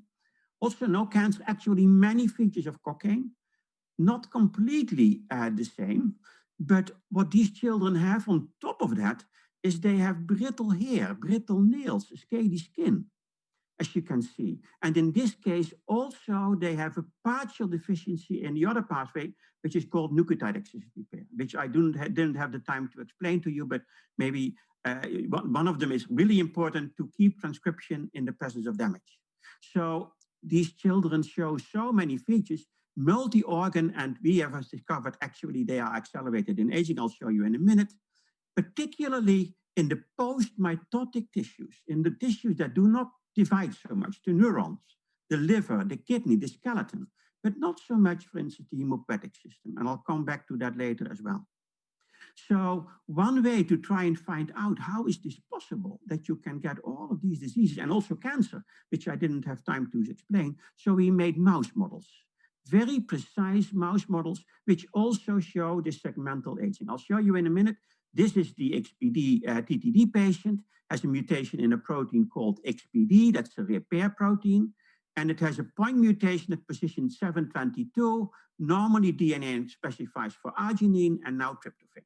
5 patients have been notified with this disease. All of them have TTD, brittle hair problems.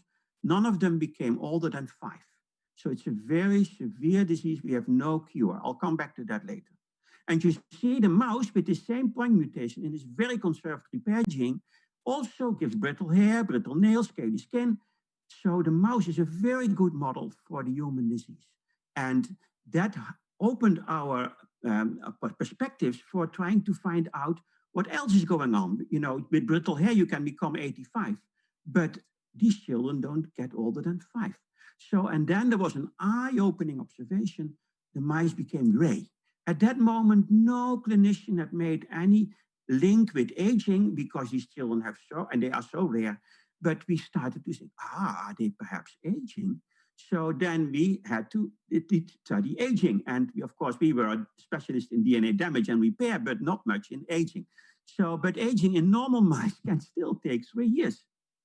A whole PhD for a cohort, a whole PhD thesis goes by. So our mice showed kyphosis at much earlier, and osteoporosis, and cachexia, and sarcopenia, and an early frail phenotype. So they actually revealed something that we didn't know before, that TTD actually is a progenitor syndrome. And if you now, we looked in the mice, they have reduced lifespan, cachexia, sarcopenia, early infertility, cutaneous symptoms, skeletal abnormalities, progressive neurological abnormalities, I'll come back to that later, lymphodepletion, timing involution, liver and kidney show all features of accelerated aging, but segmental. Not all organs and tissues, actually cataract is less. And we can explain that, I have no time to do, but what appears, if you look in literature, some clinicians had discovered, oh, that looks like, you know, these children have osteoporosis, but nobody had a complete picture because the disease is so rare. So, but there is no doubt that these children suffer from accelerated aging. And actually, even though mice and humans are not the same, the TTD mouse is a very accurate model for the human disease because we found clinical phenotypes in the mouse first. We asked clinicians, when you have a patient, can you have a look at the liver or the kidney? And then they came back, of course, you're right. They have also aging in the kidney. So TTD is not primarily developmental disorder, but early aging that compromises development. So we wondered, we have made many mice. So we have the largest collection of repair mice in the world. So we we have also XPA mice that are mice that get cancer. Not so much aging, a little bit, but not so much. So we said, you know, what happens if you cross now the TTD mouse that can still become 1.5 years with an XPA mouse to make the repair defect worse? And that was, again, an eye-opener. This is the single XPA mutant. Cancer prone, can become 2.5 when it is affected from UV light, causing UV damage, and all of these diseases are characterized by UV sensitivity. The TTD mouse can become 1.5, shows accelerated aging, actually has less cancer, is overprotecting from cancer at the expense of too much aging. And now the double mutant, this mouse became kyphotic at the age of 3 weeks and lived 5 to 8 weeks. So this was making the repair defect more severe. And now we see acceleration of still segmental aging. So there is a dose-response relationship, and that always points to causality. So, and this is not the only mice we have. We have made many mice. CSA, CSB, XPA, XPC, XPF. We have made XPG, XPB. So, and all of them come down to the same response. We see acceleration of a segmental aging phenotype. When we published this was not accepted very much by the aging community, and there were even satirical poems published on this work. But now I show you a mouse with 4 repair defects. So now we have a mouse where not only the 2 pathways that I showed you before, transcription coupled and nucleotide excision repair, but now also cross-link repair. And cross-link repair is very important for proliferative organs because you have to separate the strands for cell division, and single-strand annealing of double-strand breaks that are persistent. So one gene involved in 4 pathways. We have a hypermorph mouse, and that is this mouse that shows accelerated aging everywhere. So this is the mouse, can become 4 to 6 months. It's born because it is hypermorphic. It shows particularly dramatic neurodegeneration, as we found later in patients. This was where we had a mouse before we later found the corresponding patient, but also hypertension, cardiovascular stiffness, cardiomyopathy, kyphosis, osteoporosis, liver and kidney, subcutaneous fat, the skin, sarcopenia, cachexia, urinary incontinence, stem cell exhaustion, satellite cells, all of them go. And this mouse, it's really progressive in 4 to 6 months. I'll show you later in a minute. So it shows the typical multimorbidity that we experience with natural aging, but much faster. And this is what spontaneous DNA damage apparently can do, because we didn't expose these mice to anything that is genotoxic, and still they develop it. So actually we think this mouse is the best model for accelerated aging all round, and particularly and most prominently in the neuronal system. And I'll show you on the next slide, and I have no time to show you a lot of the details because I have to show you a lot more. But this is GFAP staining, activated astrocytes, through the brain section of a wild type, 8 weeks. And this is the ESCC1 mouse that shows accelerated aging everywhere, but also, and most prominently in the brain, is the overall brown staining. And if you look at already at 4 weeks, P53 is up, and also apoptosis, and more so at 16 weeks. And these mice show dramatic brain shrinkage. I'll show you later. Ventricular dilatation, loss of neuronal plasticity, neurons, memory, motor performance, hearing, vision, all gradually disappear. And I'll show you also later in some movies. So we can also target the repair defect to only one part of the brain, or the liver, or the heart. We can cause accelerated aging in every part of the body by this way. And this, here you see a knockout of ESCC1 in the hippocampus and the forebrain, and you don't need to be a specialist. That GFAP staining is much more pronounced here, and it is not over here. And there is dramatic shrinkage. And I'll show you now also again the dose-response relationship, because we have also made XPG mice. XPG mice have one repair defect less, no cross-link repair defect. And otherwise, there may be some subtle differences, but that's the main difference. And as a consequence, if you now look for, this is the normal hippocampus at half a year. This is the hippocampus that is left over in an XPG mouse. So clearly, much more tissue and neuronal loss. And ESCC1 with one repair defect more, you see a more severe loss. And after 1 year, hardly any hippocampus is left anymore. So again, you see dose-response relationships, which indicate causality. You don't have to question, this is caused by a DNA repair defect. So this is what you see in the brain, and you saw these pictures before in other presentations. So the hippocampus is very much reduced. And we have done full genome expression profiles. I have no time to show you, but also metabolic analysis. And there is no question, if you take the brain of ESCC1 mice, the profile highlights the key genes that are involved in Alzheimer.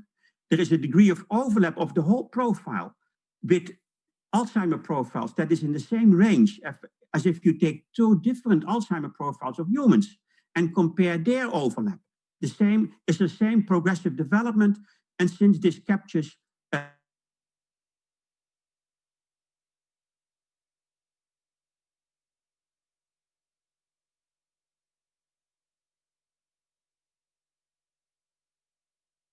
all, it must mean that there is a tremendous risk factor for Alzheimer and all dementias. Is your age.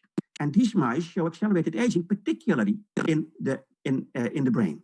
I hope that my presentation is still. So ESCC1 mice are a valuable model, we think, addressing a tremendous unmet medical need, Alzheimer. So I'll come back to that later. What we also discovered when we did these full genome expression profiles, we saw it immediately already in the first time, and this was done by George Karinis in our lab, and he was there. We saw the growth hormone axis is down. So these mice that show accelerated aging and stay small, they do not invest energy in growth, they invest them into antioxidant defenses and stress resistance. So we think the system diverts its attention to resilience mechanisms. And we think it's an attempt to extend the shortened lifespan. And dietary restriction does the same. So if you have less food, the body is very wise. It doesn't waste it in growth. It invests it into resilience to try to survive the period of starvation. And continuous dietary restriction delays aging. So we think that the low IGF levels explain why these children, and also the mice, stay very small, and dietary restriction and this response triggered by damage that is not repaired are very similar. So we wondered, that was something very counterintuitive. So these repair mice, they invest into maintenance at the expense of growth, but they could eat as much as they wanted in our animal facilities. So we wondered what would happen when you would actually apply calorie restriction to these mice. So that's what we did. The last thing you would like to do with a child that is very small is to put it on a diet, but we did it with these mice. So this is the lifespan of ad libitum females. Males is not different. So the first one dies at 12 weeks and the last one at 27. These are animals that could eat all the time as much as they wanted. Now, the other half of the cohort we put on a diet. So 30% less from week 7 to 10 onwards. So at that moment, they got 30% less and they lived 3 times as long. So from the moment you put them on a diet, aging, at least accelerated aging, is 3-fold reduced. So extreme lifespan extension for mammals, very unusual. So we wondered, what about health? Of course, when you live longer, but aging is even further, then it's not a benefit. But so we looked, and there is no, I can cut a long story short, in all organs we looked, dietary restriction, delays, accelerated aging, and most prominently in the neuronal system. And I'll show you 2 movies to show that, because this is the one that also is the limiting factor for the Cockayne syndrome children. They die from neurodegeneration. So, and the mice too, by the way, the ESCC1 mice. So these are litter mates born at the same moment, now 16 weeks old. This mouse had food all the time. And you can see it can hardly normally walk. The neurons have deteriorated already so much that they cannot control the muscles. So you see it, the animals, they show these tremors. They cannot control, they show these spastic movements, resembles also to some extent Parkinson's disease, cannot keep balance. Whereas this mouse from week 7 on the diet, and now is thinking, I get food, so it's now very excited, but neurologically in a much better state. So if you put these 2 mice from the previous movie on a rotating rod, so this is the one on diet and the one that couldn't walk on libitum food, and this is the wild type mouse on a diet, and this is the wild type, this fat mouse had food all the time. And start the movie, already in the first round, this one that couldn't walk drops. Now, 3 minutes later, the fat mouse has dropped, and now the wild type starts to fall down. Well, in this movie, the wild type dropped first, but if you do it on average, there is not a difference between this mouse on a diet, that was the mutant, and this one, the wild type. There couldn't be a bigger difference between these 2 mice. The one that could eat all the time and the one that had 30% less food from week 7 onwards. So dietary restriction works better than any medication you would be expected to achieve. Of course, this is a mouse. So, and if this would apply to children, instead of 12, they could become 36, but most importantly, they would be in a much better condition. So, of course, mice are not humans, and these children are fragile. So it was not easy to convince dietitians, clinicians, and much less, by the way, parents, to see what would happen with these children if you give them less food. And actually, these children all get extra food because they have hardly any appetite. So actually, most of the children directly get food into the stomach. So now I show you the very first patient, Emma, a French patient, which has TTD, and you can see it from the skull. 6 years old, these children cannot walk, they cannot talk, they cannot read, they cannot write. She received every day 1150 kilocalories directly in the stomach, no appetite. And this is what she... I hope you can hear the sound as well. She barely can crawl. Like the mice, she shakes, as she has these uncontrolled movements, as you can see, very much similar to our mouse model. So then, early 2018, this happened. This happens also to our mice. So they get tremors. You saw it on the movie that I showed you before. The whole body starts to shake. She could not put 2 Duplo blocks on top of each other anymore. So much affected. And the disease is progressive, and this will lead to paresis, and in the end, the child will die, as we see in the mice too, by the way. So the prognosis is unfavorable. So the parents became concerned. I knew them already. I explained our thinking, our concepts. And their doctor is very much convinced of the value of our research. So we decided to gradually decrease calorie intake by 100 calories per day. So from 1150 to 850, starting 28th of May, 2018. In 12 days, Emma lost her tremors. She could build Duplo blocks again. So completely tremors were gone. Then a few months later, I received this video.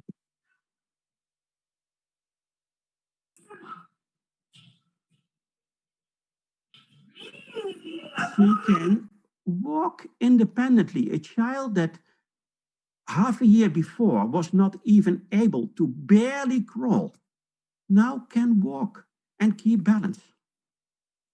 Then I got this movie.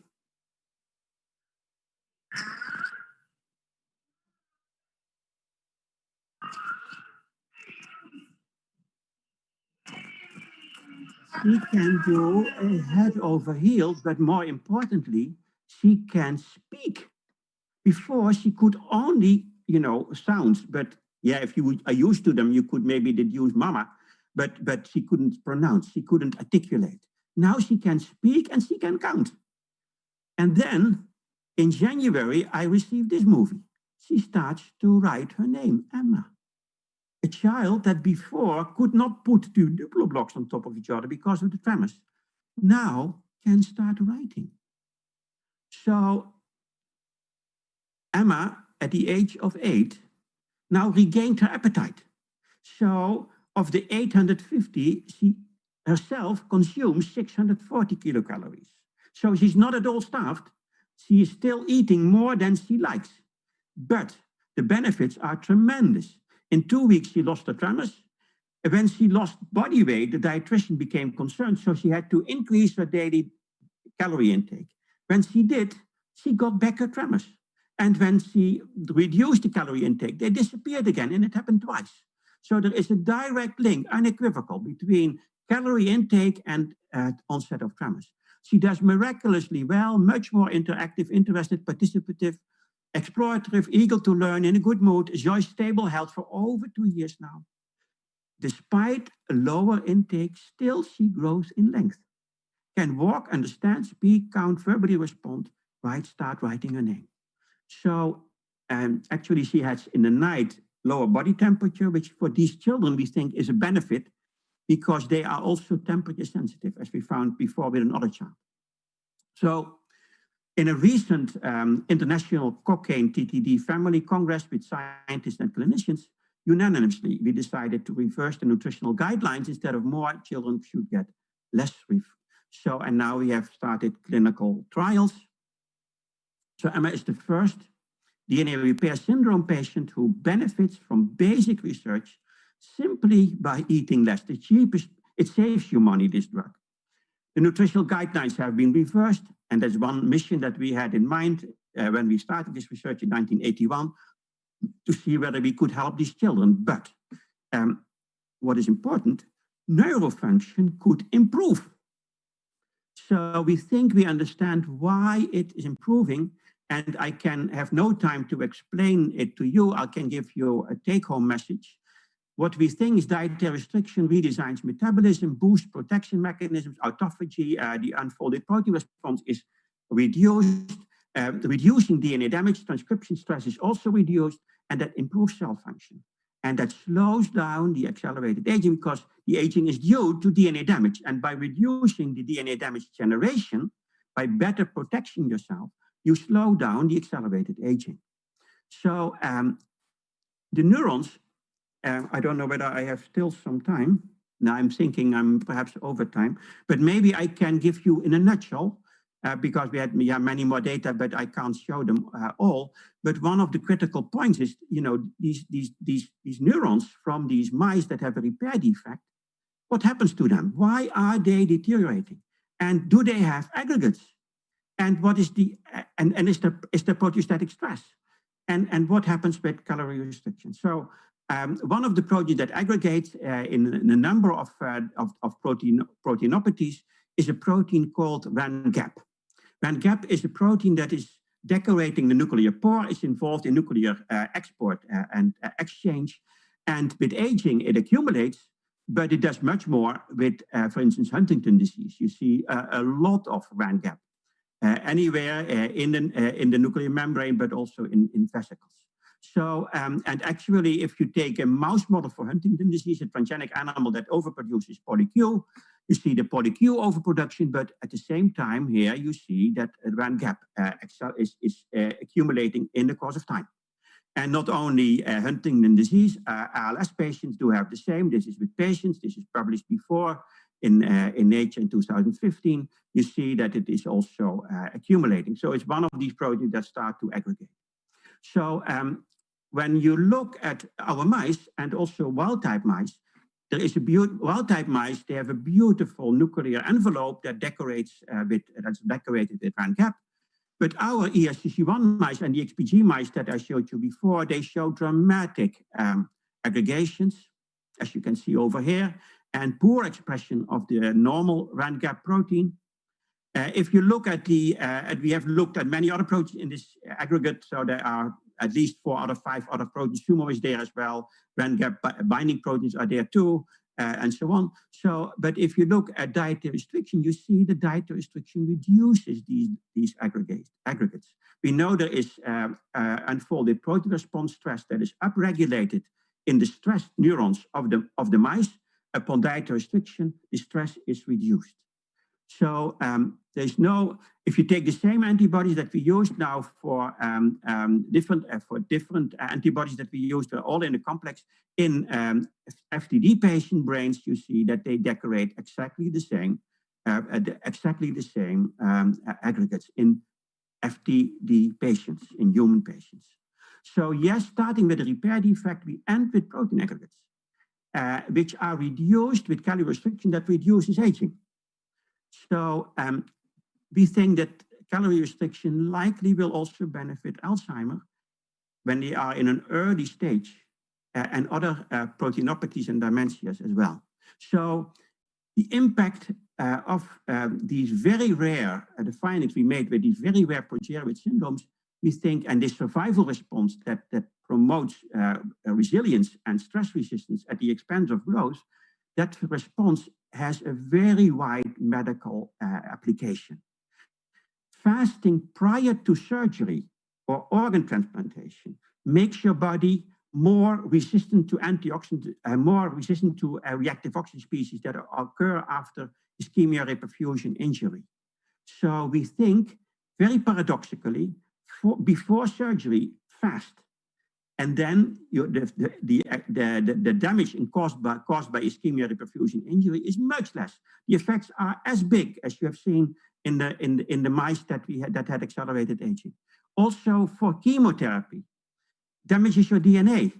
If you nutritionally preconditioned by fasting, for instance, for chemo, the body is much more resistant to the damage of the chemotherapy. The normal cells, the tumor cells cannot reduce growth, so they may have the same sensitivity or may even be more sensitive, but the body becomes less.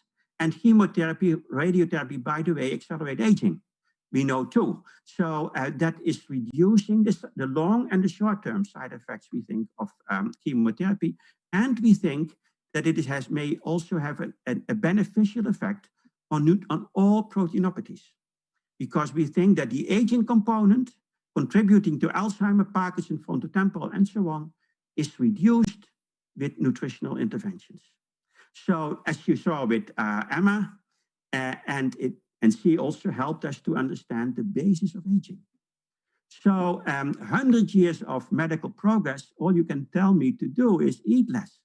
But we think indeed food and nutrition keep a tremendous benefit for preserving health. These are many people that contributed to it now and in the past, including George GeNeDis, who was instrumental for setting up the bioinformatics in our lab and analyzing these genome expression profiles. And many other people with whom we collaborated in the Netherlands, in our Erasmus Medical Center and other places. And of course, the institutions that supported our research throughout the time, and for which I am extremely grateful. And of course, I would like also to thank this patient. Thank you very much for your attention. Sorry that I took too long. I'm the last one, so I probably will not interfere too much with other presentations, but I'm here to answer any questions if you have them.